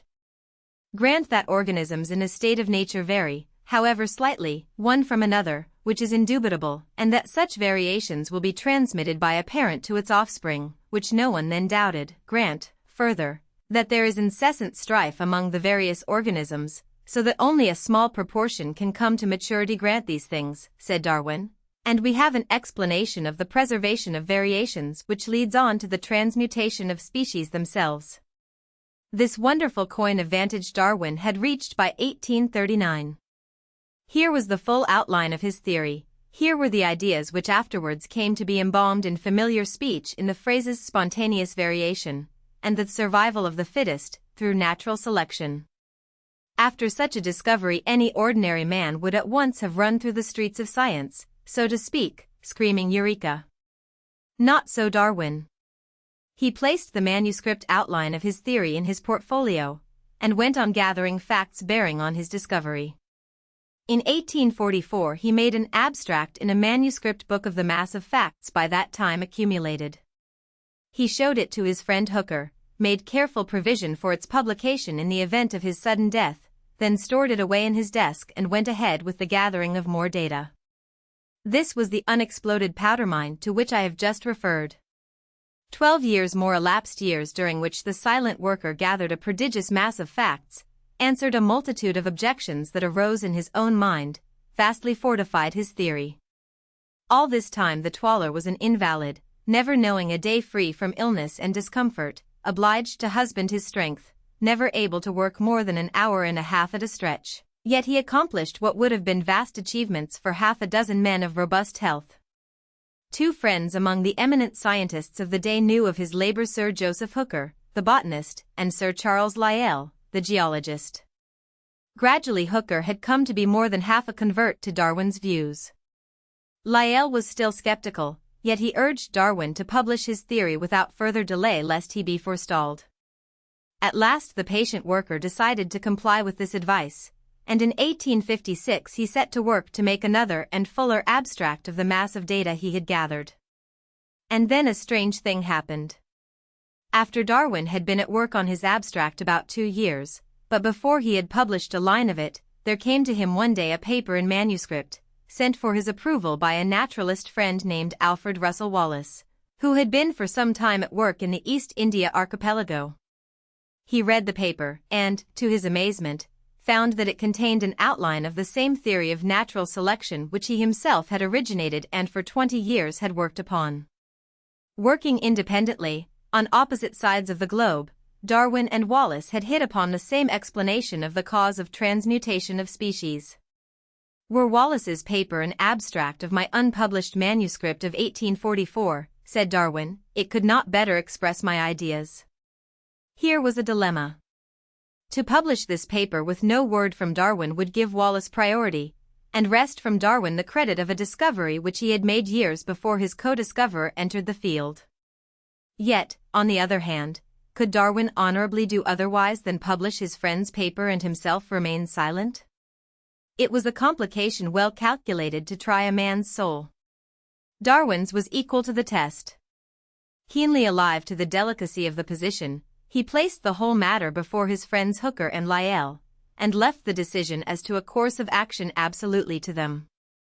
Needless to say, these great men did the one thing which ensured full justice to all concerned. They counseled a joint publication, to include on the one hand Wallace's paper, and on the other an abstract of Darwin's ideas, in the exact form in which it had been outlined by the author in a letter to Asa Gray in the previous year, an abstract which was in Gray's hands before Wallace's paper was in existence.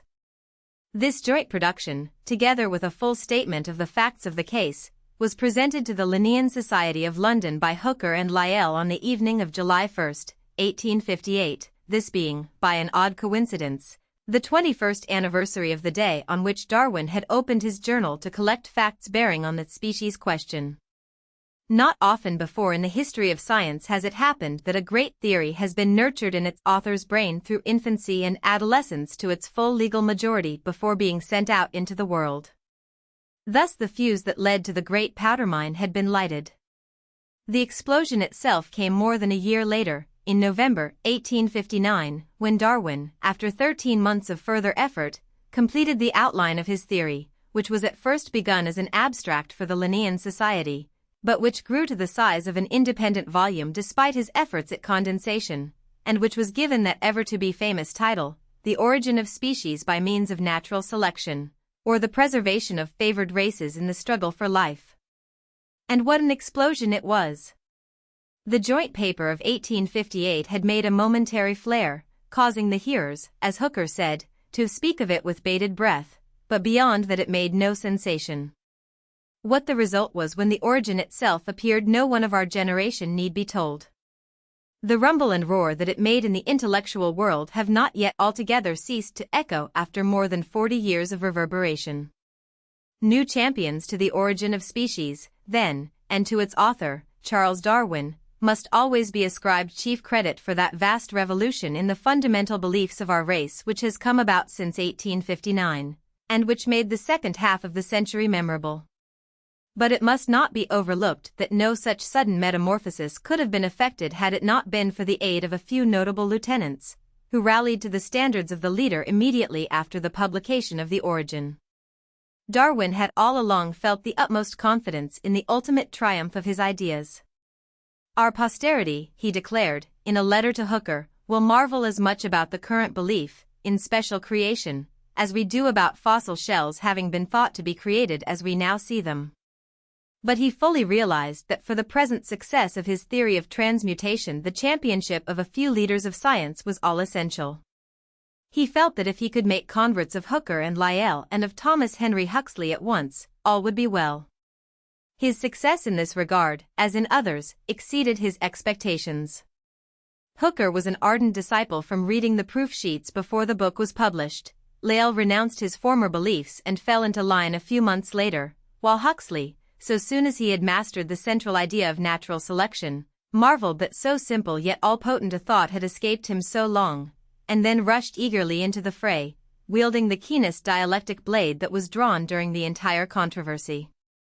Then, too, unexpected recruits were found in Sir John Lubbock and John Tyndall, who carried the war eagerly into their respective territories, while Herbert Spencer, who had advocated a doctrine of transmutation on philosophic grounds some years before Darwin published The Key to the Mystery and who himself had barely escaped independent discovery of that key, lent his masterful influence to the cause.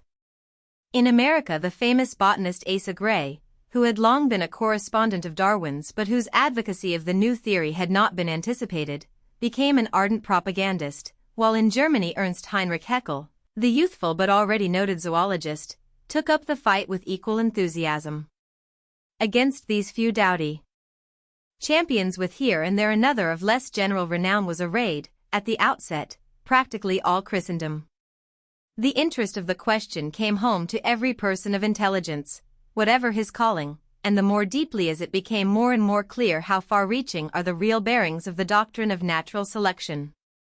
Soon it was seen that should the doctrine of the survival of the favored races through the struggle for existence win, there must come with it as radical a change in man's estimate of his own position as had come in the day when, through the efforts of Copernicus and Galileo, the world was dethroned from its supposed central position in the universe. The whole conservative majority of mankind recoiled from this necessity with horror. And this conservative majority included not laymen merely, but a vast preponderance of the leaders of science also. With the open-minded minority, on the other hand, the theory of natural selection made its way by leaps and bounds. Its delightful simplicity, which at first sight made it seem neither new nor important, coupled with the marvelous comprehensiveness of its implications, gave it a hold on the imagination, and secured it a hearing where other theories of transmutation of species had been utterly scorned. Men who had found Lamarck's conception of change through voluntary effort ridiculous, and the vaporings of the vestiges altogether despicable, men whose scientific cautions held them back from Spencer's deductive argument, took eager hold of that tangible, ever-present principle of natural selection, and were led on and on to its goal. Hour by hour the attitude of the thinking world towards this new principle changed. Never before was so great a revolution wrought so suddenly. Nor was this merely because the times were ripe or men's minds prepared for evolution. Darwin himself bears witness that this was not altogether so. All through the years in which he brooded this theory he sounded his scientific friends, and could find among them not one who acknowledged a doctrine of transmutation. The reaction from the standpoint of Lamarck and Erasmus Darwin and Goethe had been complete, and when Charles Darwin avowed his own conviction he expected always to have it met with ridicule or contempt. In 1857 there was but one man speaking with any large degree of authority in the world who openly avowed a belief in transmutation of species, that man being Herbert Spencer. But the origin of species came, as Huxley has said, like a flash in the darkness, enabling the benighted voyager to see the way. The score of years during which its author had waited and worked had been years well spent. Darwin had become, as he himself says, a veritable Croesus, overwhelmed with his riches in facts of zoology, of selective artificial breeding, of geographical distribution of animals, of embryology, of paleontology. He had massed his facts about his theory, condensed them and recondensed, until his volume of 500 pages was an encyclopedia in scope. During those long years of musing he had thought out almost every conceivable objection to his theory, and in his book every such objection was stated with fullest force and candor, together with such reply as the facts at command might dictate. It was the force of those 20 years of effort of a mastermind that made the sudden breach in the breastwork, of current thought. Once this breach was effected the work of conquest went rapidly on. Day by day squads of the enemy capitulated and struck their arms. By the time another score of years had passed, the doctrine of evolution had become the working hypothesis of the scientific world. The revolution had been effected. And from amid the wreckage of opinion and belief stands forth the figure of Charles Darwin, calm, imperturbable, serene, scatheless to ridicule, contumely, abuse, unspoiled by ultimate success, unsullied alike by the strife and the victory. Take him for all in all, for character, for intellect, for what he was and what he did. Perhaps the most Socratic figure of the century. When, in 1882, he died, friend and foe alike conceded that one of the greatest sons of men had rested from his labors, and all the world felt it fitting that the remains of Charles Darwin should be entombed in Westminster Abbey close beside the honored grave of Isaac Newton. Nor were there many who would dispute the justice of Huxley's estimate of his accomplishment. He found a great truth trodden underfoot. Reviled by bigots, and ridiculed by all the world, he lived long enough to see it, chiefly by his own efforts, irrefragably established in science, inseparably incorporated with the common thoughts of men, and only hated and feared by those who would revile but dare not. The origin of the fittest, wide as are the implications of the great truth which Darwin and his co-workers established, however, it leaves quite untouched the problem of the origin of those favored variations upon which it operates.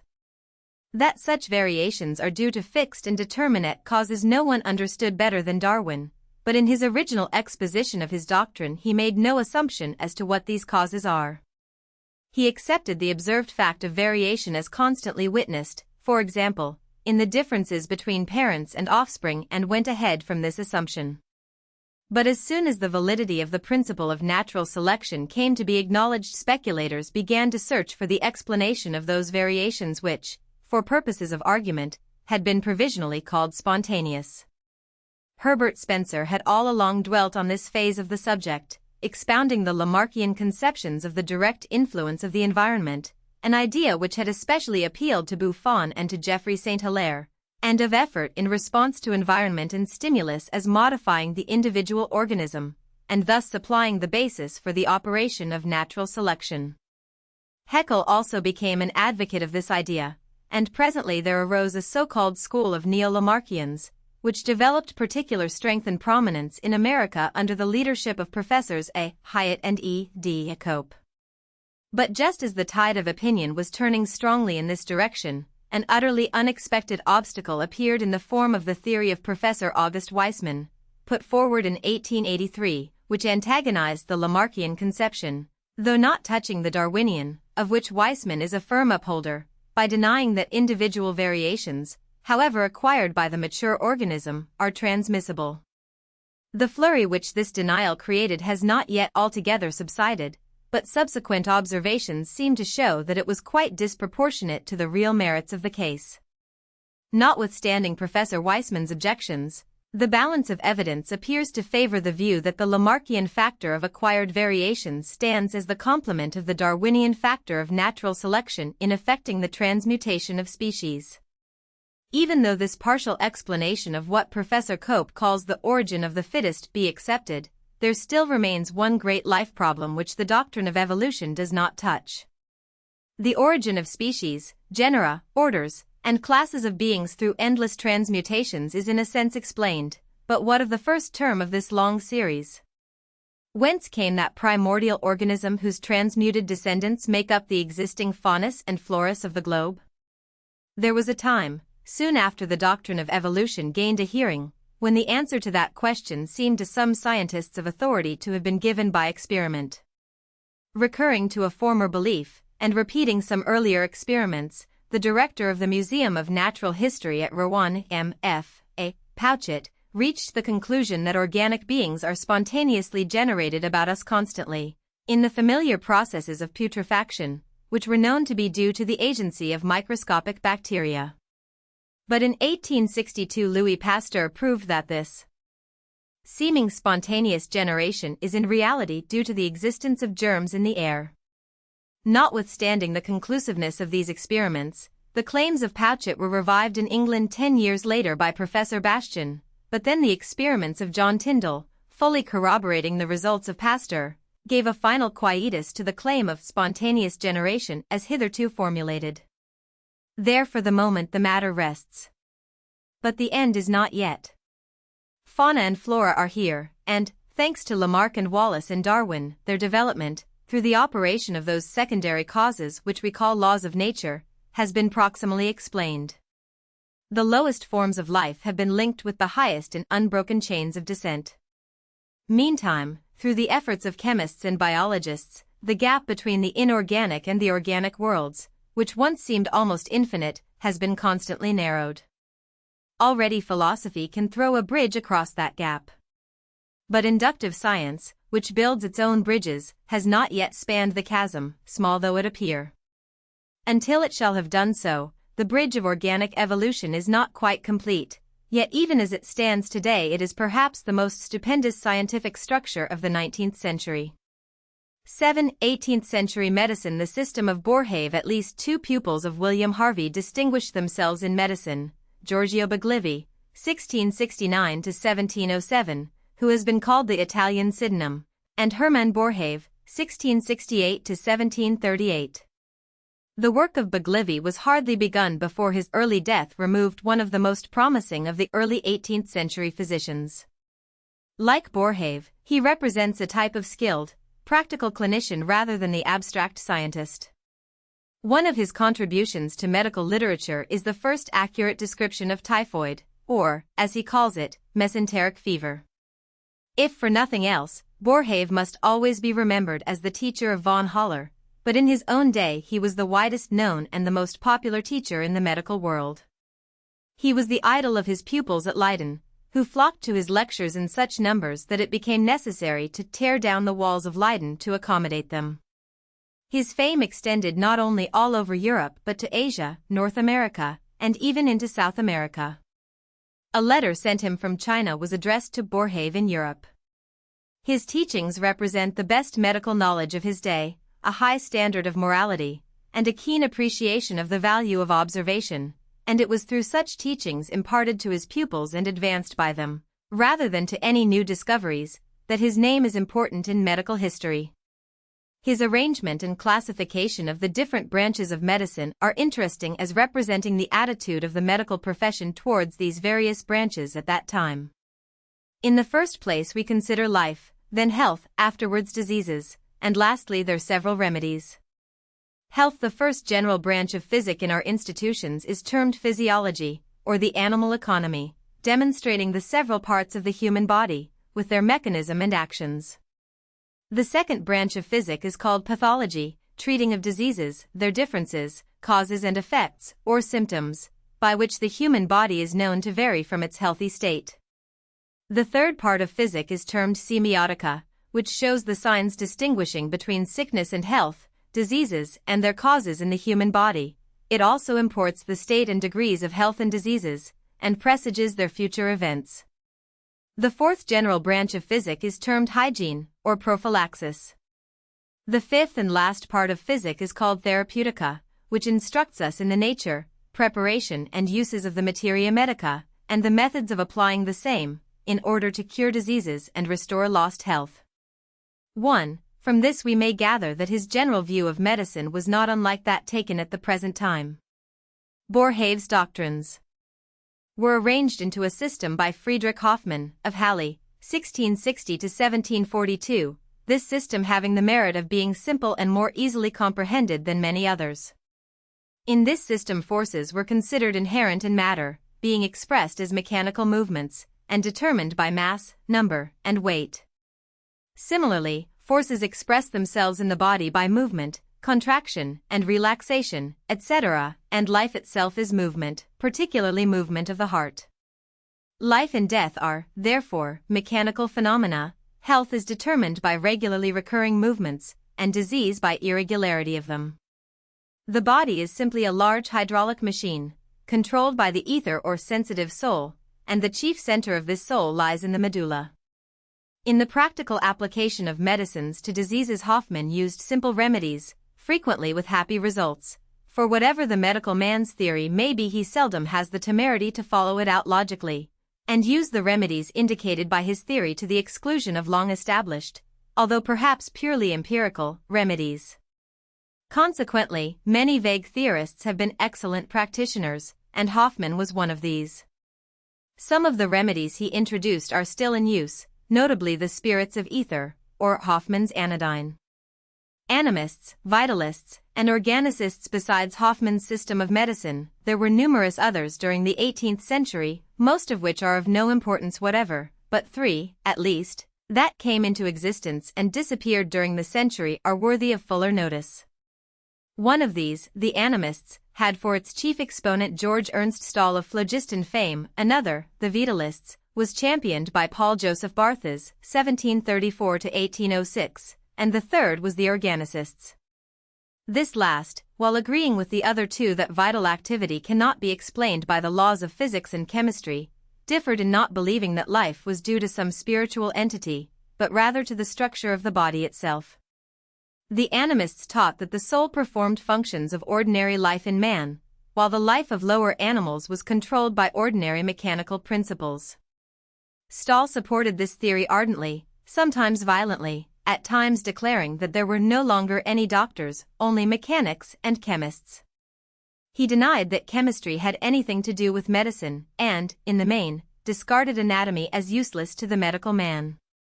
The soul, he thought, was the source of all vital movement, and the immediate cause of death was not disease but the direct action of the soul. When through some lesion, or because the machinery of the body has become unworkable, as in old age, the soul leaves the body and death is produced. The soul ordinarily selects the channels of the circulation, and the contractile parts, as the route for influencing the body. Hence in fever the pulse is quickened, due to the increased activity of the soul, and convulsions and spasmodic movements in disease are due to the same cause. Stagnation of the blood was supposed to be a fertile cause of diseases, and such diseases were supposed to arise mostly from plethora, an all-important element in Stahl's therapeutics. By many this theory is regarded as an attempt on the part of the pious Stahl to reconcile medicine and theology in a way satisfactory to both physicians and theologians. But, like many conciliatory attempts, it was violently opposed by both doctors and ministers. A belief in such a theory would lead naturally to simplicity in therapeutics, and in this respect at least Stahl was consistent. Since the soul knew more about the body than any physician could know, Stahl conceived that it would be a hindrance rather than a help for the physician to interfere with complicated doses of medicine. As he advanced in age, this view of the administration of drugs grew upon him, until after rejecting quinine, and finally opium, he at last used only salt and water in treating his patients. From this last we may judge that his system, if not doing much good, was at least doing little harm. The theory of the Vitalists was closely allied to that of the Animists, and its most important representative, Paul Joseph Barthes, was a cultured and eager scientist. After an eventful and varied career as physician, soldier, editor, lawyer, and philosopher in turn, he finally returned to the field of medicine, was made consulting physician by Napoleon in 1802, and died in Paris 4 years later. The theory that he championed was based on the assumption that there was a vital principle, the nature of which was unknown, but which differed from the thinking mind, and was the cause of the phenomena of life. This vital principle differed from the soul, and was not exhibited in human beings alone, but even in animals and plants. This force, or whatever it might be called, was supposed to be present everywhere in the body, and all diseases were the results of it. The theory of the organicists, like that of the animists and vitalists, agreed with the other two that vital activity could not be explained by the laws of physics and chemistry, but, unlike them, it held that it was a part of the structure of the body itself. Naturally, the practical physicians were more attracted by this tangible doctrine than by vague theories, which converted diseases into unknown derangements of some equally unknown principle. It is perhaps straining a point to include this brief description of these three schools of medicine in the history of the progress of the science. But, on the whole, they were negatively at least prominent factors in directing true progress along its proper channel, showing what courses were not to be pursued. Someone has said that science usually stumbles into the right course only after stumbling into all the wrong ones, and if this be only partially true, the wrong ones still play a prominent if not a very creditable part. Thus the medical systems of William Cullen, 1710 to 1790, and John Brown, 1735 to 1788, while doing little towards the actual advancement of scientific medicine, played so conspicuous a part in so wide a field that the Brunonian system at least must be given some little attention. According to Brown's theory, life, diseases, and methods of cure are explained by the property of excitability. All exciting powers were supposed to be stimulating, the apparent debilitating effects of some being due to a deficiency in the amount of stimulus. Thus, the whole phenomena of life, health, as well as disease, were supposed to consist of stimulus and nothing else. This theory created a great stir in the medical world, and partisans and opponents sprang up everywhere. In Italy it was enthusiastically supported, in England it was strongly opposed, while in Scotland riots took place between the opposing factions. Just why this system should have created any stir either for or against it is not now apparent. Like so many of the other theorists of his century, Brown's practical conclusions deduced from his theory, or perhaps in spite of it, were generally beneficial to medicine, and some of them extremely valuable in the treatment of diseases. He first advocated the modern stimulant, or feeding treatment of fevers, and first recognized the usefulness of animal soups and beef tea in certain diseases. The system of Hahnemann. Just at the close of the century there came into prominence the school of homeopathy, which was destined to influence the practice of medicine very materially and to outlive all the other 18th-century schools. It was founded by Christian Samuel Friedrich Hahnemann, 1755 to 1843, a most remarkable man, who, after propounding a theory in his younger days which was at least as reasonable as most of the existing theories, had the misfortune to outlive his usefulness and lay his doctrine open to ridicule by the unreasonable teachings of his dotage. Hahnemann rejected all the teachings of morbid anatomy and pathology as useless in practice, and propounded his famous similia similibus curantur, that all diseases were to be cured by medicine which in health produced symptoms dynamically similar to the disease under treatment. If a certain medicine produced a headache when given to a healthy person, then this medicine was indicated in case of headaches, etc. At the present time such a theory seems crude enough, but in the latter part of the 18th century almost any theory was as good as the ones propounded by animists, vitalists, and other such schools. It certainly had the very commendable feature of introducing simplicity in the use of drugs in place of the complicated prescriptions then in vogue. Had Hahnemann stopped at this point he could not have been held up to the indefensible ridicule that was brought upon him, with considerable justice, by his later theories. But he lived on to propound his extraordinary theory of potentiality that medicines gained strength by being diluted and his even more extraordinary theory that all chronic diseases are caused either by the itch, syphilis, or figwort disease, or are brought on by medicines. At the time that his theory of potentialities was promulgated, the medical world had gone mad in its administration of huge doses of compound mixtures of drugs, and any reaction against this was surely an improvement. In short, no medicine at all was much better than the heaping doses used in common practice, and hence one advantage, at least, of Hahnemann's methods. Stated briefly, his theory was that if a tincture be reduced to 1/50th in strength, and this again reduced to 1/50th, and this process repeated up to 30 such dilutions, the potency of such a medicine will be increased by each dilution, Hahnemann himself preferring the weakest, or, as he would call it, the strongest dilution. The absurdity of such a theory is apparent when it is understood that long before any drug has been raised to its 30th dilution it has been so reduced in quantity that it cannot be weighed, measured, or recognized as being present in the solution at all by any means known to chemists. It is but just to modern followers of homeopathy to say that while most of them advocate small dosage, they do not necessarily follow the teachings of Hahnemann in this respect, believing that the theory of the dose has nothing more to do with the original law of cure than the Sara, itch, theory has, and that it was one of the later creations of Hahnemann's mind. Hahnemann's theory that all chronic diseases are derived from either itch, syphilis, or figwort disease is no longer advocated by his followers, because it is so easily disproved, particularly in the case of itch. Hahnemann taught that fully 3/4 of all diseases were caused by itch struck in, and yet it had been demonstrated long before his day, and can be demonstrated any time, that itch is simply a local skin disease caused by a small parasite. Jenner and vaccination. All advances in science have a bearing, near or remote, on the welfare of our race, but it remains to credit to the closing decade of the 18th century a discovery which, in its power of direct and immediate benefit to humanity, surpasses any other discovery of this or any previous epoch. Needless to say, I refer to Jenner's discovery of the method of preventing smallpox by inoculation with the virus of cowpox. It detracts nothing from the merit of this discovery to say that the preventive power of accidental inoculation had long been rumored among the peasantry of England.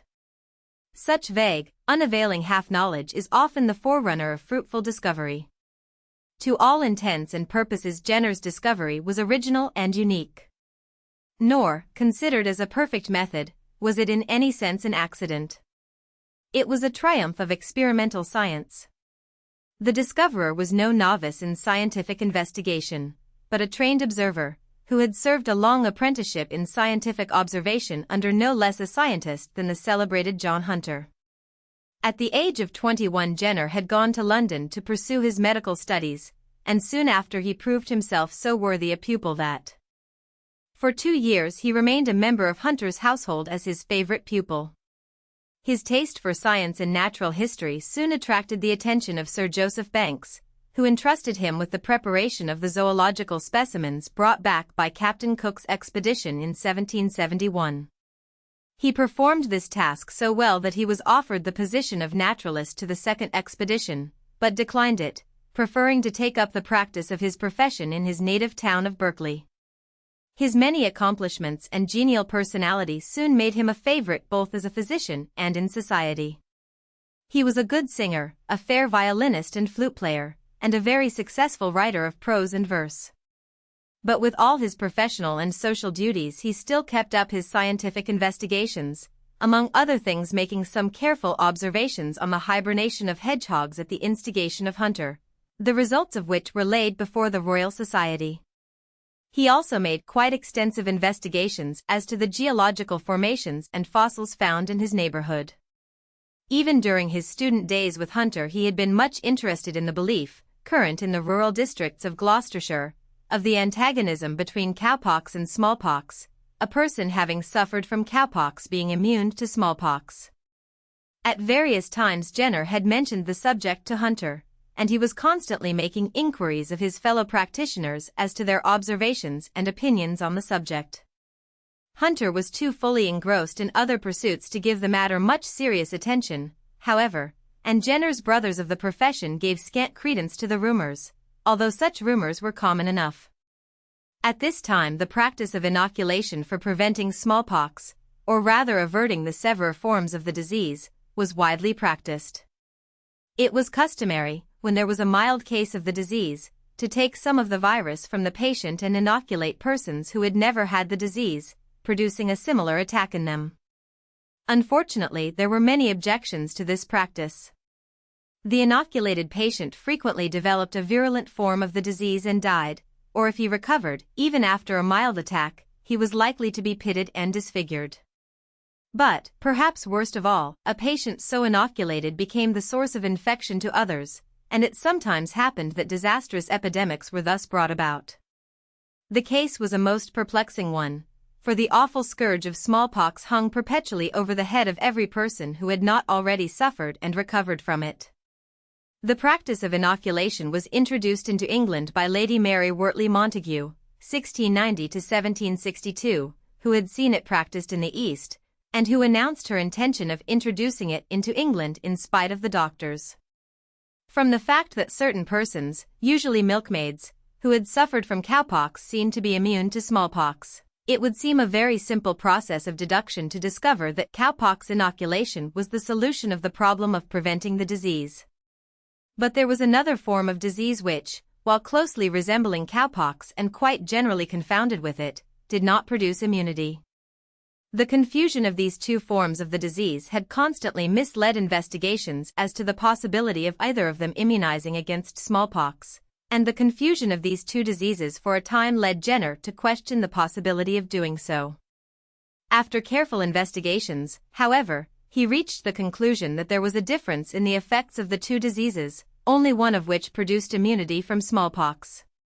There is a disease to which the horse, from his state of domestication, is frequently subject, wrote Jenner, in his famous paper on vaccination. The farriers call it the grease. It is an inflammation and swelling in the heel, accompanied at its commencement with small cracks or fissures, from which issues a limpid fluid possessing properties of a very peculiar kind. This fluid seems capable of generating a disease in the human body, after it has undergone the modification I shall presently speak of, which bears so strong a resemblance to smallpox that I think it highly probable it may be the source of that disease. In this dairy country a great number of cows are kept, and the office of milking is performed indiscriminately by men and maidservants. One of the former having been appointed to apply dressings to the heels of a horse affected with the malady I have mentioned, and not paying due attention to cleanliness, incautiously bears his part in milking the cows with some particles of the infectious matter adhering to his fingers. When this is the case, it frequently happens that a disease is communicated to the cows, and from the cows to the dairymaids, which spreads through the farm until most of the cattle and domestics feel its unpleasant consequences. This disease has obtained the name of cowpox. It appears on the nipples of the cows in the form of irregular pustules. At their first appearance they are commonly of a palish blue, or rather of a color somewhat approaching to livid, and are surrounded by an inflammation. These pustules, unless a timely remedy be applied, frequently degenerate into phagedenic ulcers, which prove extremely troublesome. The animals become indisposed, and the secretion of milk is much lessened. Inflamed spots now begin to appear on different parts of the hands of the domestics employed in milking, and sometimes on the wrists, which run on to suppuration, first assuming the appearance of the small vesications produced by a burn. Most commonly they appear about the joints of the fingers and at their extremities, but whatever parts are affected, if the situation will admit, the superficial suppurations put on a circular form with their edges more elevated than their center and of a color distinctly approaching to blue. Absorption takes place, and tumors appear in each axilla. The system becomes affected, the pulse is quickened, shiverings, succeeded by heat, general lassitude, and pains about the loins and limbs, with vomiting, come on. The head is painful, and the patient is now and then even affected with delirium. These symptoms, varying in their degrees of violence, generally continue from 1 day to 3 or 4, leaving ulcerated sores about the hands which, from the sensibility of the parts, are very troublesome and commonly heal slowly, frequently becoming phagedenic, like those from which they sprang. During the progress of the disease the lips, nostrils, eyelids, and other parts of the body are sometimes affected with sores, but these evidently arise from their being heedlessly rubbed or scratched by the patient's infected fingers. No eruptions on the skin have followed the decline of the feverish symptoms in any instance that has come under my inspection, one only excepted, and in this case a very few appeared on the arms. They were very minute, of a vivid red color, and soon died away without advancing to maturation, so that I cannot determine whether they had any connection with the preceding symptoms. Thus the disease makes its progress from the horse, as I conceive, to the nipple of the cow, and from the cow to the human subject. Morbid matter of various kinds, when absorbed into the system, may produce effects in some degree similar. But what renders the cowpox virus so extremely singular is that the person that has been thus affected is forever after secure from the infection of smallpox. Neither exposure to the variolous effluvia nor the insertion of the matter into the skin producing this distemper. 2. In 1796 Jenner made his first inoculation with cowpox matter, and 2 months later the same subject was inoculated with smallpox matter. But, as Jenner had predicted, no attack of smallpox followed. Although fully convinced by this experiment that the case was conclusively proven, he continued his investigations, waiting 2 years before publishing his discovery. Then, fortified by indisputable proofs, he gave it to the world. The immediate effects of his announcement have probably never been equaled in the history of scientific discovery, unless, perhaps, in the single instance of the discovery of anesthesia. In Geneva and Holland clergymen advocated the practice of vaccination from their pulpits. In some of the Latin countries religious processions were formed for receiving vaccination. Jenner's birthday was celebrated as a feast in Germany, and the first child vaccinated in Russia was named Vaksinov and educated at public expense. In 6 years the discovery had penetrated to the most remote corners of civilization. It had even reached some savage nations.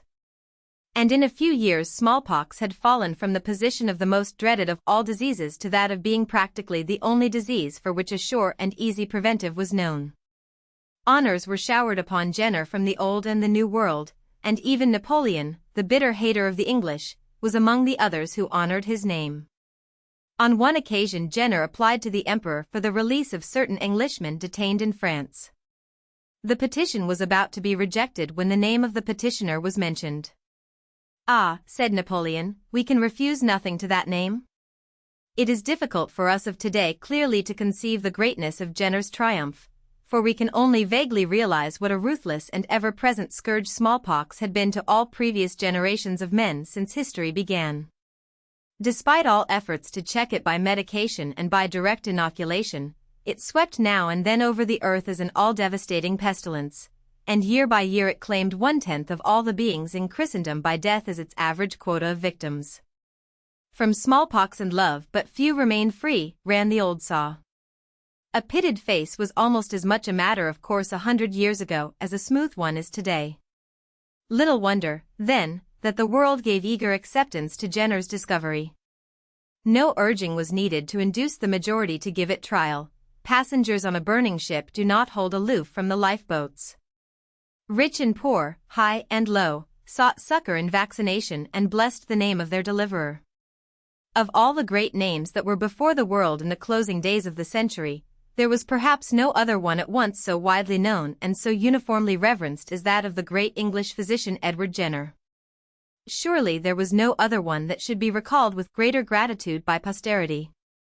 8. 19th century medicine physical diagnosis. Although Napoleon Bonaparte, first consul, was not lacking in self-appreciation, he probably did not realize that in selecting a physician for his own needs he was markedly influencing the progress of medical science as a whole. Yet so strangely are cause and effect adjusted in human affairs that this simple act of the first consul had that very unexpected effect. For the man chosen was the envoy of a new method in medical practice, and the fame which came to him through being physician to the first consul, and subsequently to the emperor, enabled him to promulgate the method in a way otherwise impracticable. Hence the indirect but telling value to medical science of Napoleon's selection. The physician in question was Jean-Nicolas de Corvisart. His novel method was nothing more startling than the now familiar procedure of tapping the chest of a patient to elicit sounds indicative of diseased tissues within. Everyone has seen this done commonly enough in our day, but at the beginning of the century Corvisart, and perhaps some of his pupils, were probably the only physicians in the world who resorted to this simple and useful procedure. Hence Napoleon's surprise when, on calling in Corvisart, after becoming somewhat dissatisfied with his other physicians Pinel and Portal, his physical condition was interrogated in this strange manner. With characteristic shrewdness Bonaparte saw the utility of the method, and the physician who thus attempted to substitute scientific method for guesswork in the diagnosis of disease at once found favor in his eyes and was installed as his regular medical advisor. For 15 years before this Corvisart had practiced percussion, as the chest-tapping method is called, without succeeding in convincing the profession of its value. The method itself, it should be added, had not originated with Corvisart, nor did the French physician for a moment claim it as his own. The true originator of the practice was the German physician Avenbrugger, who published a book about it as early as 1761.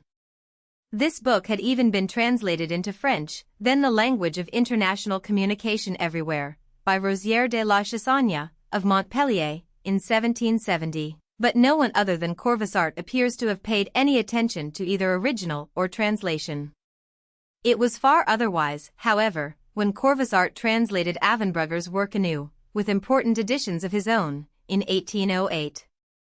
I know very well how little reputation is allotted to translator and commentators, writes Corvisart, and I might easily have elevated myself to the rank of an author if I had elaborated anew the doctrine of Avenbrugger and published an independent work on percussion. In this way, however, I should have sacrificed the name of Avenbrugger to my own vanity, a thing which I am unwilling to do. It is he, and the beautiful invention which of right belongs to him, that I desire to recall to life. 1. By this time a reaction had set in against the metaphysical methods in medicine that had previously been so alluring. The scientific spirit of the time was making itself felt in medical practice, and this, combined with Corvisart's fame, brought the method of percussion into immediate and well-deserved popularity. Thus was laid the foundation for the method of so-called physical diagnosis, which is one of the cornerstones of modern medicine. The method of physical diagnosis as practiced in our day was by no means completed, however, with the work of Corvisart. Percussion alone tells much less than half the story that may be elicited from the organs of the chest by proper interrogation. The remainder of the story can only be learned by applying the ear itself to the chest, directly or indirectly. Simple as this seems, no one thought of practicing it for some years after Corvisart had shown the value of percussion. Then, in 1815, another Paris physician, René Théophile Hyacinthe Laennec, discovered, almost by accident, that the sound of the heartbeat could be heard surprisingly through a cylinder of paper held to the ear and against the patient's chest. Acting on the hint thus received, Laennec substituted a hollow cylinder of wood for the paper, and found himself provided with an instrument through which not merely heart sounds but murmurs of the lungs and respiration could be heard with almost startling distinctness. The possibility of associating the varying chest sounds with diseased conditions of the organs within appealed to the fertile mind of Laennec as opening new vistas in therapeutics, which he determined to enter to the fullest extent practicable. His connection with the hospitals of Paris gave him full opportunity in this direction, and his labors of the next few years served not merely to establish the value of the new method as an aid to diagnosis, but laid the foundation also for the science of morbid anatomy. In 1819 Laennec published the results of his labors in a work called Traité d'auscultation médiate, 2, a work which forms one of the landmarks of scientific medicine. By mediate auscultation is meant, of course, the interrogation of the chest with the aid of the little instrument already referred to. an instrument which its originator thought hardly worth naming until various barbarous appellations were applied to it by others, after which Laennec decided to call it the stethoscope, a name which it has ever since retained. In subsequent years the form of the stethoscope, as usually employed, was modified and its value augmented by a binauricular attachment, and in very recent years a further improvement has been made through application of the principle of the telephone, but the essentials of auscultation with the stethoscope were established in much detail by Laennec, and the honor must always be his of thus taking one of the longest single steps by which practical medicine has in our century acquired the right to be considered a rational science. Laennec's efforts cost him his life, for he died in 1826 of a lung disease acquired in the course of his hospital practice, but even before this his fame was universal, and the value of his method had been recognized all over the world. Not long after, in 1828, yet another French physician, Pieri, perfected the method of percussion by introducing the custom of tapping, not the chest directly, but the finger or a small metal or hard rubber plate held against the chest mediate percussion, in short. This perfected the methods of physical diagnosis of diseases of the chest in all essentials, and from that day till this percussion and auscultation have held an unquestioned place in the regular armamentarium of the physician. Coupled with the new method of physical diagnosis in the effort to substitute knowledge for guesswork came the studies of the experimental physiologists, in particular, Marshall Hall in England and François Magendie in France, and the joint efforts of these various workers led presently to the abandonment of those severe and often irrational depletive methods, bloodletting and the like, that had previously dominated medical practice.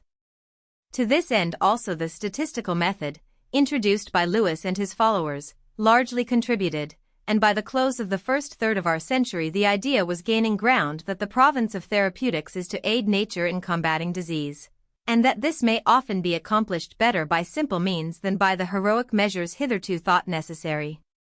In a word, scientific empiricism was beginning to gain a hearing in medicine as against the metaphysical preconceptions of the earlier generations.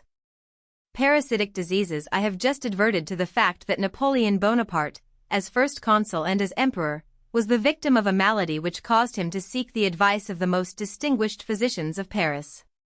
It is a little shocking to modern sensibilities to read that these physicians, except Corvisart, diagnosed the distinguished patient's malady as gale repercutii, that is to say, in idiomatic English, the itch struck in.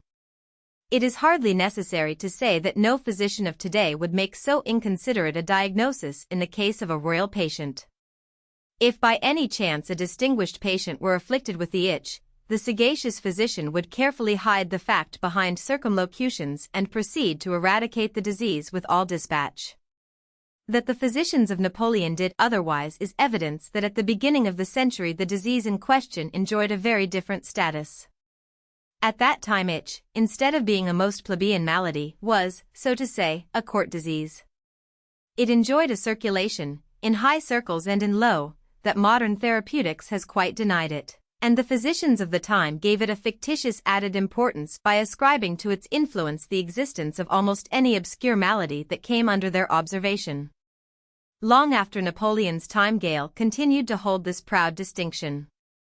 For example, the imaginative Dr. Hahnemann did not hesitate to affirm, as a positive maxim, that 3/4 of all the ills that flesh is heir to were in reality nothing but various forms of gale repercutii. All of which goes to show how easy it may be for a masked pretender to impose on credulous humanity, for nothing is more clearly established in modern knowledge than the fact that gale repercutii was simply a name to hide a profound ignorance. No such disease exists or ever did exist. Gale itself is a sufficiently tangible reality, to be sure, but it is a purely local disease of the skin, due to a perfectly definite cause, and the dire internal conditions formerly ascribed to it have really no causal connection with it whatever. This definite cause, as everyone nowadays knows, is nothing more or less than a microscopic insect which has found lodgment on the skin, and has burrowed and made itself at home there. Kill that insect and the disease is no more. Hence it has come to be an axiom with the modern physician that the itch is one of the 3 or 4 diseases that he positively is able to cure, and that very speedily.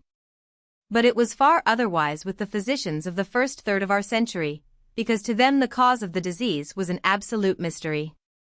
It is true that here and there a physician had claimed to find an insect lodged in the skin of a sufferer from itch, and 2 or 3 times the claim had been made that this was the cause of the malady, but such views were quite ignored by the general profession, and in 1833 it was stated in an authoritative medical treatise that the cause of Gale is absolutely unknown.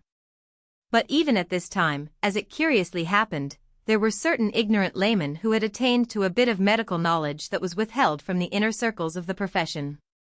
As the peasantry of England before Jenner had known of the curative value of cowpox over smallpox, so the peasant women of Poland had learned that the annoying skin disease from which they suffered was caused by an almost invisible insect, and, furthermore, had acquired the trick of dislodging the pestiferous little creature with the point of a needle.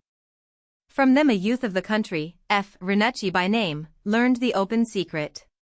He conveyed it to Paris when he went there to study medicine, and in 1834 demonstrated it to his master Alibert. This physician, at first skeptical, soon was convinced, and gave out the discovery to the medical world with an authority that led to early acceptance. Now the importance of all this, in the present connection, is not at all that it gave the clue to the method of cure of a single disease. What makes the discovery epochal is the fact that it dropped a brand new idea into the medical ranks, an idea destined, in the long run, to prove itself a veritable bomb. The idea, namely, that a minute and quite unsuspected animal parasite may be the cause of a well-known, widely prevalent, and important human disease. Of course, the full force of this idea could only be appreciated in the light of later knowledge, but even at the time of its coming it sufficed to give a great impetus to that new medical knowledge, based on microscopical studies, which had but recently been made accessible by the inventions of the lens makers. The new knowledge clarified one very turbid medical pool and pointed the way to the clarification of many others. Almost at the same time that the Polish medical student was demonstrating the itch mite in Paris, it chanced, curiously enough, that another medical student, this time an Englishman, made an analogous discovery of perhaps even greater importance. Indeed, this English discovery in its initial stages slightly antedated the other, for it was in 1833 that the student in question, James Paget, intern in St. Bartholomew's Hospital, London, while dissecting the muscular tissues of a human subject, found little specks of extraneous matter, which, when taken to the professor of comparative anatomy, Richard Owen, were ascertained, with the aid of the microscope, to be the cocoon of a minute and hitherto unknown insect. Owen named the insect Trichina spiralis. After the discovery was published, it transpired that similar specks had been observed by several earlier investigators, but no one had previously suspected or, at any rate, demonstrated their nature.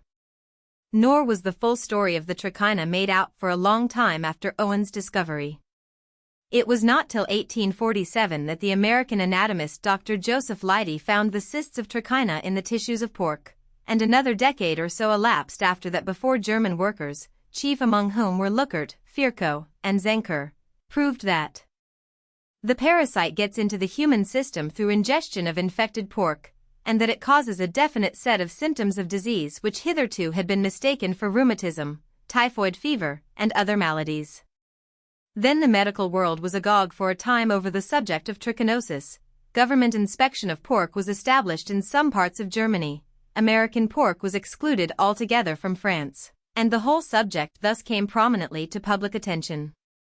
But important as the trichina parasite proved on its own account in the end, its greatest importance, after all, was in the share it played in directing attention at the time of its discovery in 1833 to the subject of microscopic parasites in general.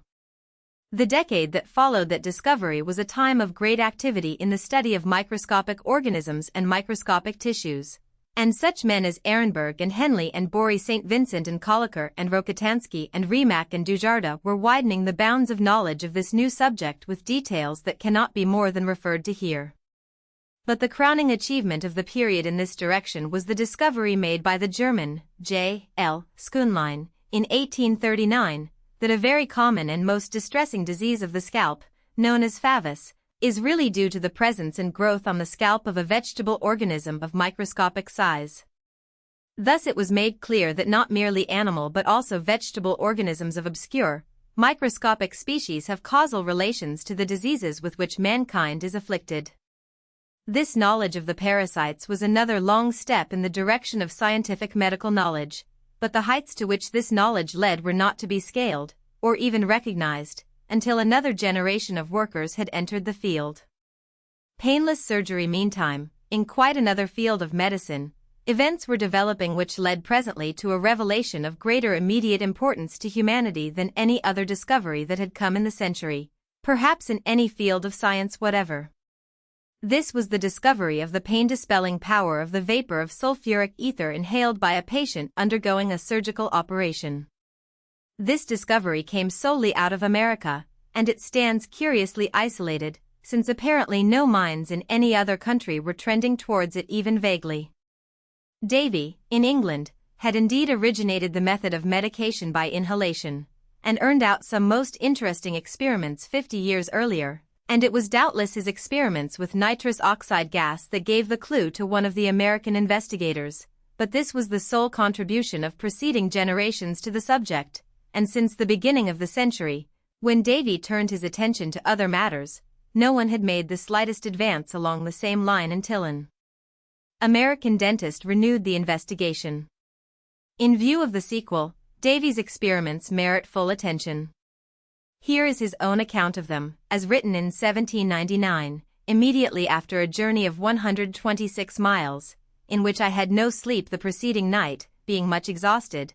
I respired 7 quarts of nitrous oxide gas for near 3 minutes. It produced the usual pleasurable effects and slight muscular motion. I continued exhilarated for some minutes afterwards, but in half an hour found myself neither more nor less exhausted than before the experiment. I had a great propensity to sleep. To ascertain with certainty whether the more extensive action of nitrous oxide compatible with life was capable of producing debility, I resolved to breathe the gas for such a time, and in such quantities, as to produce excitement equal in duration and superior in intensity to that occasioned by high intoxication from opium or alcohol. To habituate myself to the excitement, and to carry it on gradually, on December 26 I was enclosed in an airtight breathing box, of the capacity of about 9½ cubic feet, in the presence of Dr. Kinglake. After I had taken a situation in which I could by means of a curved thermometer inserted under the arm, and a stopwatch, ascertain the alterations in my pulse and animal heat, 20 quarts of nitrous oxide were thrown into the box. For 3 minutes I experienced no alteration in my sensations, though immediately after the introduction of the nitrous oxide the smell and taste of it were very evident. In 4 minutes I began to feel a slight glow in the cheeks and a generally diffused warmth over the chest, though the temperature of the box was not quite 50 degrees. In 25 minutes the animal heat was 100 degrees, pulse 124. In 30 minutes 20 quarts more of gas were introduced. My sensations were now pleasant. I had a generally diffused warmth without the slightest moisture of the skin, a sense of exhilaration similar to that produced by a small dose of wine, and a disposition to muscular motion and to merriment. In 3/4 of an hour the pulse was 104 and the animal heat not 99.5 degrees, the temperature of the chamber 64 degrees. The pleasurable feelings continued to increase, the pulse became fuller and slower, till in about an hour it was 88, when the animal heat was 99 degrees. 20 quarts more of air were admitted. I had now a great disposition to laugh, luminous points seemed frequently to pass before my eyes, my hearing was certainly more acute, and I felt a pleasant lightness and power of exertion in my muscles. In a short time the symptoms became stationary, breathing was rather oppressed, and on account of the great desire for action rest was painful. I now came out of the box, having been in precisely an hour and a quarter. The moment after I began to respire 20 quarts of unmingled nitrous oxide. A thrilling extending from the chest to the extremities was almost immediately produced. I felt a sense of tangible extension highly pleasurable in every limb, my visible impressions were dazzling and apparently magnified, I heard distinctly every sound in the room, and was perfectly aware of my situation. By degrees, as the pleasurable sensations increased, I lost all connection with external things. Trains of vivid visible images rapidly passed through my mind and were connected with words in such a manner as to produce perceptions perfectly novel. I existed in a world of newly connected and newly modified ideas. I theorized, I imagined that I made discoveries. When I was awakened from this semi-delirious trance by Dr. Kinglake, who took the bag from my mouth, indignation and pride were the first feelings produced by the sight of persons about me. My emotions were enthusiastic and sublime, and for a minute I walked about the room perfectly regardless of what was said to me. As I recovered my former state of mind, I felt an inclination to communicate the discoveries I had made during the experiment. I endeavored to recall the ideas. They were feeble and indistinct. One collection of terms, however, presented itself, and, with most intense belief and prophetic manner, I exclaimed to Dr. Kinglake, "Nothing exists but thoughts. The universe is composed of impressions, ideas, pleasures, and pains." 3. From this account we see that Davy has anesthetized himself to a point where consciousness of surroundings was lost, but not past the stage of exhilaration. Had Dr. Kinglake allowed the inhaling bag to remain in Davy's mouth for a few moments longer, complete insensibility would have followed. As it was, Davy appears to have realized that sensibility was dulled, for he adds this illuminative suggestion, as nitrous oxide in its extensive operation appears capable of destroying physical pain, it may probably be used with advantage during surgical operations in which no great effusion of blood takes place. 4. Unfortunately, no one took advantage of this suggestion at the time, and Davy himself became interested in other fields of science and never returned to his physiological studies, thus barely missing one of the greatest discoveries in the entire field of science. In the generation that followed, no one seems to have thought of putting Davy's suggestion to the test, and the surgeons of Europe had acknowledged with one accord that all hope of finding a means to render operations painless must be utterly abandoned, that the surgeon's knife must ever remain a synonym for slow and indescribable torture. By an odd coincidence it chanced that Sir Benjamin Brodie, the acknowledged leader of English surgeons, had publicly expressed this as his deliberate though regretted opinion at a time when the quest which he considered futile had already led to the most brilliant success in America, and while the announcement of the discovery, which then had no transatlantic cable to convey it, was actually on its way to the Old World. The American dentist just referred to, who was, with one exception to be noted presently, the first man in the world to conceive that the administration of a definite drug might render a surgical operation painless and to give the belief application, was Dr. Horace Wells, of Hartford, Connecticut. The drug with which he experimented was nitrous oxide, the same that Davy had used. The operation that he rendered painless was no more important than the extraction of a tooth, yet it sufficed to mark a principle. The year of the experiment was 1844. The experiments of Dr. Wells, however, though important, were not sufficiently demonstrative to bring the matter prominently to the attention of the medical world. The drug with which he experimented proved not always reliable, and he himself seems ultimately to have given the matter up, or at least to have relaxed his efforts.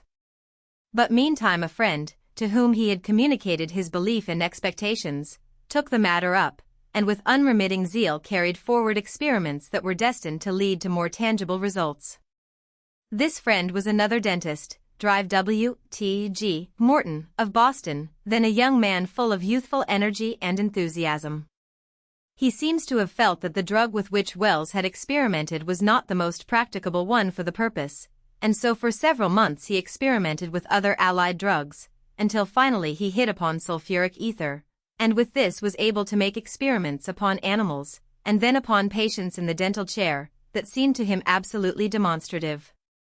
Full of eager enthusiasm, and absolutely confident of his results, he at once went to Dr. J. Seawarren, one of the foremost surgeons of Boston, and asked permission to test his discovery decisively on one of the patients at the Boston hospital during a severe operation.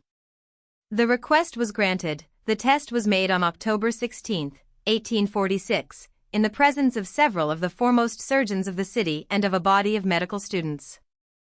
The patient slept quietly while the surgeon's knife was plied, and awoke to astonished comprehension that the ordeal was over. The impossible, the miraculous, had been accomplished. 5. Swiftly as steam could carry it slowly enough, we should think it today, the news was heralded to all the world.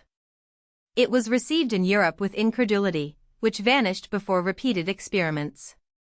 Surgeons were loath to believe that ether, a drug that had long held a place in the subordinate armamentarium of the physician, could accomplish such a miracle.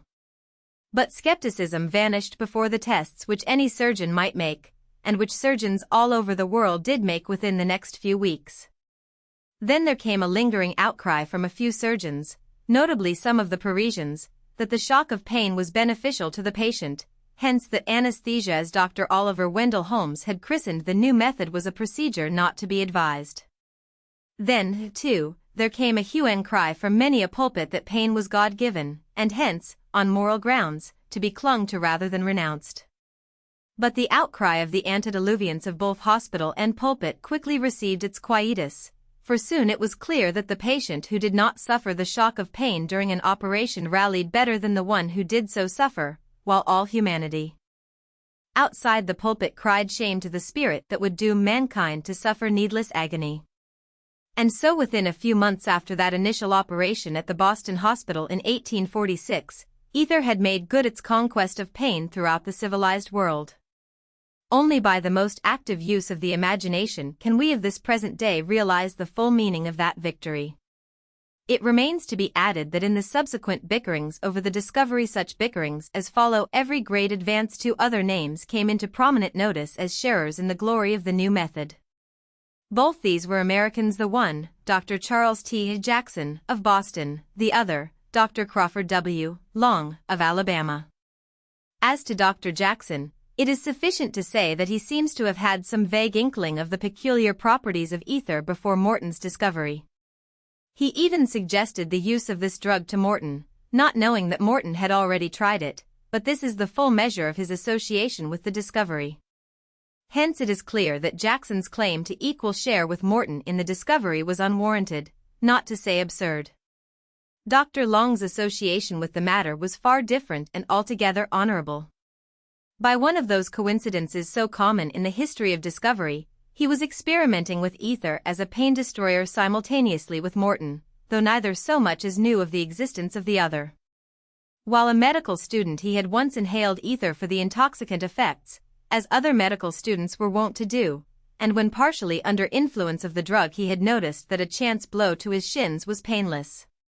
This gave him the idea that ether might be used in surgical operations, and in subsequent years, in the course of his practice in a small Georgia town, he put the idea into successful execution. There appears to be no doubt whatever that he performed successful minor operations under ether some 2 or 3 years before Morton's final demonstration, hence that the merit of first using the drug, or indeed any drug, in this way belongs to him. But, unfortunately, Dr. Long did not quite trust the evidence of his own experiments. Just at that time the medical journals were full of accounts of experiments in which painless operations were said to be performed through practice of hypnotism, and Dr. Long feared that his own success might be due to an incidental hypnotic influence rather than to the drug. Hence he delayed announcing his apparent discovery until he should have opportunity for further tests, and opportunities did not come every day to the country practitioner. And while he waited, Morton anticipated him, and the discovery was made known to the world without his aid. It was a true scientific caution that actuated Dr. Long to this delay, but the caution cost him the credit, which might otherwise have been his, of giving to the world one of the greatest blessings, dare we not, perhaps, say the very greatest, that science has ever conferred upon humanity. A few months after the use of ether became general, the Scotch surgeon Sir J. Y. Simpson, 6, discovered that another drug, chloroform, could be administered with similar effects, that it would, indeed, in many cases produce anesthesia more advantageously even than ether. From that day till this surgeons have been more or less divided in opinion as to the relative merits of the two drugs, but this fact, of course, has no bearing whatever upon the merit of the first discovery of the method of anesthesia. Even had some other drug subsequently quite banished ether, the honor of the discovery of the beneficent method of anesthesia would have been in no wise invalidated. And despite all cavillings, it is unequivocally established that the man who gave that method to the world was William T. G. Morton. Pasteur and the germ theory of disease. The discovery of the anesthetic power of drugs was destined presently, in addition to its direct beneficences, to aid greatly in the progress of scientific medicine, by facilitating those experimental studies of animals from which, before the day of anesthesia, many humane physicians were withheld, and which in recent years have led to discoveries of such inestimable value to humanity. But for the moment this possibility was quite overshadowed by the direct benefits of anesthesia, and the long strides that were taken in scientific medicine during the first 15 years after Morton's discovery were mainly independent of such aid. These steps were taken, indeed, in a field that at first glance might seem to have a very slight connection with medicine. Moreover, the chief worker in the field was not himself a physician. He was a chemist, and the work in which he was now engaged was the study of alcoholic fermentation in vinous liquors. Yet these studies paved the way for the most important advances that medicine has made in any century towards the plane of true science, and to this man more than to any other single individual it might almost be said more than to all other individuals was due this wonderful advance. It is almost superfluous to add that the name of this marvelous chemist was Louis Pasteur. The studies of fermentation which Pasteur entered upon in 1854 were aimed at the solution of a controversy that had been waging in the scientific world with varying degrees of activity for a quarter of a century. Back in the 30s, in the day of the early enthusiasm over the perfected microscope, there had arisen a new interest in the minute forms of life which Leeuwenhoek and some of the other early workers with the lens had first described, and which now were shown to be of almost universal prevalence. These minute organisms had been studied more or less by a host of observers, but in particular by the Frenchman Cagniard Latour and the German of cell theory fame, Theodor Schwann. These men, working independently, had reached the conclusion, about 1837, that the microorganisms play a vastly more important role in the economy of nature than anyone previously had supposed. They held, for example, that the minute specks which largely make up the substance of yeast are living vegetable organisms, and that the growth of these organisms is the cause of the important and familiar process of fermentation. They even came to hold, at least tentatively, the opinion that the somewhat similar microorganisms to be found in all putrefying matter, animal or vegetable, had a causal relation to the process of putrefaction. This view, particularly as to the nature of putrefaction, was expressed even more outspokenly a little later by the French botanist Turpin. Views so supported naturally gained a following. It was equally natural that so radical an innovation should be antagonized. In this case it chanced that one of the most dominating scientific minds of the time, that of Liebig, took a firm and aggressive stand against the new doctrine. In 1839 he promulgated his famous doctrine of fermentation, in which he stood out firmly against any vitalistic explanation of the phenomena, alleging that the presence of microorganisms in fermenting and putrefying substances was merely incidental, and in no sense causal. This opinion of the great German chemist was in a measure substantiated by experiments of his compatriot Helmholtz, whose earlier experiments confirmed, but later ones contradicted, the observations of Schwann, and this combined authority gave the vitalistic conception a blow from which it had not rallied at the time when Pasteur entered the field. Indeed, it was currently regarded as settled that the early students of the subject had vastly overestimated the importance of microorganisms. And so it came as a new revelation to the generality of scientists of the time, when, in 1857 and the succeeding half-decade, Pasteur published the results of his researches, in which the question had been put to a series of altogether new tests, and brought to unequivocal demonstration. He proved that the microorganisms do all that his most imaginative predecessors had suspected, and more. Without them, he proved, there would be no fermentation, no putrefaction, no decay of any tissues, except by the slow process of oxidation. It is the microscopic yeast plant which, by seizing on certain atoms of the molecule, liberates the remaining atoms in the form of carbonic acid and alcohol, thus affecting fermentation. It is another microscopic plant, a bacterium, as Devane had christened it, which in a similar way affects the destruction of organic molecules, producing the condition which we call putrefaction.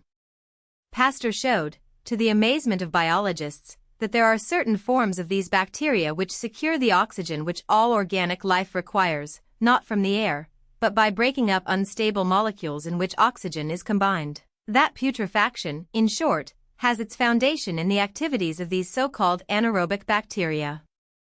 In a word, Pasteur showed that all the many familiar processes of the decay of organic tissues are, in effect, forms of fermentation, and would not take place at all except for the presence of the living microorganisms. A piece of meat, for example, suspended in an atmosphere free from germs, will dry up gradually, without the slightest sign of putrefaction, regardless of the temperature or other conditions to which it may have been subjected. Let us witness one or two series of these experiments as presented by Pasteur himself in one of his numerous papers before the Academy of Sciences. Experiments with grape sugar. In the course of the discussion which took place before the Academy upon the subject of the generation of ferments properly so called, there was a good deal said about that of wine, the oldest fermentation known. On this account I decided to disprove the theory of M. Freemy by a decisive experiment bearing solely upon the juice of grapes. I prepared 40 flasks of a capacity of from 250 to 300 cubic centimeters and filled them half full with filtered grape must, perfectly clear, and which, as is the case of all acidulated liquids that have been boiled for a few seconds, remains uncontaminated although the curved neck of the flask containing them remain constantly open during several months or years. In a small quantity of water I washed a part of a bunch of grapes, the grapes and the stalks together, and the stalks separately. This washing was easily done by means of a small badger's hairbrush. The washing water collected the dust upon the surface of the grapes and the stalks, and it was easily shown under the microscope that this water held in suspension a multitude of minute organisms closely resembling either fungoid spores, or those of alcoholic yeast, or those of Mycoderma vini, etc. This being done, 10 of the 40 flasks were preserved for reference. In 10 of the remainder, through the straight tube attached to each, some drops of the washing water were introduced. In a third series of 10 flasks a few drops of the same liquid were placed after it had been boiled, and, finally, in the 10 remaining flasks were placed some drops of grape juice taken from the inside of a perfect fruit. In order to carry out this experiment, the straight tube of each flask was drawn out into a fine and firm point in the lamp, and then curved. This fine and closed point was filed round near the end and inserted into the grape while resting upon some hard substance. When the point was felt to touch the support of the grape it was by a slight pressure broken off at the point file mark. Then, if care had been taken to create a slight vacuum in the flask, a drop of the juice of the grape got into it, the filed point was withdrawn, and the aperture immediately closed in the alcohol lamp. This decreased pressure of the atmosphere in the flask was obtained by the following means: after warming the sides of the flask either in the hands or in the lamp flame, thus causing a small quantity of air to be driven out of the end of the curved neck, this end was closed in the lamp. After the flask was cooled, there was a tendency to suck in the drop of grape juice in the manner just described. The drop of grape juice which enters into the flask by this suction ordinarily remains in the curved part of the tube, so that to mix it with the must it was necessary to incline the flask so as to bring the must into contact with the juice and then replace the flask in its normal position. The 4 series of comparative experiments produced the following results. The first 10 flasks containing the grape must boiled in pure air did not show the production of any organism. The grape must could possibly remain in them for an indefinite number of years. Those in the second series, containing the water in which the grapes had been washed separately and together, showed without exception an alcoholic fermentation which in several cases began to appear at the end of 48 hours when the experiment took place at ordinary summer temperature. At the same time that the yeast appeared, in the form of white traces, which little by little united themselves in the form of a deposit on the sides of all the flasks, there were seen to form little flakes of mycelium, often as a single fungoid growth or in combination, these fungoid growths being quite independent of the must or of any alcoholic yeast. Often, also, the Mycoderma vini appeared after some days upon the surface of the liquid. The vibria and the lactic ferments properly so called did not appear on account of the nature of the liquid. The third series of flasks, the washing water in which had been previously boiled, remained unchanged, as in the first series. Those of the fourth series, in which was the juice of the interior of the grapes, remained equally free from change, although I was not always able, on account of the delicacy of the experiment, to eliminate every chance of error. These experiments cannot leave the least doubt in the mind as to the following facts. Grape must, after heating, never ferments on contact with the air, when the air has been deprived of the germs which it ordinarily holds in a state of suspension. The boiled grape must ferments when there is introduced into it a very small quantity of water in which the surface of the grapes or their stalks have been washed. The grape must does not ferment when this washing water has been boiled and afterwards cooled.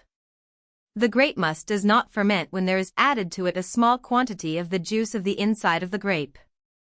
The yeast, therefore, which causes the fermentation of the grapes in the vintage tub comes from the outside and not from the inside of the grapes. Thus is destroyed the hypothesis of Trécal and Freemy, who surmised that the albuminous matter transformed itself into yeast on account of the vital germs which were natural to it. With greater reason, therefore, there is no longer any question of the theory of Liebig of the transformation of albuminoid matter into ferments on account of the oxidation. Foreign organisms and the wort of beer. The method which I have just followed, Pasteur continues, in order to show that there exists a correlation between the diseases of beer and certain microscopic organisms leaves no room for doubt, it seems to me, in regard to the principles I am expounding. Every time that the microscope reveals in the leaven, and especially in the active yeast, the production of organisms foreign to the alcoholic yeast properly so called, the flavor of the beer leaves something to be desired, much or little, according to the abundance and the character of these little germs.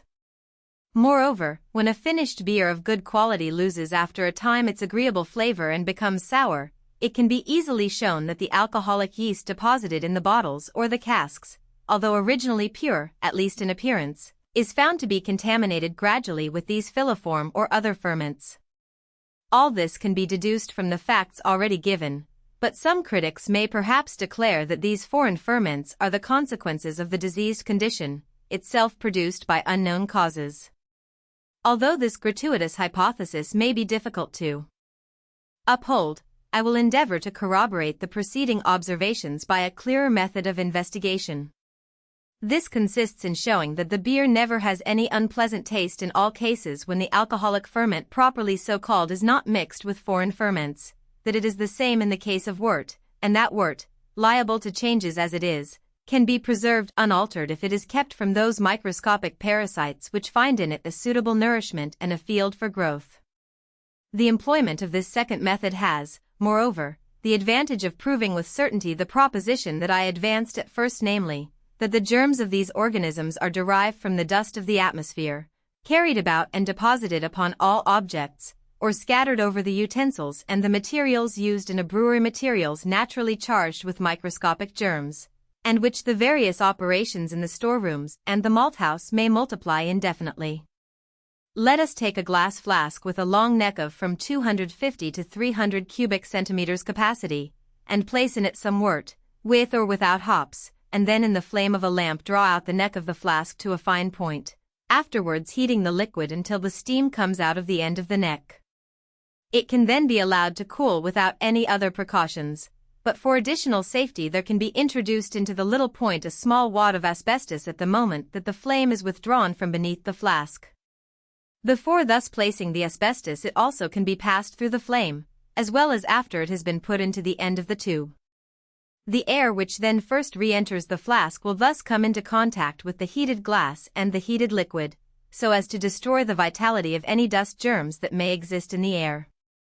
The air itself will re-enter very gradually, and slowly enough to enable any dust to be taken up by the drop of water which the air forces up the curvature of the tube. Ultimately the tube will be dry, but the re-entering of the air will be so slow that the particles of dust will fall upon the sides of the tube. The experiments show that with this kind of vessel, allowing free communication with the air, and the dust not being allowed to enter, the dust will not enter at all events for a period of 10 or 12 years, which has been the longest period devoted to these trials, and the liquid, if it were naturally limpid, will not be in the least polluted neither on its surface nor in its mass, although the outside of the flask may become thickly coated with dust. This is a most irrefutable proof of the impossibility of dust getting inside the flask.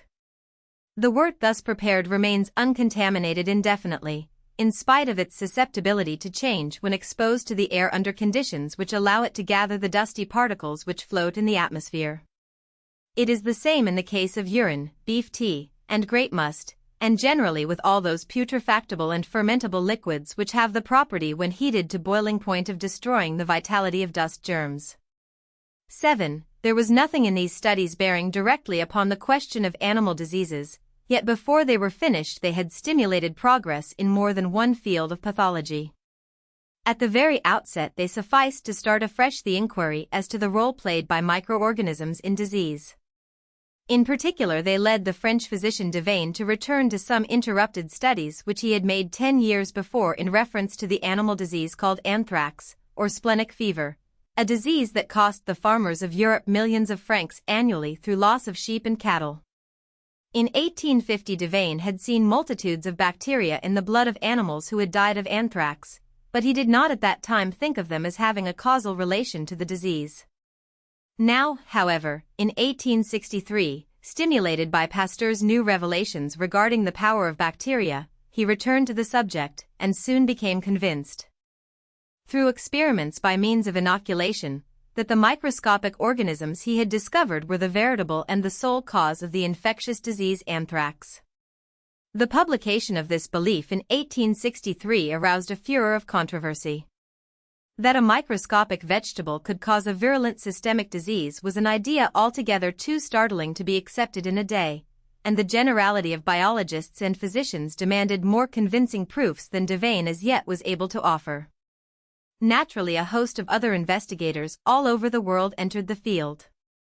Foremost among these was the German Dr. Robert Koch, who soon corroborated all that Devane had observed, and carried the experiments further in the direction of the cultivation of successive generations of the bacteria in artificial media, inoculations being made from such pure cultures of the 8th generation, with the astonishing result that animals thus inoculated succumbed to the disease.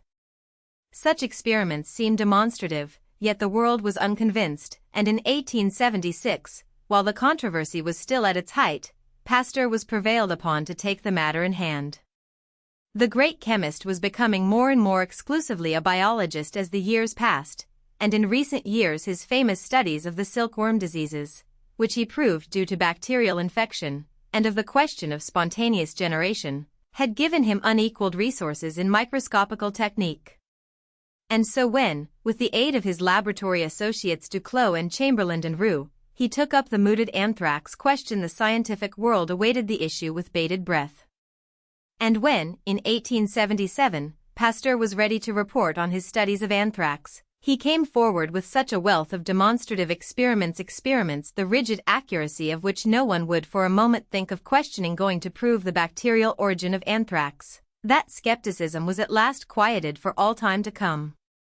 Henceforth no one could doubt that the contagious disease anthrax is due exclusively to the introduction into an animal's system of a specific germ, a microscopic plant which develops there. And no logical mind could have a reasonable doubt that what is proved true of one infectious disease would some day be proved true also of other, perhaps of all, forms of infectious maladies. Hitherto the cause of contagion, by which certain maladies spread from individual to individual, had been a total mystery, quite unillumined by the vague terms miasm, humor, virus, and the like cloaks of ignorance. Here and there a prophet of science, as Schwann and Henle, had guessed the secret, but guessing, in science, is far enough from knowing. Now, for the first time, the world knew, and medicine had taken another gigantic stride towards the heights of exact science. Lister and antiseptic surgery meantime, in a different though allied field of medicine there had been a complementary growth that led to immediate results of even more practical importance. I mean the theory and practice of antisepsis in surgery. This advance, like the other, came as a direct outgrowth of Pasteur's fermentation studies of alcoholic beverages, though not at the hands of Pasteur himself. Struck by the boundless implications of Pasteur's revelations regarding the bacteria, Dr. Joseph Lister, the present Lord Lister, then of Glasgow, set about as early as 1860 to make a wonderful application of these ideas. If putrefaction is always due to bacterial development, he argued, this must apply as well to living as to dead tissues. Hence the putrefactive changes which occur in wounds and after operations on the human subject, from which blood poisoning so often follows, might be absolutely prevented if the injured surfaces could be kept free from access of the germs of decay. In the hope of accomplishing this result, Lister began experimenting with drugs that might kill the bacteria without injury to the patient, and with means to prevent further access of germs once a wound was freed from them. How well he succeeded all the world knows. How bitterly he was antagonized for about a score of years, most of the world has already forgotten. As early as 1867 Lister was able to publish results pointing towards success in his great project. Yet so incredulous were surgeons in general that even some years later the leading surgeons on the continent had not so much as heard of his efforts.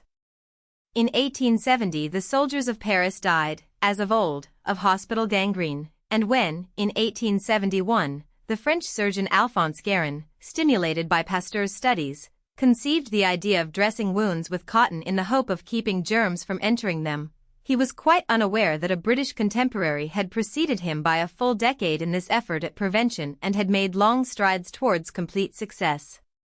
Lister's priority, however, and the superiority of his method, were freely admitted by the French Academy of Sciences, which in 1881 officially crowned his achievement, as the Royal Society of London had done the year before.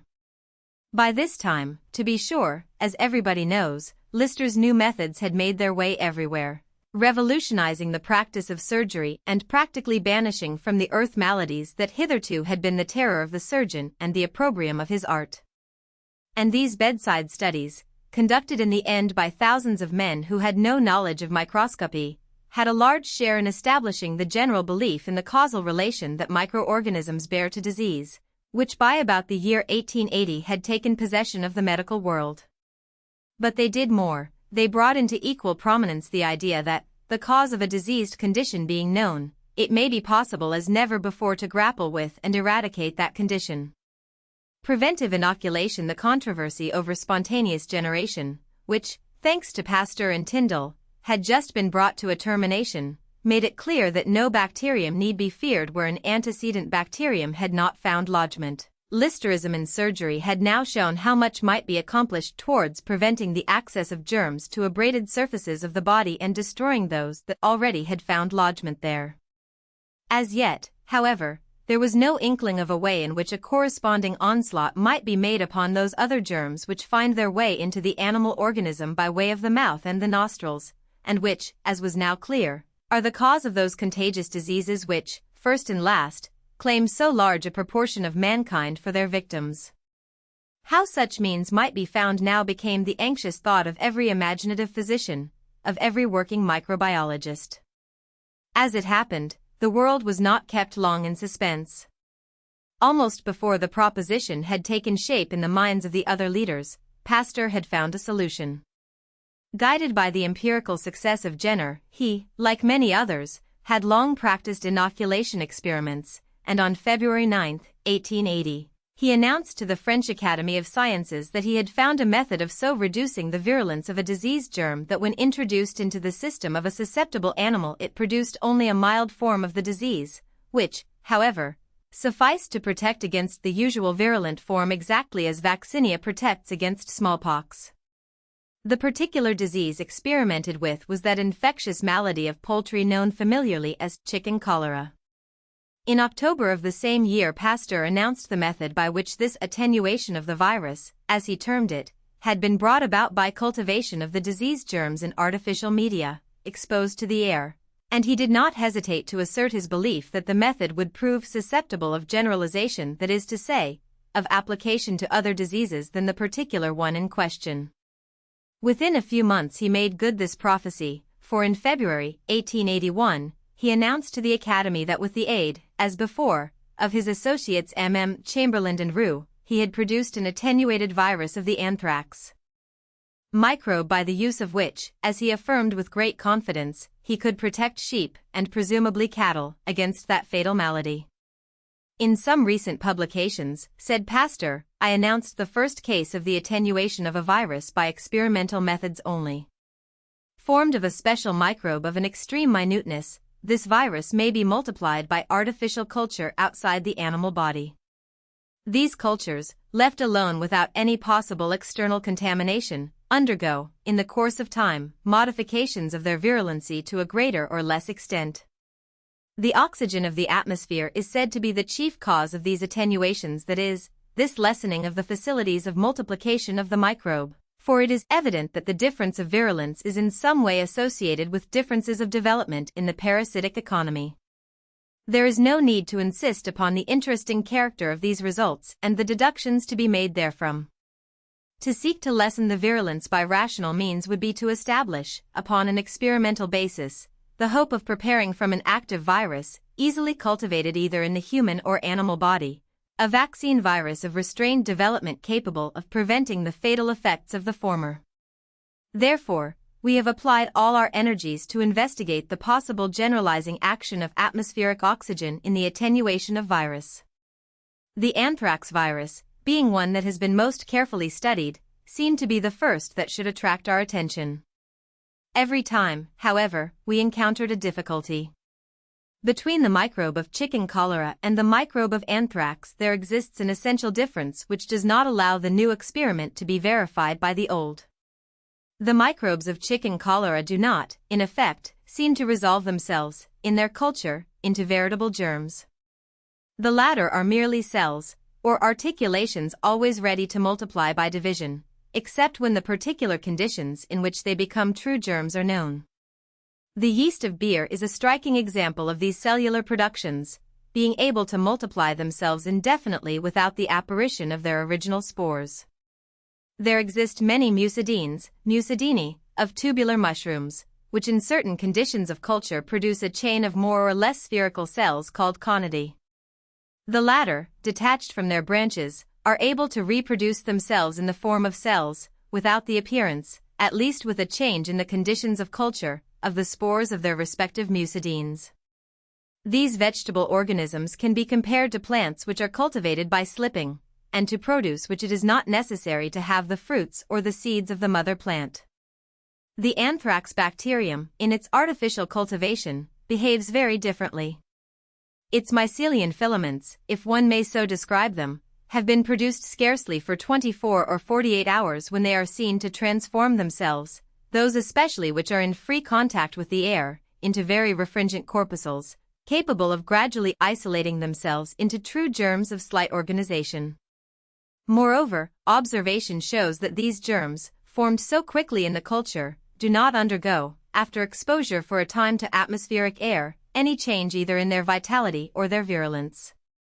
I was able to present to the Academy a tube containing some spores of anthrax bacteria produced 4 years ago, on March 21, 1887. Each year the germination of these little corpuscles has been tried, and each year the germination has been accomplished with the same facility and the same rapidity as at first. Each year also the virulence of the new cultures has been tested, and they have not shown any visible falling off. Therefore, how can we experiment with the action of the air upon the anthrax virus with any expectation of making it less virulent? The crucial difficulty lies perhaps entirely in this rapid reproduction of the bacteria germs which we have just related. In its form of a filament, and in its multiplication by division, is not this organism at all points comparable with the microbe of the chicken cholera? That a germ, properly so called, that a seed, does not suffer any modification on account of the air is easily conceived, but it is conceivable not less easily that if there should be any change it would occur by preference in the case of a mycelial fragment. It is thus that a slip which may have been abandoned in the soil in contact with the air does not take long to lose all vitality, while under similar conditions a seed is preserved in readiness to reproduce the plant. If these views have any foundation, we are led to think that in order to prove the action of the air upon the anthrax bacteria it will be indispensable to submit to this action the mycelial development of the minute organism under conditions where there cannot be the least admixture of corpuscular germs. Hence the problem of submitting the bacteria to the action of oxygen comes back to the question of presenting entirely the formation of spores. The question being put in this way, we are beginning to recognize that it is capable of being solved. We can, in fact, prevent the appearance of spores in the artificial cultures of the anthrax parasite by various artifices. At the lowest temperature at which this parasite can be cultivated, that is to say, about +16 degrees centigrade, the bacterium does not produce germs at any rate, for a very long time. The shapes of the minute microbe at this lowest limit of its development are irregular, in the form of balls and pairs. In a word, they are monstrosities, but they are without spores. In the last regard also it is the same at the highest temperatures at which the parasite can be cultivated, temperatures which vary slightly according to the means employed. In neutral chicken bouillon the bacteria cannot be cultivated above 45 degrees. Culture, however, is easy and abundant at 42 to 43 degrees, but equally without any formation of spores. Consequently, a culture of mycelium bacteria can be kept entirely free from germs while in contact with the open air at a temperature of from 42 to 43 degrees centigrade. Now appear the three remarkable results. After about 1 month of waiting, the culture dies, that is to say, if put into a fresh bouillon it becomes absolutely sterile. So much for the life and nutrition of this organism.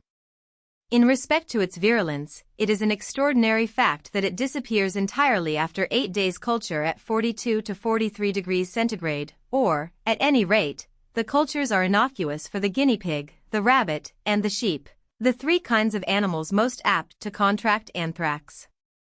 We are thus able to obtain, not only the attenuation of the virulence, but also its complete suppression by a simple method of cultivation. Moreover, we see also the possibility of preserving and cultivating the terrible microbe in an inoffensive state. What is it that happens in these 8 days at 43 degrees that suffices to take away the virulence of the bacteria? Let us remember that the microbe of chicken cholera dies in contact with the air, in a period somewhat protracted, it is true, but after successive attenuations. Are we justified in thinking that it ought to be the same in regard to the microbe of anthrax? This hypothesis is confirmed by experiment. Before the disappearance of its virulence, the anthrax microbe passes through various degrees of attenuation, and, moreover, as is also the case with the microbe of chicken cholera, each of these attenuated states of virulence can be obtained by cultivation. Moreover, since, according to one of our recent communications, anthrax is not recurrent, each of our attenuated anthrax microbes is, for the better developed microbe, a vaccine, that is to say, a virus producing a less malignant malady. What, therefore, is easier than to find in these a virus that will infect with anthrax sheep, cows, and horses, without killing them, and ultimately capable of warding off the mortal malady? We have practiced this experiment with great success upon sheep, and when the season comes for the assembling of the flocks at Voces we shall try the experiment on a larger scale. Already M. Toussaint has announced that sheep can be saved by preventive inoculations, but when this able observer shall have published his results, on the subject of which we have made such exhaustive studies, as yet unpublished, we shall be able to see the whole difference which exists between the two methods, the uncertainty of the one and the certainty of the other. That which we announce has, moreover, the very great advantage of resting upon the existence of a poison vaccine cultivable at will, and which can be increased indefinitely in the space of a few hours without having recourse to infected blood. 8. This announcement was immediately challenged in a way that brought it to the attention of the entire world. The president of an agricultural society, realizing the enormous importance of the subject, proposed to Pasteur that his alleged discovery should be submitted to a decisive public test. He proposed to furnish a drove of 50 sheep, half of which were to be inoculated with the attenuated virus of Pasteur. Subsequently, all the sheep were to be inoculated with virulent virus, all being kept together in one pen under precisely the same conditions. The protected sheep were to remain healthy, the unprotected ones to die of anthrax, so read the terms of the proposition. Pasteur accepted the challenge. He even permitted a change in the program by which 2 goats were substituted for 2 of the sheep, and 10 cattle added, stipulating, however, that since his experiments had not yet been extended to cattle, these should not be regarded as falling rigidly within the terms of the test. It was a test to try the soul of any man, for all the world looked on askance, prepared to deride the maker of so preposterous a claim as soon as his claim should be proved baseless. Not even the fame of Pasteur could make the public at large, lay or scientific, believe in the possibility of what he proposed to accomplish. There was time for all the world to be informed of the procedure, for the first preventive inoculation or vaccination, as Pasteur termed it, was made on May 5, the second on May 17, and another interval of 2 weeks must elapse before the final inoculations with the unattenuated virus. 24 sheep, 1 goat, and 5 cattle were submitted to the preliminary vaccinations. Then, on May 31, all 60 of the animals were inoculated, a protected and unprotected one alternately, with an extremely virulent culture of anthrax microbes that had been in Pasteur's laboratory since 1877. This accomplished, the animals were left together in one enclosure to await the issue. 2 days later, June 2d, at the appointed hour of rendezvous, a vast crowd, composed of veterinary surgeons, newspaper correspondents, and farmers from far and near, gathered to witness the closing scenes of this scientific tourney. What they saw was one of the most dramatic scenes in the history of peaceful science, a scene which, as Pasteur declared afterwards, amazed the assembly. Scattered about the enclosure, dead, dying, or manifestly sick unto death, lay the unprotected animals, one and all, while each and every protected animal stalked unconcernedly about with every appearance of perfect health. 20 of the sheep and the 1 goat were already dead, 2 other sheep expired under the eyes of the spectators, the remaining victims lingered but a few hours longer. Thus, in a manner theatrical enough, not to say tragic, was proclaimed the unequivocal victory of science. Naturally enough, the unbelievers struck their colors and surrendered without terms. The principle of protective vaccination, with a virus experimentally prepared in the laboratory, was established beyond the reach of controversy. That memorable scientific battle marked the beginning of a new era in medicine. It was a foregone conclusion that the principle thus established would be still further generalized. That it would be applied to human maladies, that in all probability it would grapple successfully, sooner or later, with many infectious diseases. That expectation has advanced rapidly towards realization. Pasteur himself made the application to the human subject in the disease hydrophobia in 1885, since which time that hitherto most fatal of maladies has largely lost its terrors. Thousands of persons bitten by mad dogs have been snatched from the fatal consequences of that mishap by this method at the Pasteur Institute in Paris, and at the similar institutes, built on the model of this parent one, that have been established all over the world in regions as widely separated as New York and Natrang. Serum therapy in the production of the rabies vaccine. Pasteur and his associates developed a method of attenuation of a virus quite different from that which had been employed in the case of the vaccines of chicken cholera and of anthrax. The rabies virus was inoculated into the system of guinea pigs or rabbits and, in effect, cultivated in the systems of these animals. The spinal cord of these infected animals was found to be rich in the virus, which rapidly became attenuated when the cord was dried in the air. The preventive virus, of varying strengths, was made by maceration of these cords at varying stages of desiccation. This cultivation of a virus within the animal organism suggested, no doubt, by the familiar Jennerian method of securing smallpox vaccine, was at the same time a step in the direction of a new therapeutic procedure which was destined presently to become of all-absorbing importance, the method, namely, of so-called serum therapy, or the treatment of a disease with the blood serum of an animal that has been subjected to protective inoculation against that disease. The possibility of such a method was suggested by the familiar observation, made by Pasteur and numerous other workers, that animals of different species differ widely in their susceptibility to various maladies, and that the virus of a given disease may become more and more virulent when passed through the systems of successive individuals of one species, and, contrariwise, less and less virulent when passed through the systems of successive individuals of another species. These facts suggested the theory that the blood of resistant animals might contain something directly antagonistic to the virus, and the hope that this something might be transferred with curative effect to the blood of an infected susceptible animal. Numerous experimenters all over the world made investigations along the line of this alluring possibility, the leaders perhaps being Drs. Behring and Kitasato, closely followed by Dr. Roux and his associates of the Pasteur Institute of Paris. Definite results were announced by Behring in 1892 regarding 2 important diseases, tetanus and diphtheria, but the method did not come into general notice until 1894, when Dr. Roux read an epoch-making paper on the subject at the Congress of Hygiene at Budapest.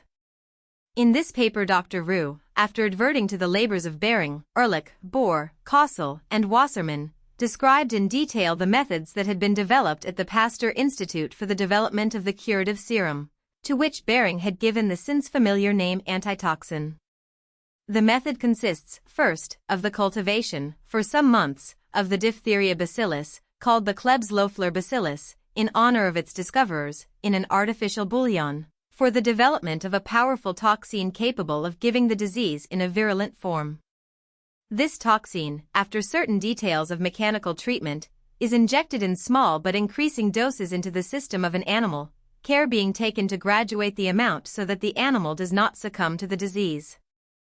After a certain course of this treatment, it is found that a portion of blood serum of the animal so treated will act in a curative way if injected into the blood of another animal, or a human patient, suffering with diphtheria. In other words, according to theory, an antitoxin has been developed in the system of the animal subjected to the progressive inoculations of the diphtheria toxin. In Dr. Roux's experience, the animal best suited for the purpose is the horse, though almost any of the domesticated animals will serve the purpose. But Dr. Roux's paper did not stop with the description of laboratory methods. It told also of the practical application of the serum to the treatment of numerous cases of diphtheria in the hospitals of Paris, applications that had met with a gratifying measure of success. He made it clear that a means had been found of coping successfully with what had been one of the most virulent and intractable of the diseases of childhood. Hence it was not strange that his paper made a sensation in all circles, medical and lay alike. Physicians from all over the world flocked to Paris to learn the details of the open secret, and within a few months the new serum therapy had an acknowledged standing with the medical profession everywhere. What it had accomplished was regarded as but an earnest of what the new method might accomplish presently when applied to the other infectious diseases. Efforts at such applications were immediately begun in numberless directions, had, indeed, been underway in many a laboratory for some years before. It is too early yet to speak of the results in detail. But enough has been done to show that this method also is susceptible of the widest generalization. It is not easy at the present stage to sift that which is tentative from that which will be permanent, but so great an authority as Behring does not hesitate to affirm that today we possess, in addition to the diphtheria antitoxin, equally specific antitoxins of tetanus, cholera, typhus fever, pneumonia, and tuberculosis, a set of diseases which in the aggregate account for a startling proportion of the general death rate. Then it is known that Dr. Yersin, with the collaboration of his former colleagues of the Pasteur Institute, has developed, and has used with success, an antitoxin from the microbe of the plague which recently ravaged China. Dr. Calmette, another graduate of the Pasteur Institute, has extended the range of the serum therapy to include the prevention and treatment of poisoning by venoms, and has developed an antitoxin that has already given immunity from the lethal effects of snake bites to thousands of persons in India and Australia. Just how much of present promise is tentative, just what are the limits of the methods, these are questions for the future to decide. But, in any event, there seems little question that the serum treatment will stand as the culminating achievement in therapeutics of our century. It is the logical outgrowth of those experimental studies with the microscope begun by our predecessors of the 30s, and it represents the present culmination of the rigidly experimental method which has brought medicine from a level of fanciful empiricism to the plane of a rational experimental science. 9. The new science of experimental psychology. Brain and mind. A little over 100 years ago, a reform movement was afoot in the world in the interests of the insane. As was fitting, the movement showed itself first in America, where these unfortunates were humanely cared for at a time when their treatment elsewhere was worse than brutal, but England and France quickly fell into line. The leader on this side of the water was the famous Philadelphian, Dr. Benjamin Rush, the synonym of America. In England, Dr. William Tuke inaugurated the movement, and in France, Dr. Philippe Pinel, single-handed, led the way. Moved by a common spirit, though acting quite independently, these men raised a revolt against the traditional custom which, spurning the insane as demon-haunted outcasts, had condemned these unfortunates to dungeons, chains, and the lash. Hitherto few people had thought it other than the natural course of events that the maniac should be thrust into a dungeon, and perhaps chained to the wall with the aid of an iron band riveted permanently about his neck or waist. Many an unfortunate, thus manacled, was held to the narrow limits of his chain for years together in a cell to which full daylight never penetrated. Sometimes iron being expensive, the chain was so short that the wretched victim could not rise to the upright posture or even shift his position upon his squalid pallet of straw. In America, indeed, there being no middle-age precedents to crystallize into established customs, the treatment accorded the insane had seldom or never sunk to this level. Partly for this reason, perhaps, the work of Dr. Rush at the Philadelphia Hospital, in 1784, by means of which the insane came to be humanely treated, even to the extent of banishing the lash, has been but little noted, while the work of the European leaders, though belonging to later decades, has been made famous.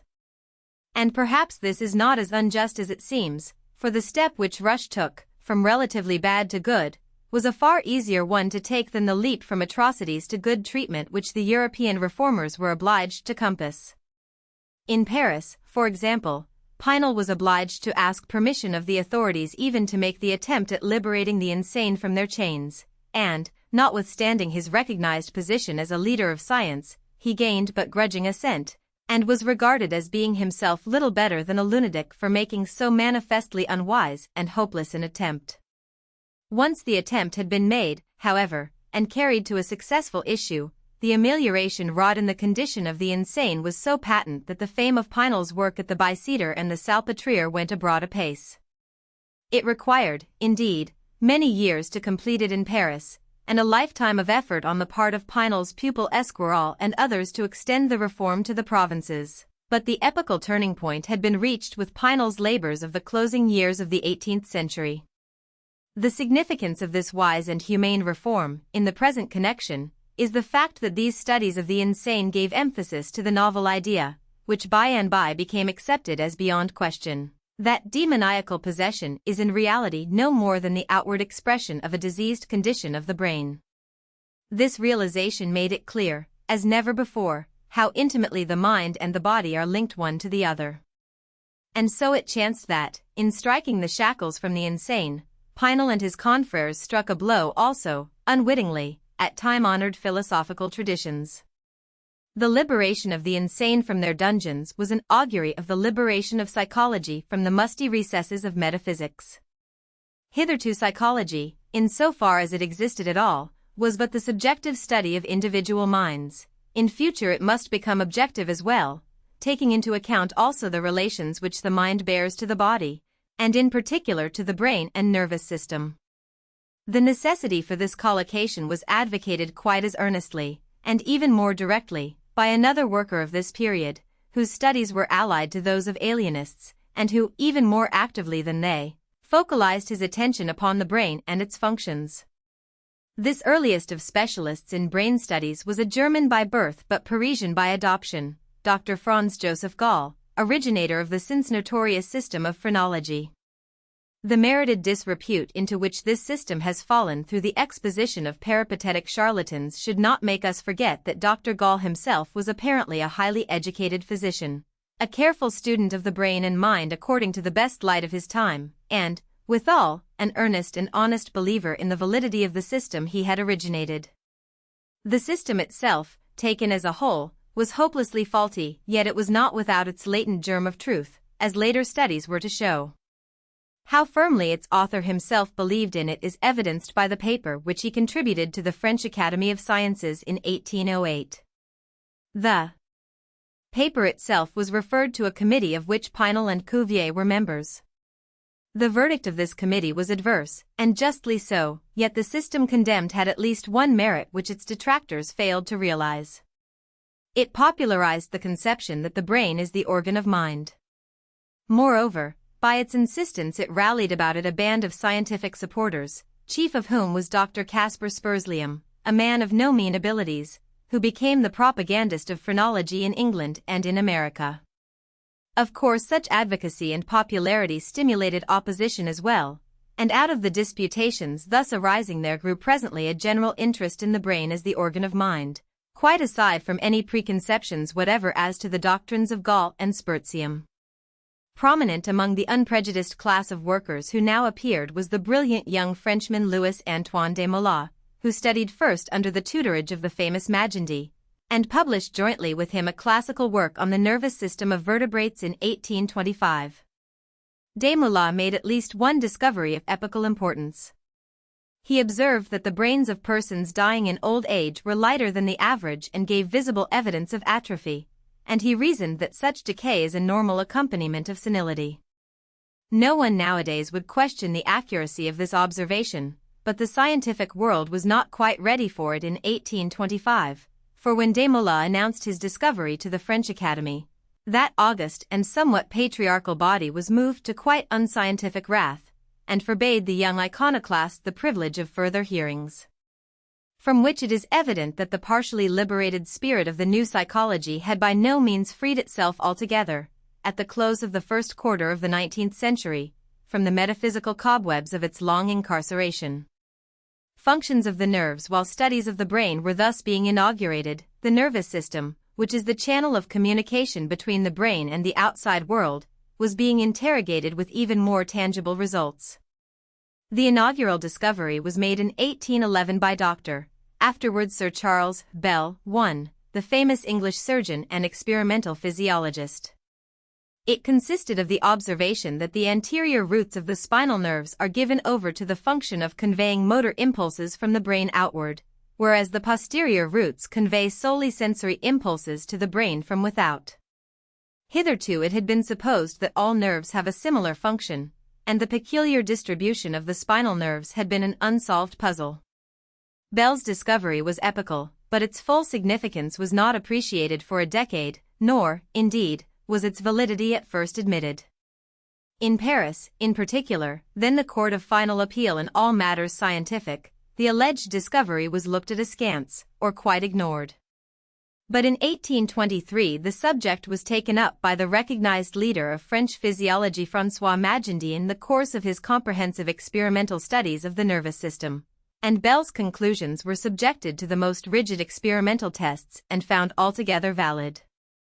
Bell himself, meanwhile, had turned his attention to the cranial nerves, and had proved that these also are divisible into two sets, sensory and motor.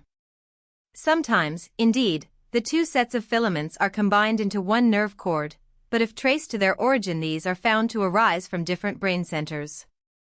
Thus it was clear that a hitherto unrecognized duality of function pertains to the entire extracranial nervous system.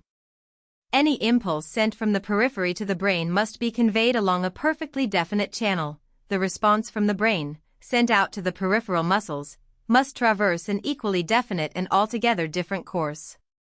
If either channel is interrupted as by the section of its particular nerve tract, the corresponding message is denied transmission as effectually as an electric current is stopped by the section of the transmitting wire. Experimenters everywhere soon confirmed the observations of Bell and Magendie, and, as always happens after a great discovery, a fresh impulse was given to investigations in allied fields. Nevertheless, a full decade elapsed before another discovery of comparable importance was made. Then Marshall Hall, the most famous of English physicians of his day, made his classical observations on the phenomena that henceforth were to be known as reflex action. In 1832, while experimenting one day with a decapitated newt, he observed that the headless creature's limbs would contract in direct response to certain stimuli. Such a response could no longer be secured if the spinal nerves supplying a part were severed. Hence it was clear that responsive centers exist in the spinal cord capable of receiving a sensory message and of transmitting a motor impulse in reply, a function hitherto supposed to be reserved for the brain. Further studies went to show that such phenomena of reflex action on the part of centers lying outside the range of consciousness, both in the spinal cord and in the brain itself, are extremely common, that, in short, they enter constantly into the activities of every living organism and have a most important share in the sum total of vital movements.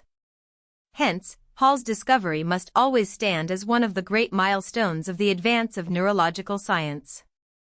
Hall gave an admirably clear and interesting account of his experiments and conclusions in a paper before the Royal Society, on the reflex functions of the medulla oblongata and the medulla spinalis, from which, as published in the Transactions of the Society for 1833, we may quote at some length, in the entire animal, sensation and voluntary motion, functions of the cerebrum, combine with the functions of the medulla oblongata and medulla spinalis, and may therefore render it difficult or impossible to determine those which are peculiar to each, if, in an animal deprived of the brain, the spinal marrow or the nerves supplying the muscles be stimulated, those muscles, whether voluntary or respiratory, are equally thrown into contraction, and, it may be added, equally in the complete and in the mutilated animal, and, in the case of the nerves, equally in limbs connected with and detached from the spinal marrow.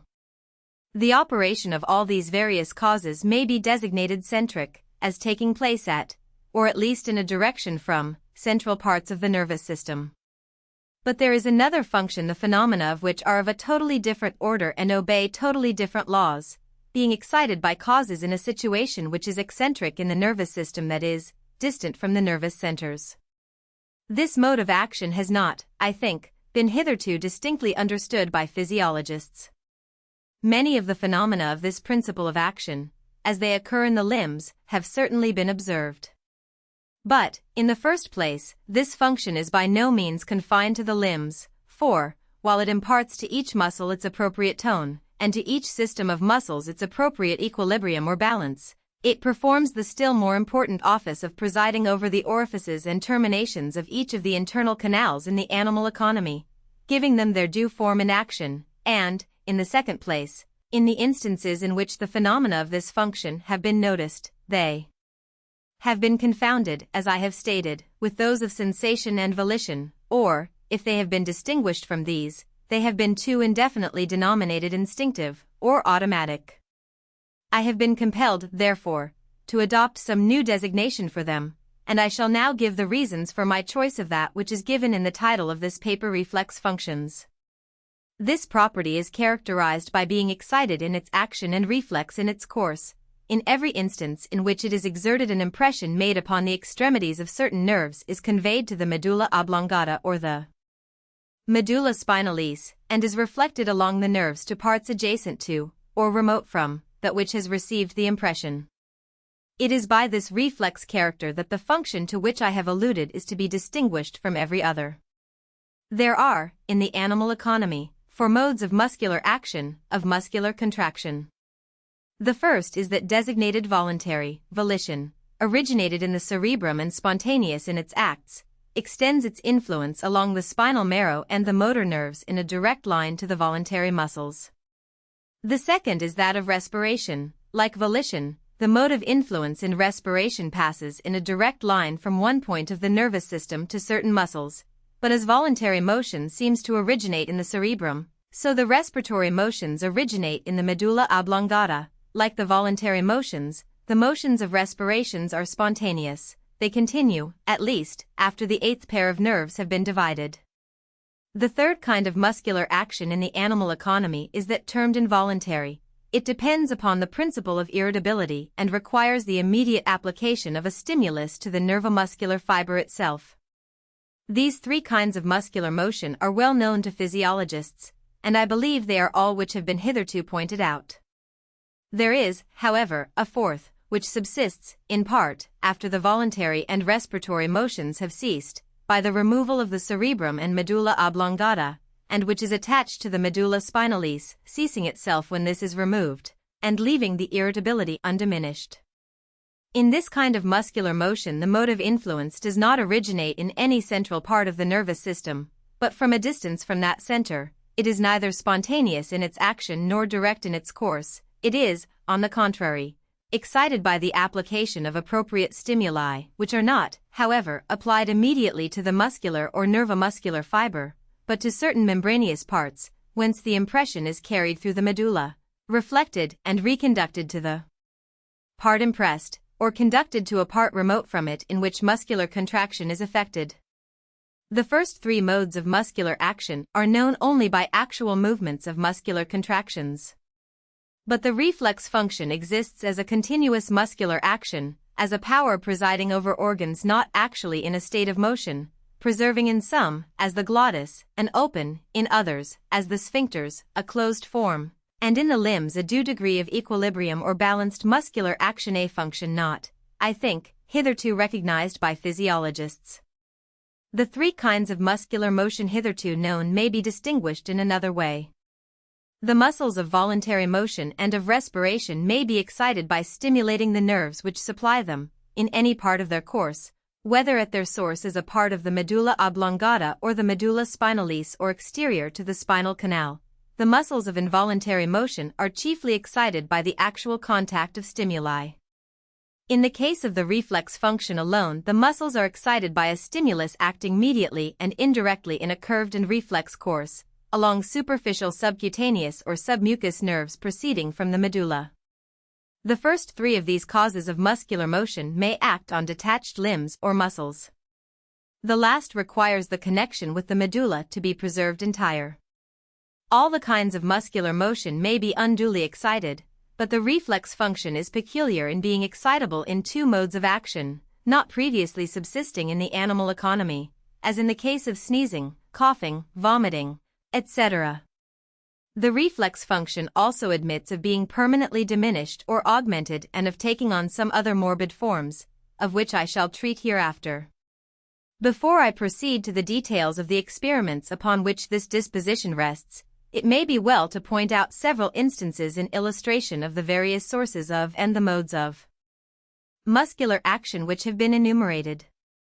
None can be more familiar than the act of swallowing. Yet how complicated is the act? The apprehension of the food by the teeth and tongue, etc., is voluntary, and cannot, therefore, take place in an animal from which the cerebrum is removed.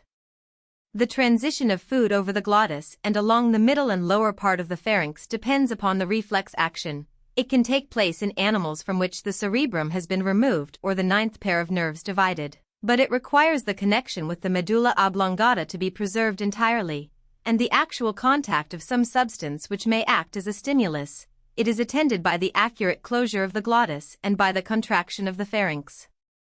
The completion of the act of deglutition is dependent upon the stimulus immediately impressed upon the muscular fiber of the esophagus, and is the result of excited irritability. However plain these observations may have made the fact that there is a function of the nervous muscular system distinct from sensation, from the voluntary and respiratory motions, and from irritability, it is right, in every such inquiry as the present, that the statements and reasonings should be made with the experiment, as it were, actually before us. It has already been remarked that the voluntary and respiratory motions are spontaneous, not necessarily requiring the agency of a stimulus.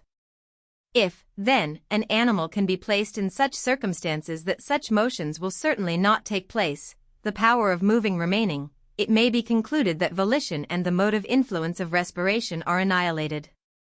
Now this is effected by removing the cerebrum and the medulla oblongata.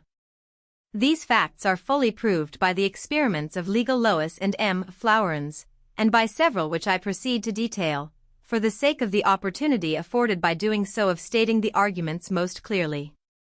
I divided the spinal marrow of a very lively snake between the second and third vertebrae. The movements of the animal were immediately before extremely vigorous and unintermitted. From the moment of the division of the spinal marrow it lay perfectly tranquil and motionless, with the exception of occasional gaspings and slight movements of the head.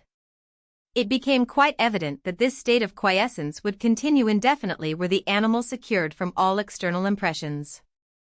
Being now stimulated, the body began to move with great activity, and continued to do so for a considerable time, each change of position or situation bringing some fresh part of the surface of the animal into contact with the table or other objects and renewing the application of stimulants. At length the animal became again quiescent, and being carefully protected from all external impressions it moved no more, but died in the precise position and form which it had last assumed. It requires a little maneuver to perform this experiment successfully. The motions of the animal must be watched and slowly and cautiously arrested by opposing some soft substance, as a glove or cotton wool. They are by this means gradually lulled into quiescence. The slightest touch with a hard substance, the slightest stimulus, will, on the other hand, renew the movements on the animal in an active form. But that this phenomenon does not depend upon sensation is further fully proved by the facts that the position last assumed, and the stimuli, may be such as would be attended by extreme or continued pain, if the sensibility were undestroyed. In one case the animal remained partially suspended over the acute edge of the table, in others the infliction of punctures and the application of a lighted taper did not prevent the animal, still possessed of active powers of motion, from passing into a state of complete and permanent quiescence. In summing up, this long paper, Hall concludes with this sentence: the reflex function appears in a word to be the complement of the functions of the nervous system hitherto known. 2. All these considerations as to nerve currents and nerve tracts becoming stock knowledge of science, it was natural that interest should become stimulated as to the exact character of these nerve tracts in themselves, and all the more natural in that the perfected microscope was just now claiming all fields for its own. A troop of observers soon entered upon the study of the nerves, and the leader here, as in so many other lines of microscopical research, was no other than Theodor Schwann. Through his efforts, and with the invaluable aid of such other workers as Remak, Purkinje, Henle, Muller, and the rest, all the mystery as to the general characteristics of nerve tracts was cleared away. It came to be known that in its essentials a nerve tract is a tenuous fiber or thread of protoplasm stretching between two terminal points in the organism, one of such termini being usually a cell of the brain or spinal cord, the other a distribution point at or near the periphery, for example, in a muscle or in the skin. Such a fibril may have about it a protective covering, which is known as the sheath of Schwann, but the fibril itself is the essential nerve tract, and in many cases, as Remak presently discovered, the sheath is dispensed with, particularly in case of the nerves of the so-called sympathetic system. This sympathetic system of ganglia and nerves, by the by, had long been a puzzle to the physiologists.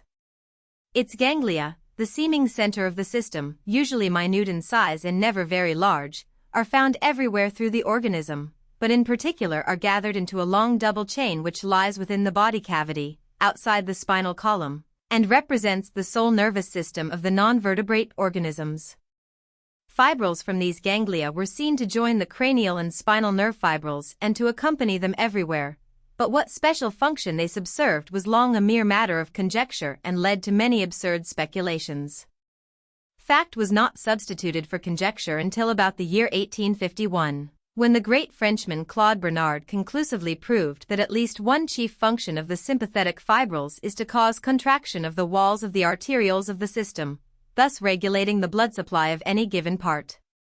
10 years earlier Henle had demonstrated the existence of annular bands of muscle fibers in the arterioles, hitherto a much mooted question, and several tentative explanations of the action of these fibers had been made, particularly by the brothers Weber, by Stilling, who, as early as 1840, had ventured to speak of vasomotor nerves, and by Schiff, who was hard upon the same track at the time of Bernard's discovery. But a clear light was not thrown on the subject until Bernard's experiments were made in 1851. The experiments were soon after confirmed and extended by Brown-Sequard, Waller, Budge, and numerous others, and henceforth physiologists felt that they understood how the blood supply of any given part is regulated by the nervous system. In reality, however, they had learned only half the story, as Bernard himself proved only a few years later by opening up a new and quite unsuspected chapter.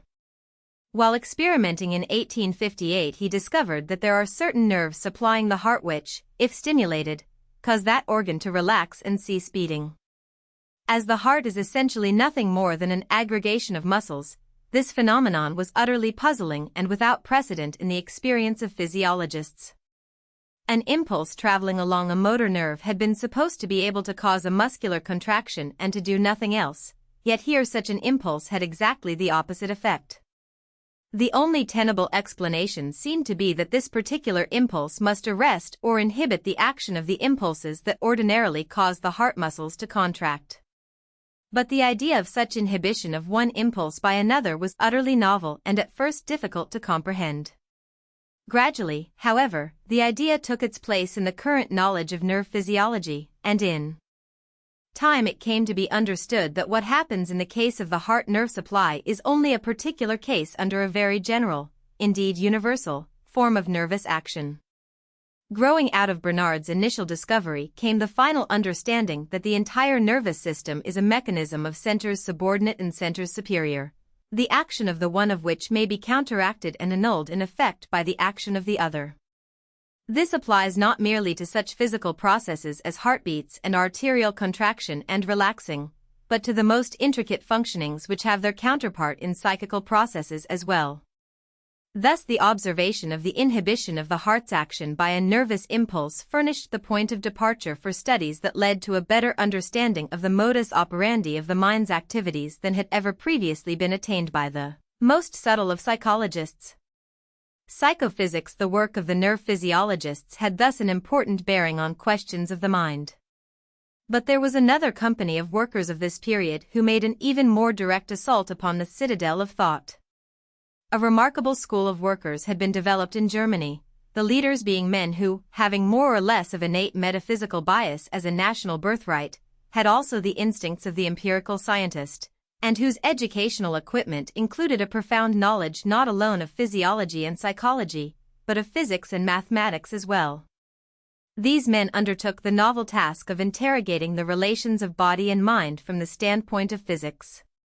They sought to apply the vernier and the balance, as far as might be, to the intangible processes of mind. The movement had its precursory stages in the early part of the century, notably in the mathematical psychology of Herbart, but its first definite output to attract general attention came from the master hand of Hermann Helmholtz in 1851. It consisted of the accurate measurement of the speed of transit of a nervous impulse along a nerve tract. To make such measurement had been regarded as impossible, it being supposed that the flight of the nervous impulse was practically instantaneous. But Helmholtz readily demonstrated the contrary, showing that the nerve cord is a relatively sluggish message-bearer. According to his experiments, first performed upon the frog, the nervous current travels less than 100 feet per second. Other experiments performed soon afterwards by Helmholtz himself, and by various followers, chief among whom was Du Bois-Reymond, modified somewhat the exact figures at first obtained, but did not change the general bearings of the early results. Thus the nervous impulse was shown to be something far different, as regards speed of transit, at any rate, from the electric current to which it had been so often likened. An electric current would flash halfway round the globe, while a nervous impulse could travel the length of the human body from a man's foot to his brain.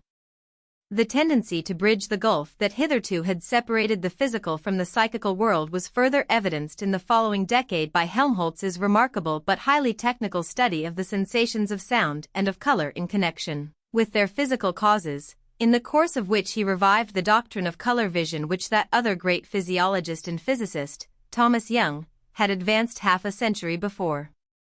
The same tendency was further evidenced by the appearance, in 1852, of Dr. Hermann Lotze's famous Medizinische Psychologie, oder Physiologie der Seele, with its challenge of the old myth of a vital force. But the most definite expression of the new movement was signalized in 1860, when Gustav Fechner published his classical work called Psychophysic. That title introduced a new word into the vocabulary of science. Fechner explained it by saying, "I mean by psychophysics an exact theory of the relation between spirit and body, and, in a general way, between the physical and the psychic worlds." The title became famous and the brunt of many a controversy.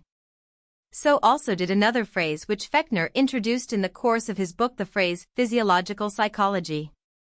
In making that happy collocation of words, Fechner virtually christened a new science.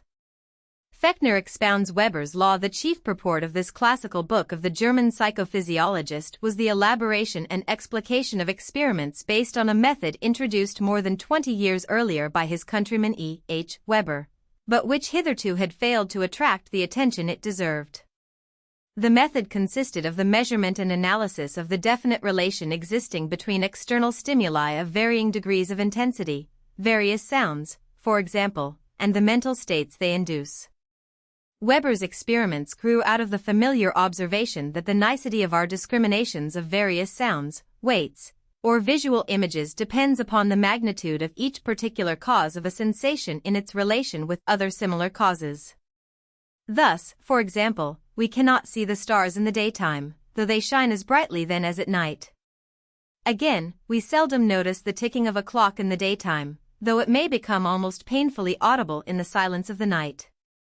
Yet again, the difference between an ounce weight and a 2-ounce weight is clearly enough appreciable when we lift the two, but one cannot discriminate in the same way between a 5-pound weight and a weight of 1 ounce over 5 pounds.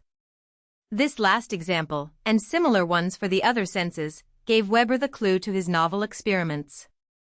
Reflection upon everyday experiences made it clear to him that whenever we consider two visual sensations, or two auditory sensations, or two sensations of weight, in comparison one with another, there is always a limit to the keenness of our discrimination, and that this degree of keenness varies, as in the case of the weights just cited, with the magnitude of the exciting cause. Weber determined to see whether these common experiences could be brought within the pale of a general law. His method consisted of making long series of experiments aimed at the determination, in each case, of what came to be spoken of as the least observable difference between the stimuli. Thus, if one holds an ounce weight in each hand, and has tiny weights added to one of them, grain by grain, one does not at first perceive a difference, but presently, on the addition of a certain grain, he does become aware of the difference. Noting now how many grains have been added to produce this effect, we have the weight which represents the least appreciable difference when the standard is 1 ounce. Now repeat the experiment, but let the weights be each of 5 pounds. Clearly in this case we shall be obliged to add not grains, but drams, before a difference between the two heavy weights is perceived. But whatever the exact amount added, that amount represents the stimulus producing a just perceivable sensation of difference when the standard is 5 pounds. And so on for indefinite series of weights of varying magnitudes. Now came Weber's curious discovery. Not only did he find that in repeated experiments with the same pair of weights the measure of just p, perceivable difference remained approximately fixed, but he found, further, that a remarkable fixed relation exists between the stimuli of different magnitude. If, for example, he had found it necessary, in the case of the ounce weights, to add 1/50th of an ounce to the one before a difference was detected, he found also, in the case of the 5-pound weights, that 1/50th of 5 pounds must be added before producing the same result. And so of all other weights, the amount added to produce the stimulus of least appreciable difference always bore the same mathematical relation to the magnitude of the weight used, be that magnitude great or small.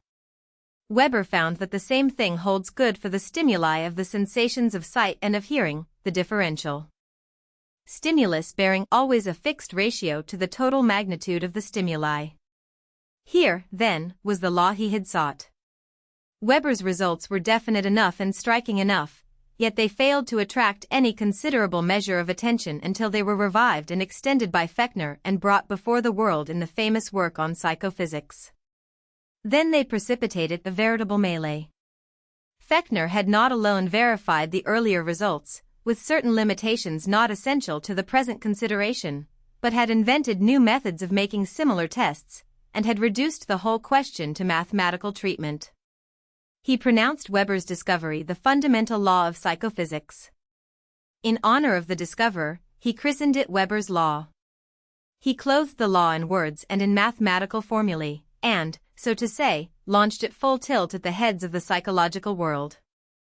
It made a fine commotion, be assured, for it was the first widely heralded bulletin of the new psychology in its march upon the strongholds of the time-honored metaphysics.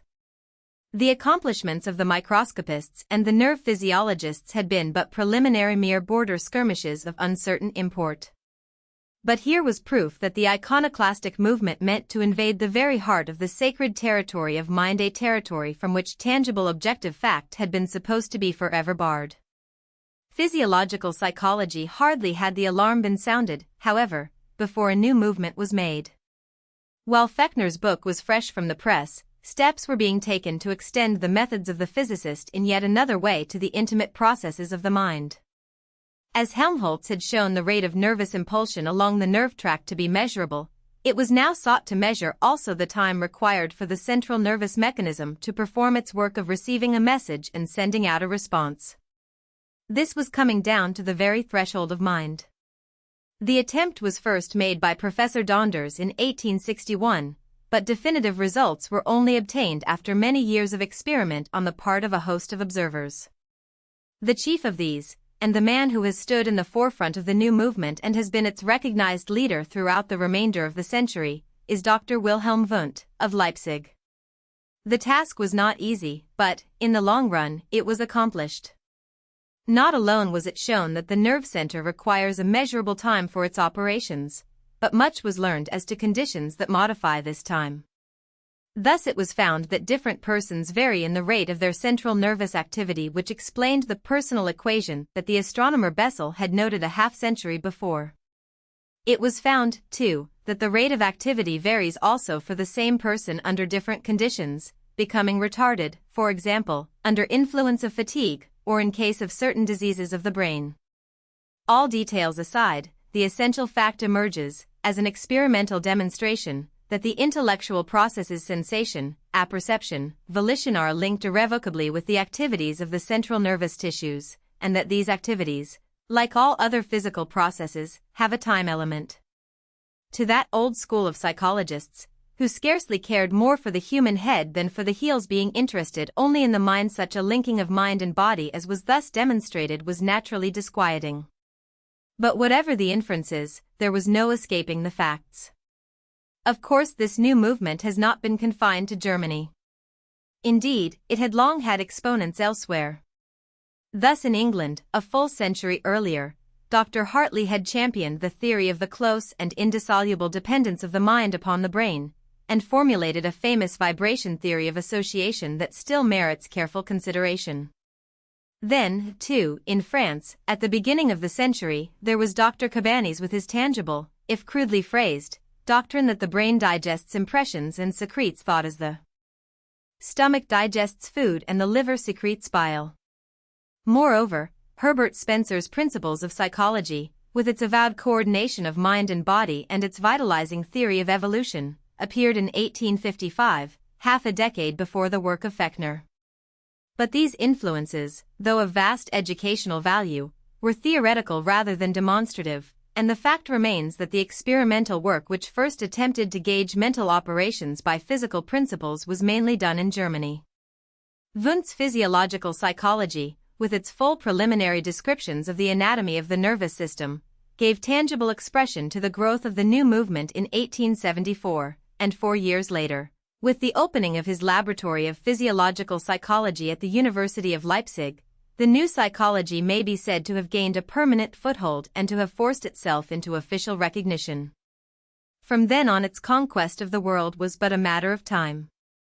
It should be noted, however, that there is one other method of strictly experimental examination of the mental field, latterly much in vogue, which had a different origin. This is the scientific investigation of the phenomena of hypnotism. This subject was rescued from the hands of charlatans, rechristened, and subjected to accurate investigation by Dr. James Braid, of Manchester, as early as 1841. But his results, after attracting momentary attention, fell from view, and, despite desultory efforts, the subject was not again accorded a general hearing from the scientific world until 1878, when Dr. Charcot took it up at the Salpêtrière, in Paris, followed soon afterwards by Dr. Rudolf Heidenhain, of Breslau, and a host of other experimenters. The value of the method in the study of mental states was soon apparent. Most of Braid's experiments were repeated, and in the main his results were confirmed.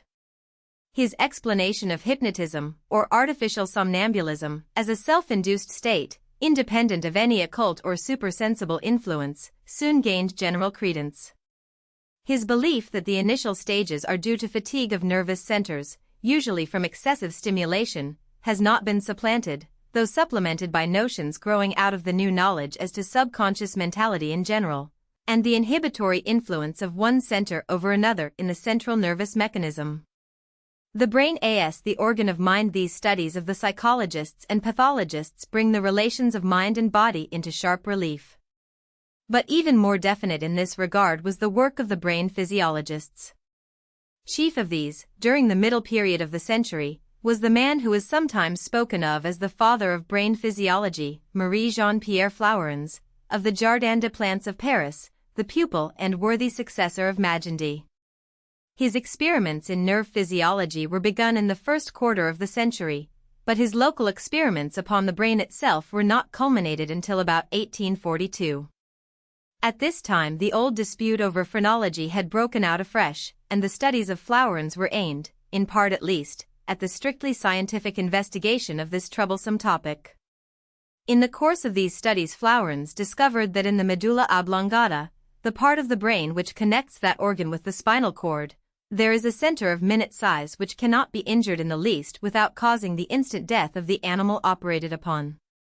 It may be added that it is this spot which is reached by the needle of the garroter in Spanish executions, and that the same center also is destroyed when a criminal is successfully hanged, this time by the forced intrusion of a process of the second cervical vertebra.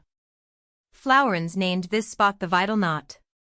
Its extreme importance, as is now understood, is due to the fact that it is the center of nerves that supply the heart, but this simple explanation, annulling the conception of a specific life center, was not at once apparent. Other experiments of Flowerens seem to show that the cerebellum is the seat of the centers that coordinate muscular activities, and that the higher intellectual faculties are relegated to the cerebrum. But beyond this, as regards localization, experiment faltered. Negative results, as regards specific faculties, were obtained from all localized irritations of the cerebrum, and Flowerens was forced to conclude that the cerebral lobe, while being undoubtedly the seat of higher intellect, performs its functions with its entire structure. This conclusion, which incidentally gave a quietus to phrenology, was accepted generally, and became the stock doctrine of cerebral physiology for a generation. It will be seen, however, that these studies of Flowerens had a double bearing. They denied localization of cerebral functions, but they demonstrated the localization of certain nervous processes in other portions of the brain. On the whole, then, they spoke positively for the principle of localization of function in the brain, for which a certain number of students contended, while their evidence against cerebral localization was only negative. There was here and there an observer who felt that this negative testimony was not conclusive.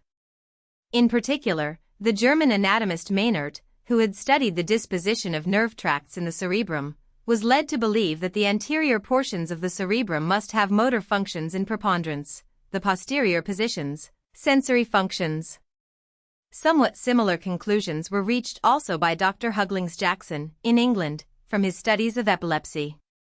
But no positive evidence was forthcoming until 1861. When Dr. Paul Broca brought before the Academy of Medicine in Paris a case of brain lesion which he regarded as having most important bearings on the question of cerebral localization. The case was that of a patient at the Bicester, who for 20 years had been deprived of the power of speech, seemingly through loss of memory of words. In 1861 this patient died, and an autopsy revealed that a certain convolution of the left frontal lobe of his cerebrum had been totally destroyed by disease, the remainder of his brain being intact. Broca felt that this observation pointed strongly to a localization of the memory of words in a definite area of the brain. Moreover, it transpired that the case was not without precedent. As long ago as 1825 Dr. Boillard had been led, through pathological studies, to locate definitely a center for the articulation of words in the frontal lobe, and here and there other observers had made tentatives in the same direction. Boillard had even followed the matter up with pertinacity, but the world was not ready to listen to him. Now, however, in the half-decade that followed Broca's announcements, interest rose to fever beat, and through the efforts of Broca, Boillard, and numerous others it was proved that a veritable center having a strange domination over the memory of articulate words has its seat in the third convolution of the frontal lobe of the cerebrum, usually in the left hemisphere. That part of the brain has since been known to the English-speaking world as the convolution of Broca, a name which, strangely enough, the discoverer's compatriots have been slow to accept. This discovery very naturally reopened the entire subject of brain localization. It was but a short step to the inference that there must be other definite centers worth the seeking, and various observers set about searching for them. In 1867 a clue was gained by Eckhard, who, repeating a forgotten experiment by Haller and Zinn of the previous century, removed portions of the brain cortex of animals, with the result of producing convulsions. But the really vital departure was made in 1870 by the German investigators Fritsch and Hitzig, who, by stimulating definite areas of the cortex of animals with a galvanic current, produced contraction of definite sets of muscles of the opposite side of the body. These most important experiments, received at first with incredulity, were repeated and extended in 1873 by Dr. David Ferrier, of London, and soon afterwards by a small army of independent workers everywhere, prominent among whom were Frankenpetries in France, Munch and Goltz in Germany, and Horsley and Schaeffer in England. The detailed results, naturally enough, were not at first all in harmony. Some observers, as Goltz, even denied the validity of the conclusions in toto. But a consensus of opinion, based on multitudes of experiments, soon placed the broad general facts for which Fritsch and Hitzig contended beyond controversy. It was found, indeed, that the cerebral centers of motor activities have not quite the finality at first ascribed to them by some observers, since it may often happen that after the destruction of a center, with attending loss of function, there may be a gradual restoration of the lost function, proving that other centers have acquired the capacity to take the place of the one destroyed. There are limits to this capacity for substitution, however, and with this qualification the definiteness of the localization of motor functions in the cerebral cortex has become an accepted part of brain physiology. Nor is such localization confined to motor centers. Later experiments, particularly of Ferrier and of Munch, proved that the centers of vision are equally restricted in their location, this time in the posterior lobes of the brain, and that hearing has likewise its local habitation. Indeed, there is every reason to believe that each form of primary sensation is based on impressions which mainly come to a definitely localized goal in the brain. But all this, be it understood, has no reference to the higher forms of intellection. All experiment has proved futile to localize these functions, except indeed to the extent of corroborating the familiar fact of their dependence upon the brain, and, somewhat problematically, upon the anterior lobes of the cerebrum in particular. But this is precisely what should be expected, for the clearer insight into the nature of mental processes makes it plain that in the main these alleged faculties are not in themselves localized. Thus, for example, the faculty of language is associated irrevocably with centers of vision, of hearing, and of muscular activity, to go no further, and only becomes possible through the association of these widely separated centers. The destruction of Broca's center, as was early discovered, does not altogether deprive a patient of his knowledge of language. He may be totally unable to speak, though as to this there are all degrees of variation, and yet may comprehend what is said to him, and be able to read, think, and even write correctly. Thus it appears that Broca's center is peculiarly bound up with the capacity for articulate speech, but is far enough from being the seat of the faculty of language in its entirety.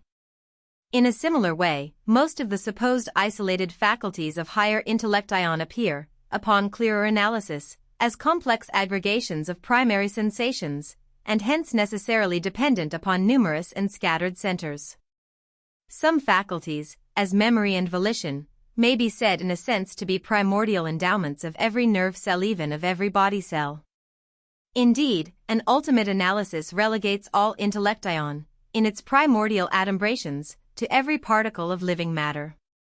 But such refinements of analysis, after all, cannot hide the fact that certain forms of higher intellection involve a pretty definite collocation and elaboration of special sensations.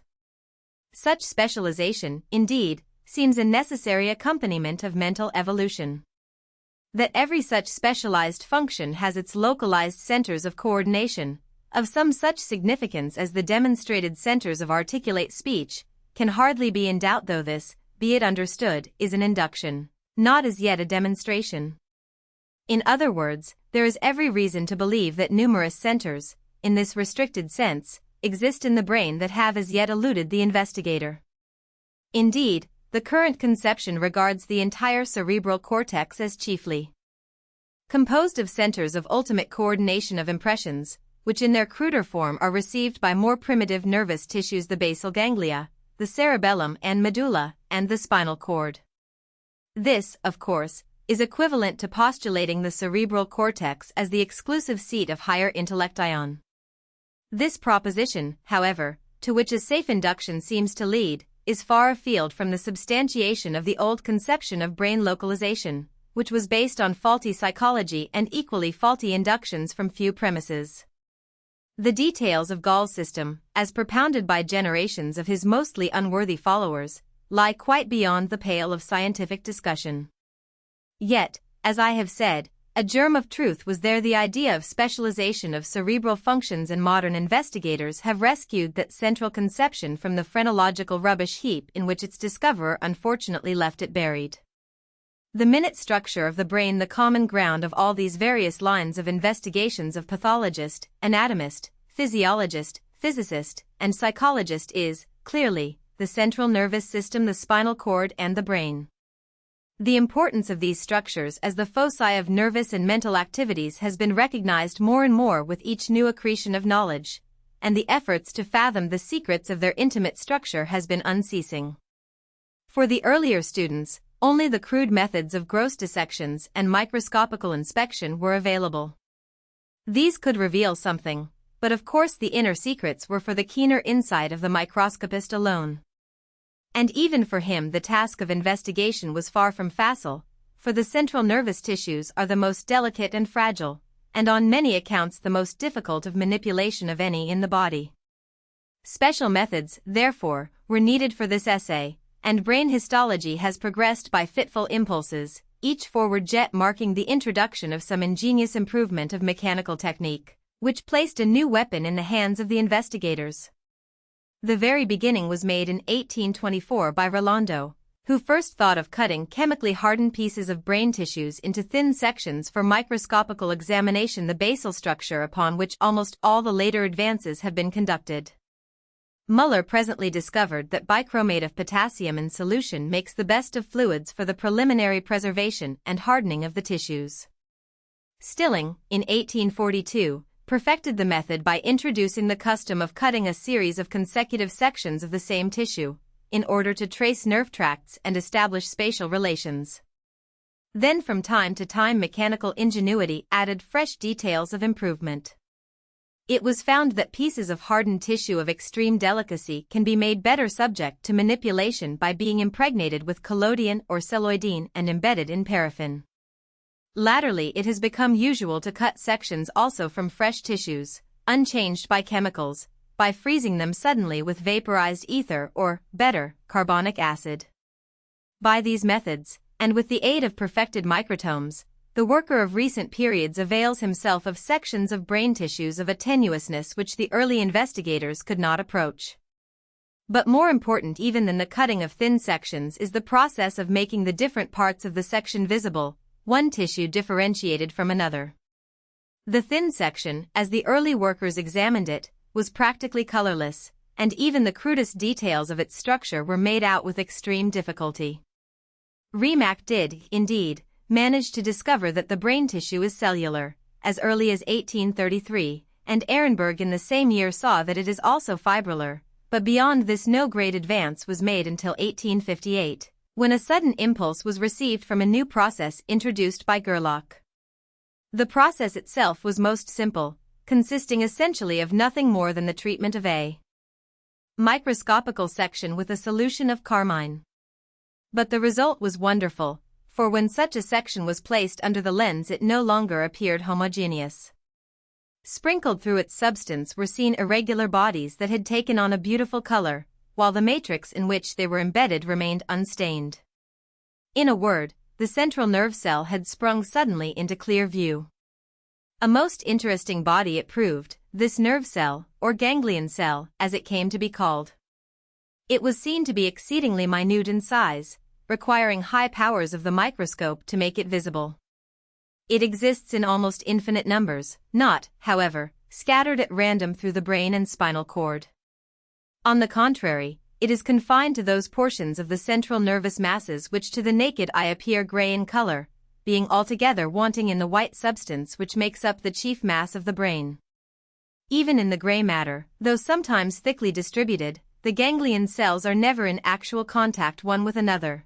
They always lie embedded in intercellular tissues, which came to be known, following Virchow, as the neuroglia.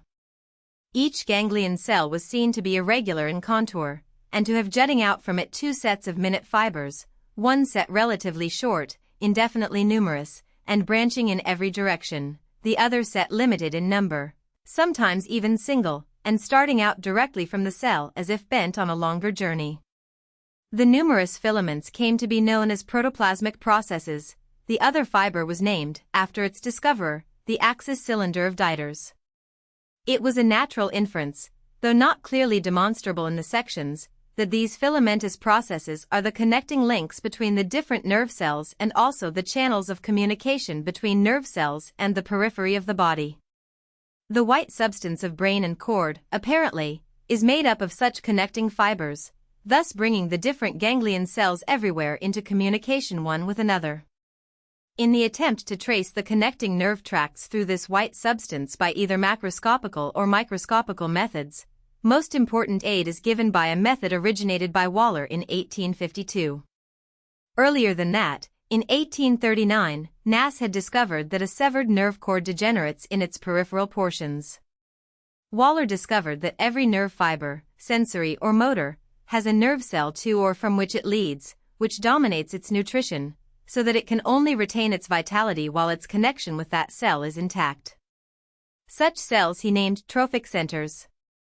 Certain cells of the anterior part of the spinal cord, for example, are the trophic centers of the spinal motor nerves. Other trophic centers, governing nerve tracts in the spinal cord itself, are in the various regions of the brain. It occurred to Waller that by destroying such centers, or by severing the connection at various regions between a nervous tract and its trophic center, sharply defined tracts could be made to degenerate, and their location could subsequently be accurately defined, as the degenerated tissues take on a changed aspect, both to macroscopical and microscopical observation. Recognition of this principle thus gave the experimenter a new weapon of great efficiency in tracing nervous connections. Moreover, the same principle has wide application in case of the human subject in disease, such as the lesion of nerve tracts or the destruction of centers by localized tumors, by embolisms, or by traumatisms. All these various methods of anatomical examination combine to make the conclusion almost unavoidable that the central ganglion cells are the veritable centers of nervous activity to which so many other lines of research have pointed. The conclusion was strengthened by experiments of the students of motor localization, which showed that the veritable centers of their discovery lie, demonstrably, in the gray cortex of the brain, not in the white matter. But the full proof came from pathology. At the hands of a multitude of observers it was shown that in certain well-known diseases of the spinal cord, with resulting paralysis, it is the ganglion cells themselves that are found to be destroyed. Similarly, in the case of sufferers from chronic insanities, with marked dementia, the ganglion cells of the cortex of the brain are found to have undergone degeneration. The brains of paretics in particular show such degeneration, in striking correspondence with their mental decadence. The position of the ganglion cell as the ultimate center of nervous activities was thus placed beyond dispute. Meantime, general acceptance being given the histological scheme of Gerlach, according to which the mass of the white substance of the brain is a meshwork of intercellular fibrils, a proximal idea seemed attainable of the way in which the ganglionic activities are correlated, and, through association, built up, so to speak, into the higher mental processes. Such a conception accorded beautifully with the ideas of the associationists, who had now become dominant in psychology. But one standing puzzle attended this otherwise satisfactory correlation of anatomical observations and psychic analyses. It was this, since, according to the histologist, the intercellular fibers, along which impulses are conveyed, connect each brain cell, directly or indirectly, with every other brain cell in an endless meshwork. How is it possible that various sets of cells may at times be shut off from one another? Such isolation must take place, for all normal ideation depends for its integrity quite as much upon the shutting out of the great mass of associations as upon the inclusion of certain other associations.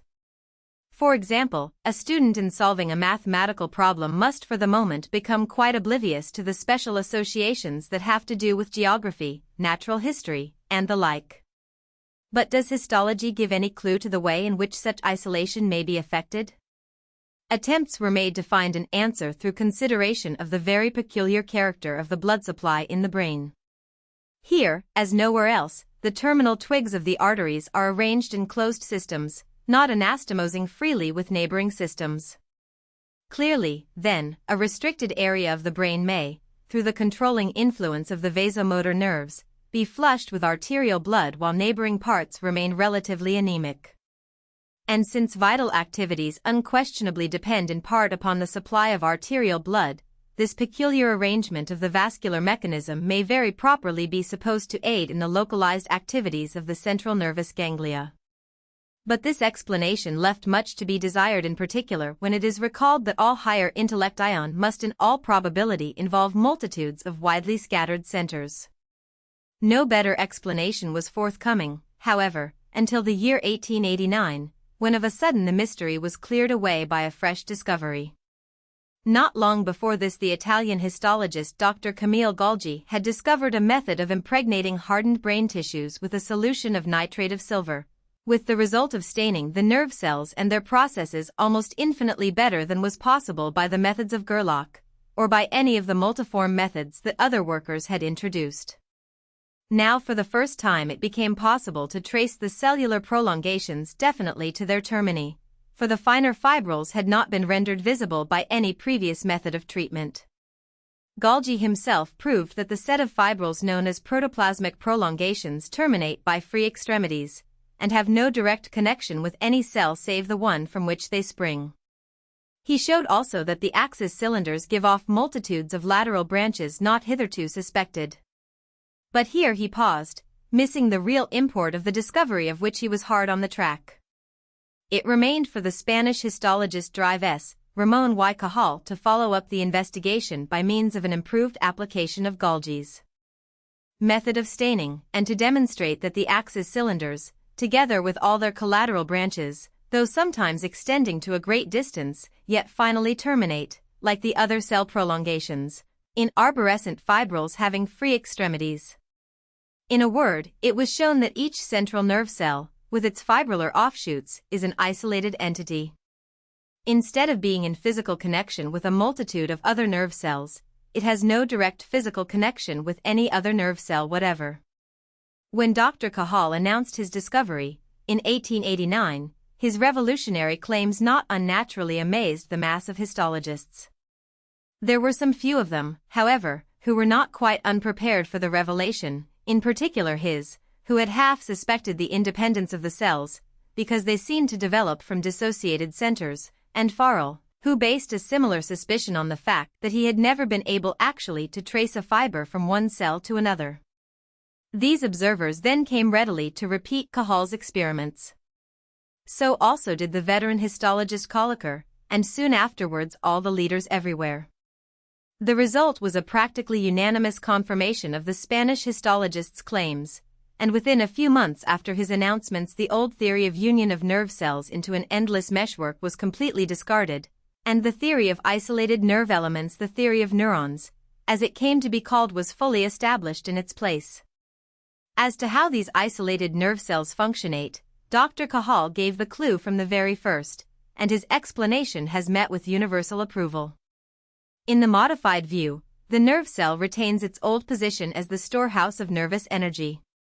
Each of the filaments jutting out from the cell is held, as before, to be indeed a transmitter of impulses, but a transmitter that operates intermittently, like a telephone wire that is not always connected, and, like that wire, the nerve fibril operates by contact and not by continuity. Under proper stimulation the ends of the fibrils reach out, come in contact with other end fibrils of other cells, and conduct their destined impulse. Again they retract, and communication ceases for the time between those particular cells. Meantime, by a different arrangement of the various conductors, different sets of cells are placed in communication, different associations of nervous impulses induced, different trains of thought engendered. Each fibril when retracted becomes a non-conductor, but when extended and in contact with another fibril, or with the body of another cell, it conducts its message as readily as a continuous filament could do, precisely as in the case of an electric wire. This conception, founded on a most tangible anatomical basis, enables us to answer the question as to how ideas are isolated, and also, as Dr. Cajal points out, throws new light on many other mental processes. One can imagine, for example, by keeping in mind the flexible nerve prolongations, how new trains of thought may be engendered through novel associations of cells, how facility of thought or of action in certain directions is acquired through the habitual making of certain nerve cell connections, How certain bits of knowledge may escape our memory and refuse to be found for a time because of a temporary incapacity of the nerve cells to make the proper connections, and so on indefinitely. If one likens each nerve cell to a central telephone office, each of its filamentous prolongations to a telephone wire, one can imagine a striking analogy between the modus operandi of nervous processes and of the telephone system. The utility of new connections at the central office, the uselessness of the mechanism when the connections cannot be made, the wires in use that retard your message, perhaps even the crossing of wires, bringing you a jangle of sounds far different from what you desire, all these and a multiplicity of other things that will suggest themselves to every user of the telephone may be imagined as being almost ludicrously paralleled in the operations of the nervous mechanism. And that parallel, startling as it may seem, is not a mere futile imagining. It is sustained and rendered plausible by a sound substratum of knowledge of the anatomical conditions under which the central nervous mechanism exists, and in default of which, as pathology demonstrates with no less certitude, its functionings are futile to produce the normal manifestations of higher intellection. X. The new science of Oriental archaeology. How the riddle of the Sphinx was read conspicuously placed in the Great Hall of Egyptian Antiquities in the British Museum is a wonderful piece of sculpture known as the Rosetta Stone. I doubt if any other piece in the entire exhibit attracts so much attention from the casual visitor as this slab of black basalt on its telescope-like pedestal. The hall itself, despite its profusion of strangely sculptured treasures, is never crowded, but before this stone you may almost always find someone standing, gazing with more or less of discernment at the strange characters that are graven neatly across its upturned, glass-protected face. A glance at this graven surface suffices to show that 3 sets of inscriptions are recorded there. The upper one, occupying about 1/4 of the surface, is a pictured scroll made up of chains of those strange outlines of serpents, hawks, lions, and so on, which are recognized, even by the least initiated, as hieroglyphics. The middle inscription, made up of lines, angles, and half-pictures, one might surmise to be a sort of abbreviated or shorthand hieroglyphic. The third or lower inscription is Greek, obviously a thing of words. If the screeds above be also made of words, only the elect have any way of proving the fact.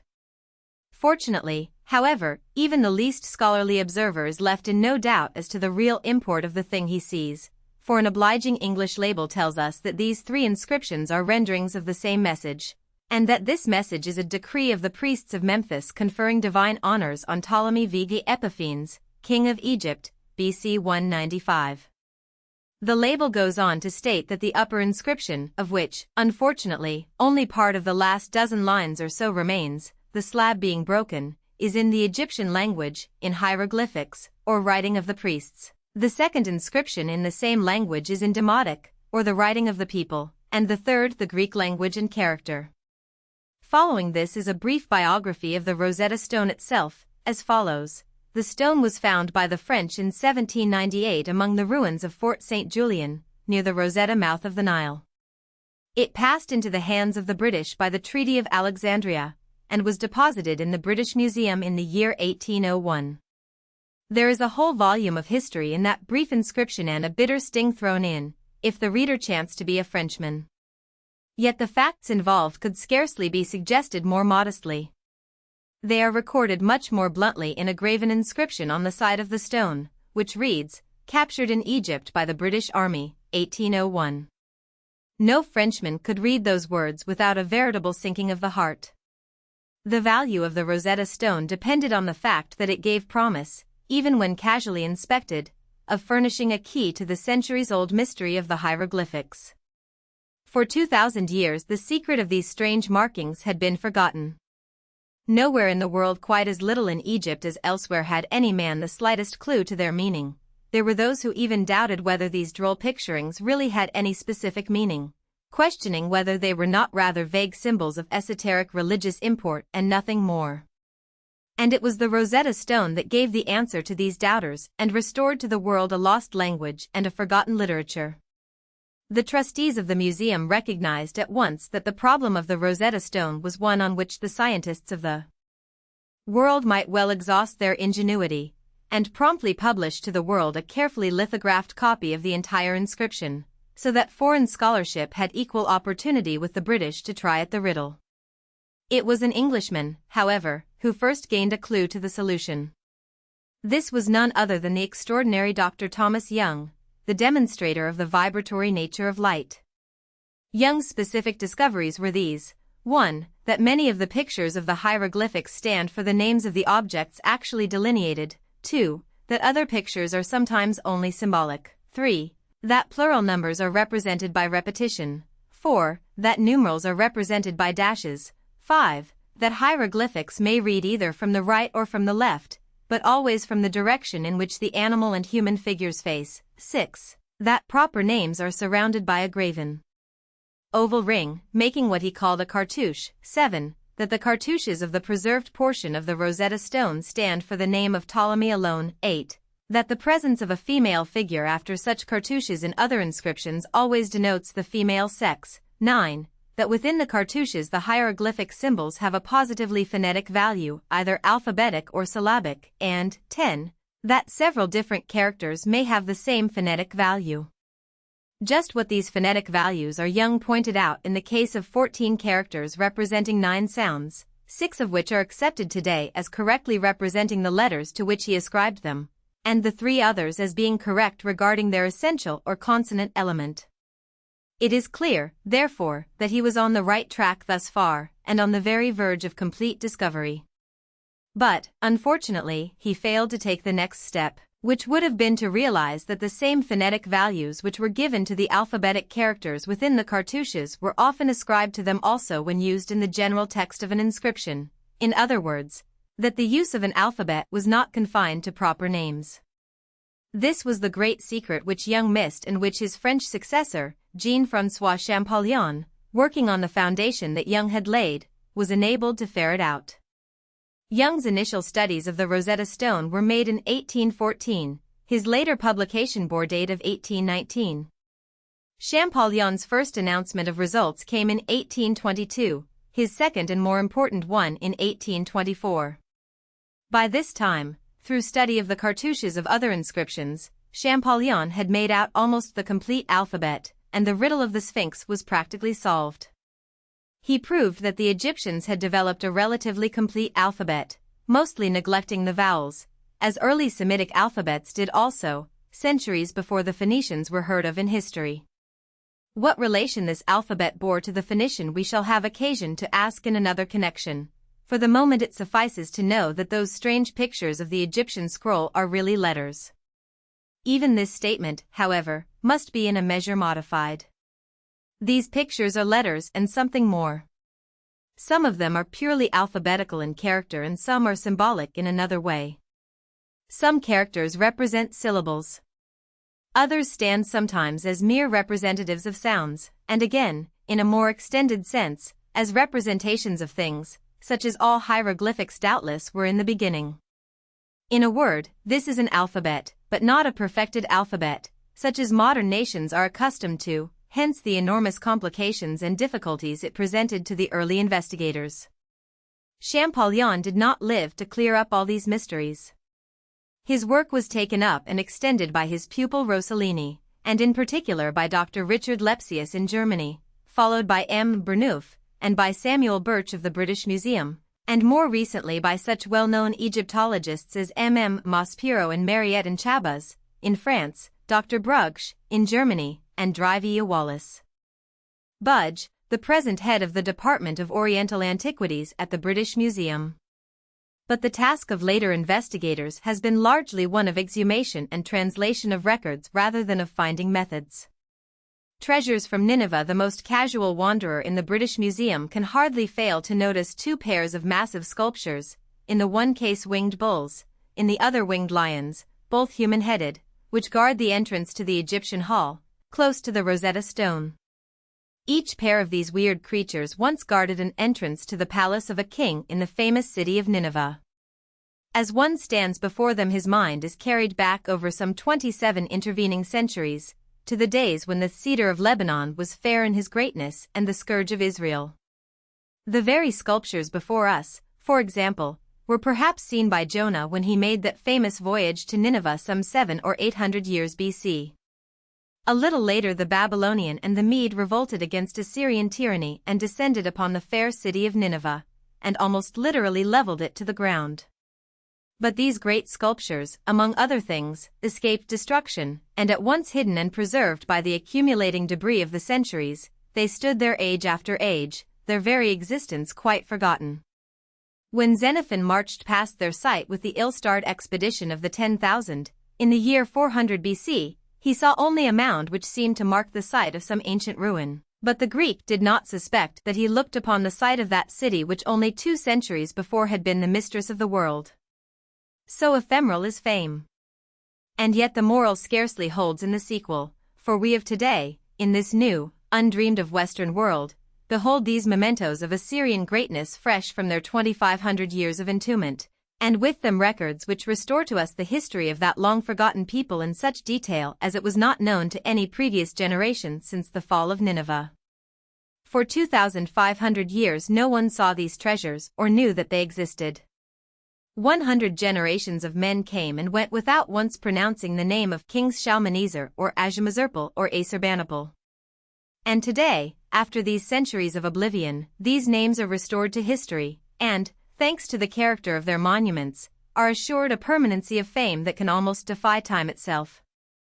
It would be nothing strange, but rather in keeping with their previous mutations of fortune, if the names of Ashurnasirpal and Assurbanipal should be familiar as household words to future generations that have forgotten the existence of an Alexander, a Caesar, and a Napoleon. For when Macaulay's prospective New Zealander explores the ruins of the British Museum, the records of the ancient Assyrians will presumably still be there unscathed, to tell their story as they have told it to our generation, though every manuscript and printed book may have gone the way of fragile textures. But the past of the Assyrian sculptures is quite necromantic enough without conjuring for them a necromantic future. The story of their restoration is like a brilliant romance of history. Prior to the middle of this century, the inquiring student could learn in an hour or so all that was known in fact and in fable of the renowned city of Nineveh. He had but to read a few chapters of the Bible and a few pages of Diodorus to exhaust the important literature on the subject. If he turned also to the pages of Herodotus and Xenophon, of Justin and Aelian, these served chiefly to confirm the suspicion that the Greeks themselves knew almost nothing more of the history of their famed Oriental forerunners. The current fables told of a first king Ninus and his wonderful queen Semiramis, of Sennacherib the conqueror, of the effeminate Sardanapalus, who neglected the warlike ways of his ancestors but perished gloriously at the last, with Nineveh itself, in a self-imposed holocaust. And that was all. How much of this was history, how much myth, no man could say, and for all anyone suspected to the contrary, no man could ever know. And today the contemporary records of the city are before us in such profusion as no other nation of antiquity, save Egypt alone, can at all rival. Whole libraries of Assyrian books are at hand that were written in the 7th century before our era. These, be it understood, are the original books themselves, not copies. The author of that remote time appeals to us directly, hand to eye, without intermediary transcriber. And there is not a line of any Hebrew or Greek manuscript of a like age that has been preserved to us. There is little enough that can match these ancient books by 1,000 years.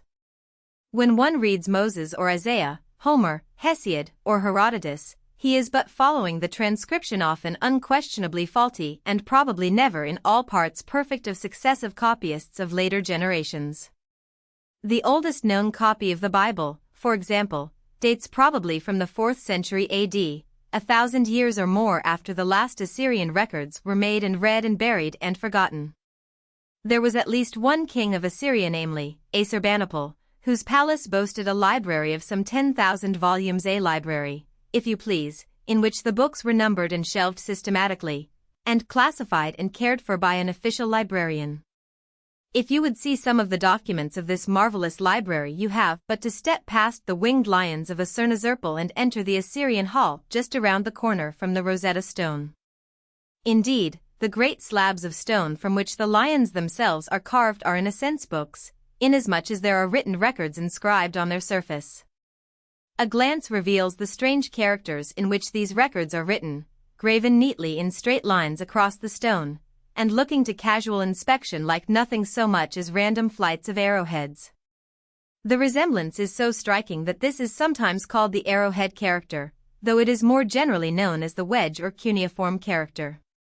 The inscriptions on the flanks of the lions are, however, only makeshift books. But the veritable books are no farther away than the next room beyond the hall of Asurnazurpal. They occupy part of a series of cases placed down the center of this room. Perhaps it is not too much to speak of this collection as the most extraordinary set of documents of all the rare treasures of the British Museum, for it includes not books alone, but public and private letters, business announcements, marriage contracts, in a word, all the species of written records that enter into the everyday life of an intelligent and cultured community. But by what miracle have such documents been preserved through all these centuries?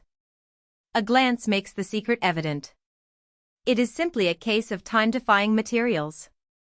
Each one of these Assyrian documents appears to be, and in reality is, nothing more or less than an inscribed fragment of brick, having much the color and texture of a weathered terracotta tile of modern manufacture.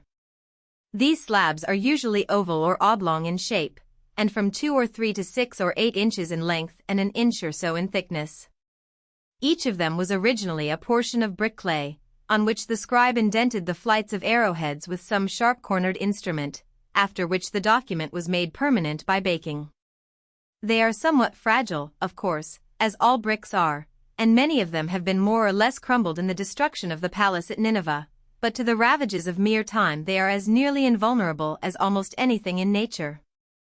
Hence it is that these records of a remote civilization have been preserved to us, while the similar records of such later civilizations as the Grecian have utterly perished, much as the flint implements of the cave-dweller come to us unchanged, while the iron implements of a far more recent age have crumbled away.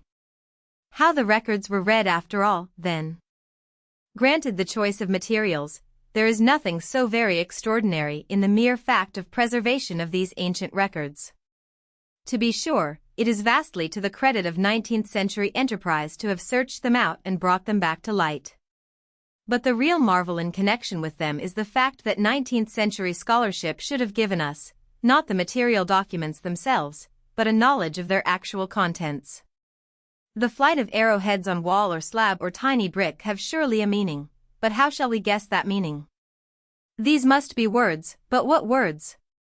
The hieroglyphics of the Egyptians were mysterious enough in all conscience, yet, after all, their symbols have a certain suggestiveness, whereas there is nothing that seems to promise a mental leverage in the unbroken succession of these cuneiform dashes.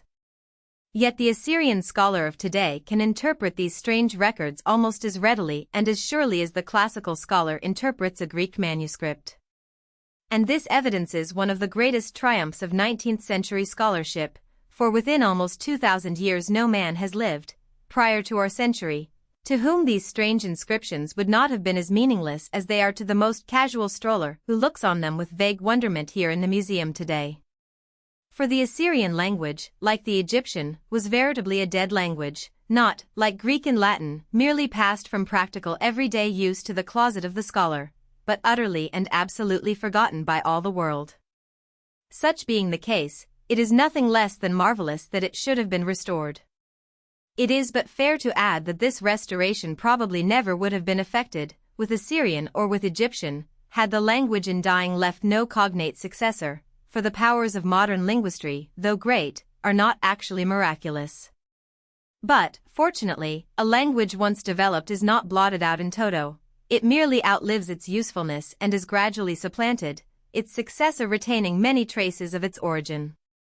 So, just as Latin, for example, has its living representatives in Italian and the other Romance tongues, the language of Assyria is represented by cognate Semitic languages.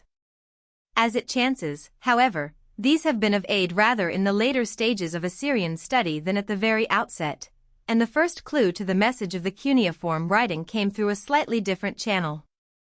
Curiously enough, it was a trilingual inscription that gave the clue, as in the case of the Rosetta Stone, though with very striking difference withal.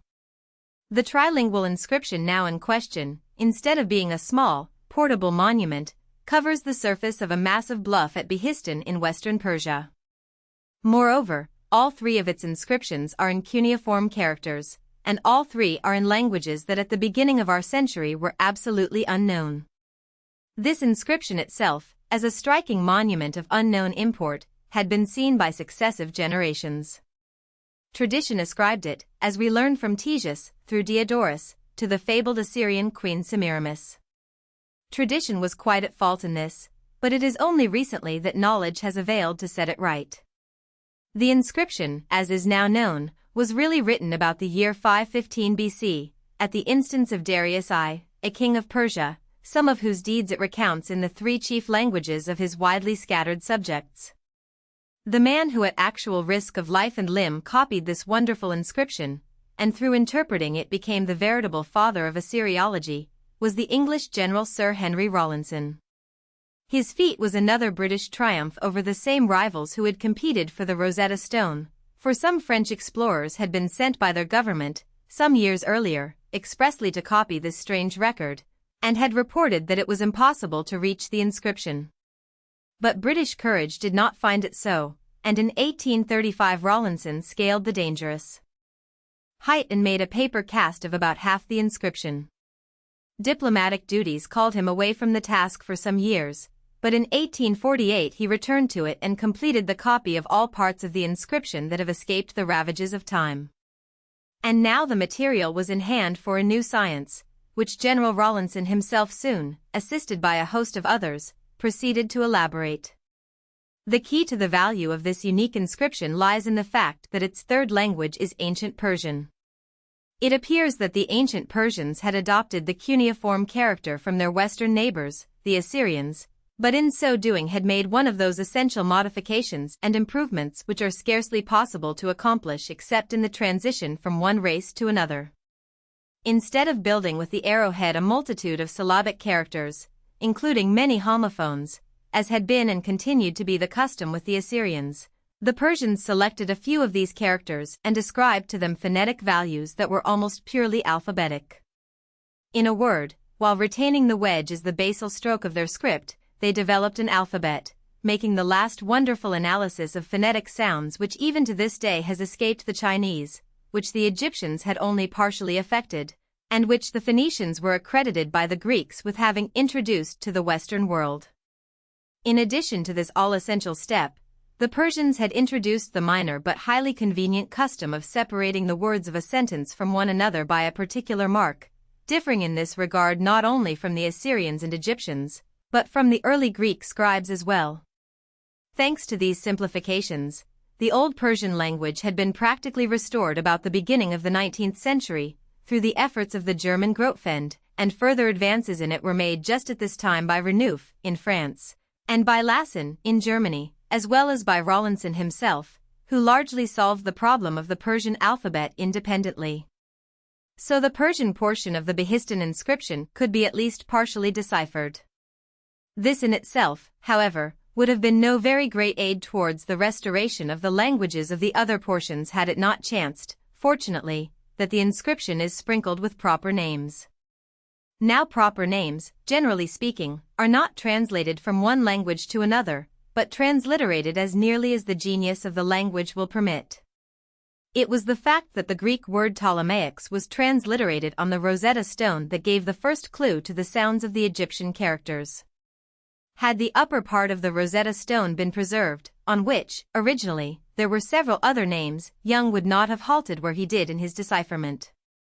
But fortune, which had been at once so kind and so tantalizing in the case of the Rosetta Stone, had dealt more gently with the Behistun inscriptions, for no fewer than 90 proper names were preserved in the Persian portion and duplicated, in another character, in the Assyrian inscription. A study of these gave a clue to the sounds of the Assyrian characters. The decipherment of this character, however, even with this aid, proved enormously difficult, for it was soon evident that here it was no longer a question of a nearly perfect alphabet of a few characters, but of a syllabary of several hundred characters, including many homophones, or different forms for representing the same sound. But with the Persian translation for a guide on the one hand, and the Semitic languages, to which family the Assyrian belonged, on the other, the appalling task was gradually accomplished, the leading investigators being General Rawlinson, Professor Hinks, and Mr. Fox Talbot, in England, Professor Jules Oppert, in Paris, and Professor Julian Schrader, in Germany, though a host of other scholars soon entered the field. This great linguistic feat was accomplished about the middle of the 19th century. But so great a feat was it that many scholars of the highest standing, including Joseph Ernest Renan, in France, and Sir G. Cornwall Lewis, in England, declined at first to accept the results, contending that the Assyriologists had merely deceived themselves by creating an arbitrary language. The matter was put to a test in 1855 at the suggestion of Mr. Fox Talbot, when 4 scholars, one being Mr. Talbot himself and the others General Rawlinson, Professor Hinks, and Professor Oppert, laid before the Royal Asiatic Society their independent interpretations of a hitherto untranslated Assyrian text. A committee of the Society, including England's greatest historian of the century, George Grote, broke the seals of the 4 translations, and reported that they found them unequivocally in accord as regards their main purport, and even surprisingly uniform as regards the phraseology of certain passages, in short, as closely similar as translations from the obscure texts of any difficult language ever are. This decision gave the work of the Assyriologists official status, and the reliability of their method has never since been in question. Henceforth Assyriology was an established science. Appendix Reference List Chapter 1, Modern Development of the Physical Sciences, 1, Robert Boyle, Philosophical Works, 3 volumes. London, 1738. Chapter 2. The Beginnings of Modern Chemistry, 1, for a complete account of the controversy called the Water Controversy, see the Life of the Honourable Henry Cavendish, by George Wilson, M.D., FRSE London, 1850. 2. Henry Cavendish, in Phil. Trans for 1784, p. 119. 3. Lives of the Philosophers of the Time of George III, by Henry, Lord Brougham, FRS, page 106. London, 1855. 4. Experiments and Observations on Different Kinds of Air, by Joseph Priestley, 3 volumes. Birmingham, 790, Volume 2, pages 103 to 107. 5. Lectures on Experimental Philosophy, by Joseph Priestley, Lecture 4, pages 18, I.G. J. Johnson, London, 1794. 6. Translated from Sheely's O. M. Brunson, Eller Magnesia, och des Egenskaper. Stockholm, 1774, and published as Alembic Club reprints, No. 13, 1897, page 6. 7. According to some writers this was discovered by Berzelius. 8. Histoire de la chimie, par Ferdinand Hofer. Paris, 1869, volume CL, page 289. 9. Elements of Chemistry, by Anton Laurent Lavoisier, translated by Robert Kerr, page 8. London and Edinburgh, 1790. 10. Ibid, pages 414 to 416. Chapter 3. Chemistry since the time of Dalton, 1, Sir Humphrey Davy, in Phil. Trans, Volume 8. Chapter 4. Anatomy and Physiology in the 18th Century, 1, Bass, History of Medicine, page 692. 2. Based on Thomas H. Huxley's Presidential Address to the British Association for the Advancement of Science, 1870. 3. Essays on Digestion, by James Carson. London, 1834, page 6.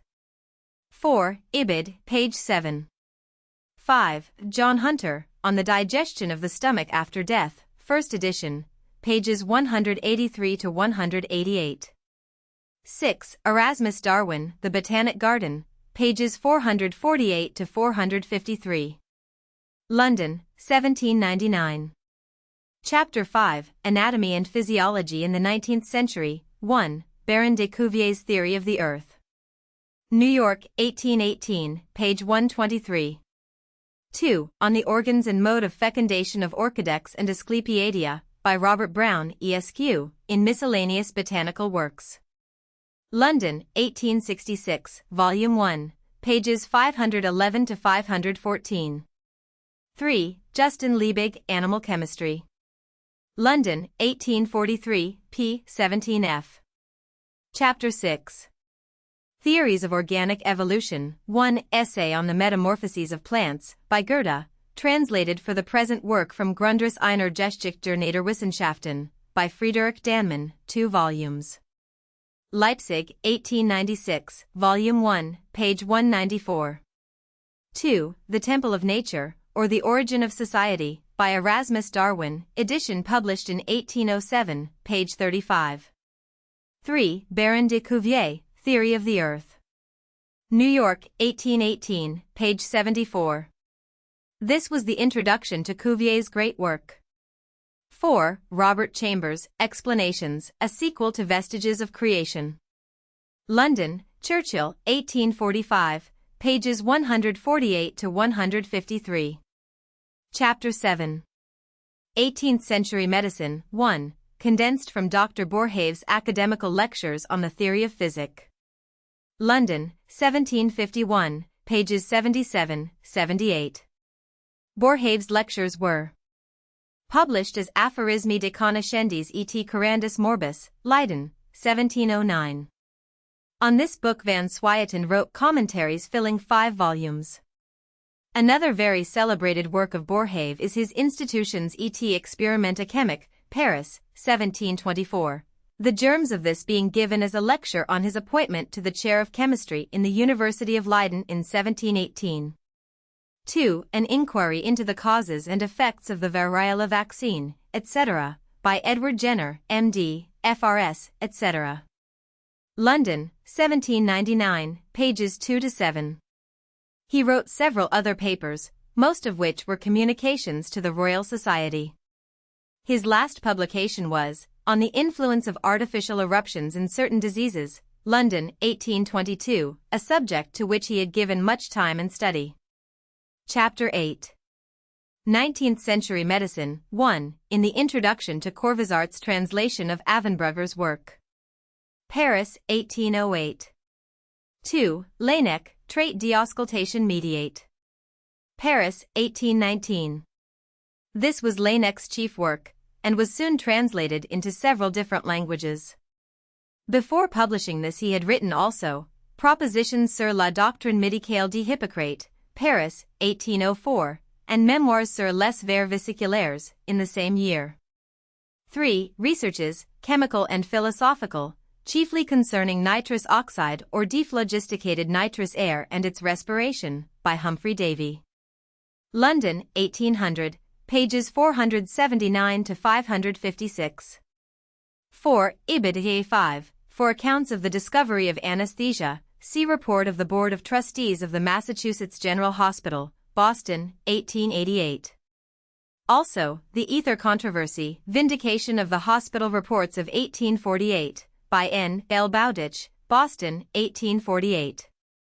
An excellent account is given in Little's Living Age, for March, 1848, written by Art H. Dana, Jr. There are also 2 congressional reports on the question of the discovery of etherization, one for 1848, the other for 11852. 6. Simpson made public this discovery of the anesthetic properties of chloroform in a paper read before the Medico-Chirurgical Society of Edinburgh, in March, 1847, about 3 months after he had first seen a surgical operation performed upon a patient to whom ether had been administered. 7. Louis Pasteur, Studies on Fermentation. London, 1870. 8. Louis Pasteur, In Comptes Rendus des Sciences de l'Académie des Sciences, Volume 92, 1881, pages 429 to 435. Chapter 9. The New Science of Experimental Psychology, 1. Bell's communications were made to the Royal Society, but his studies and his discoveries in the field of anatomy of the nervous system were collected and published, in 1824, as an exposition of the natural system of nerves of the human body, being a republication of the papers delivered to the Royal Society on the subject of the nerves. 2. Marshall Hall, M.D., F.R.S.L., on the reflex functions of the medulla oblongata and the medulla spinalis, in Phil. Trans of Royal S.O.C., Volume 33, 1833. By Henry Smith Williams.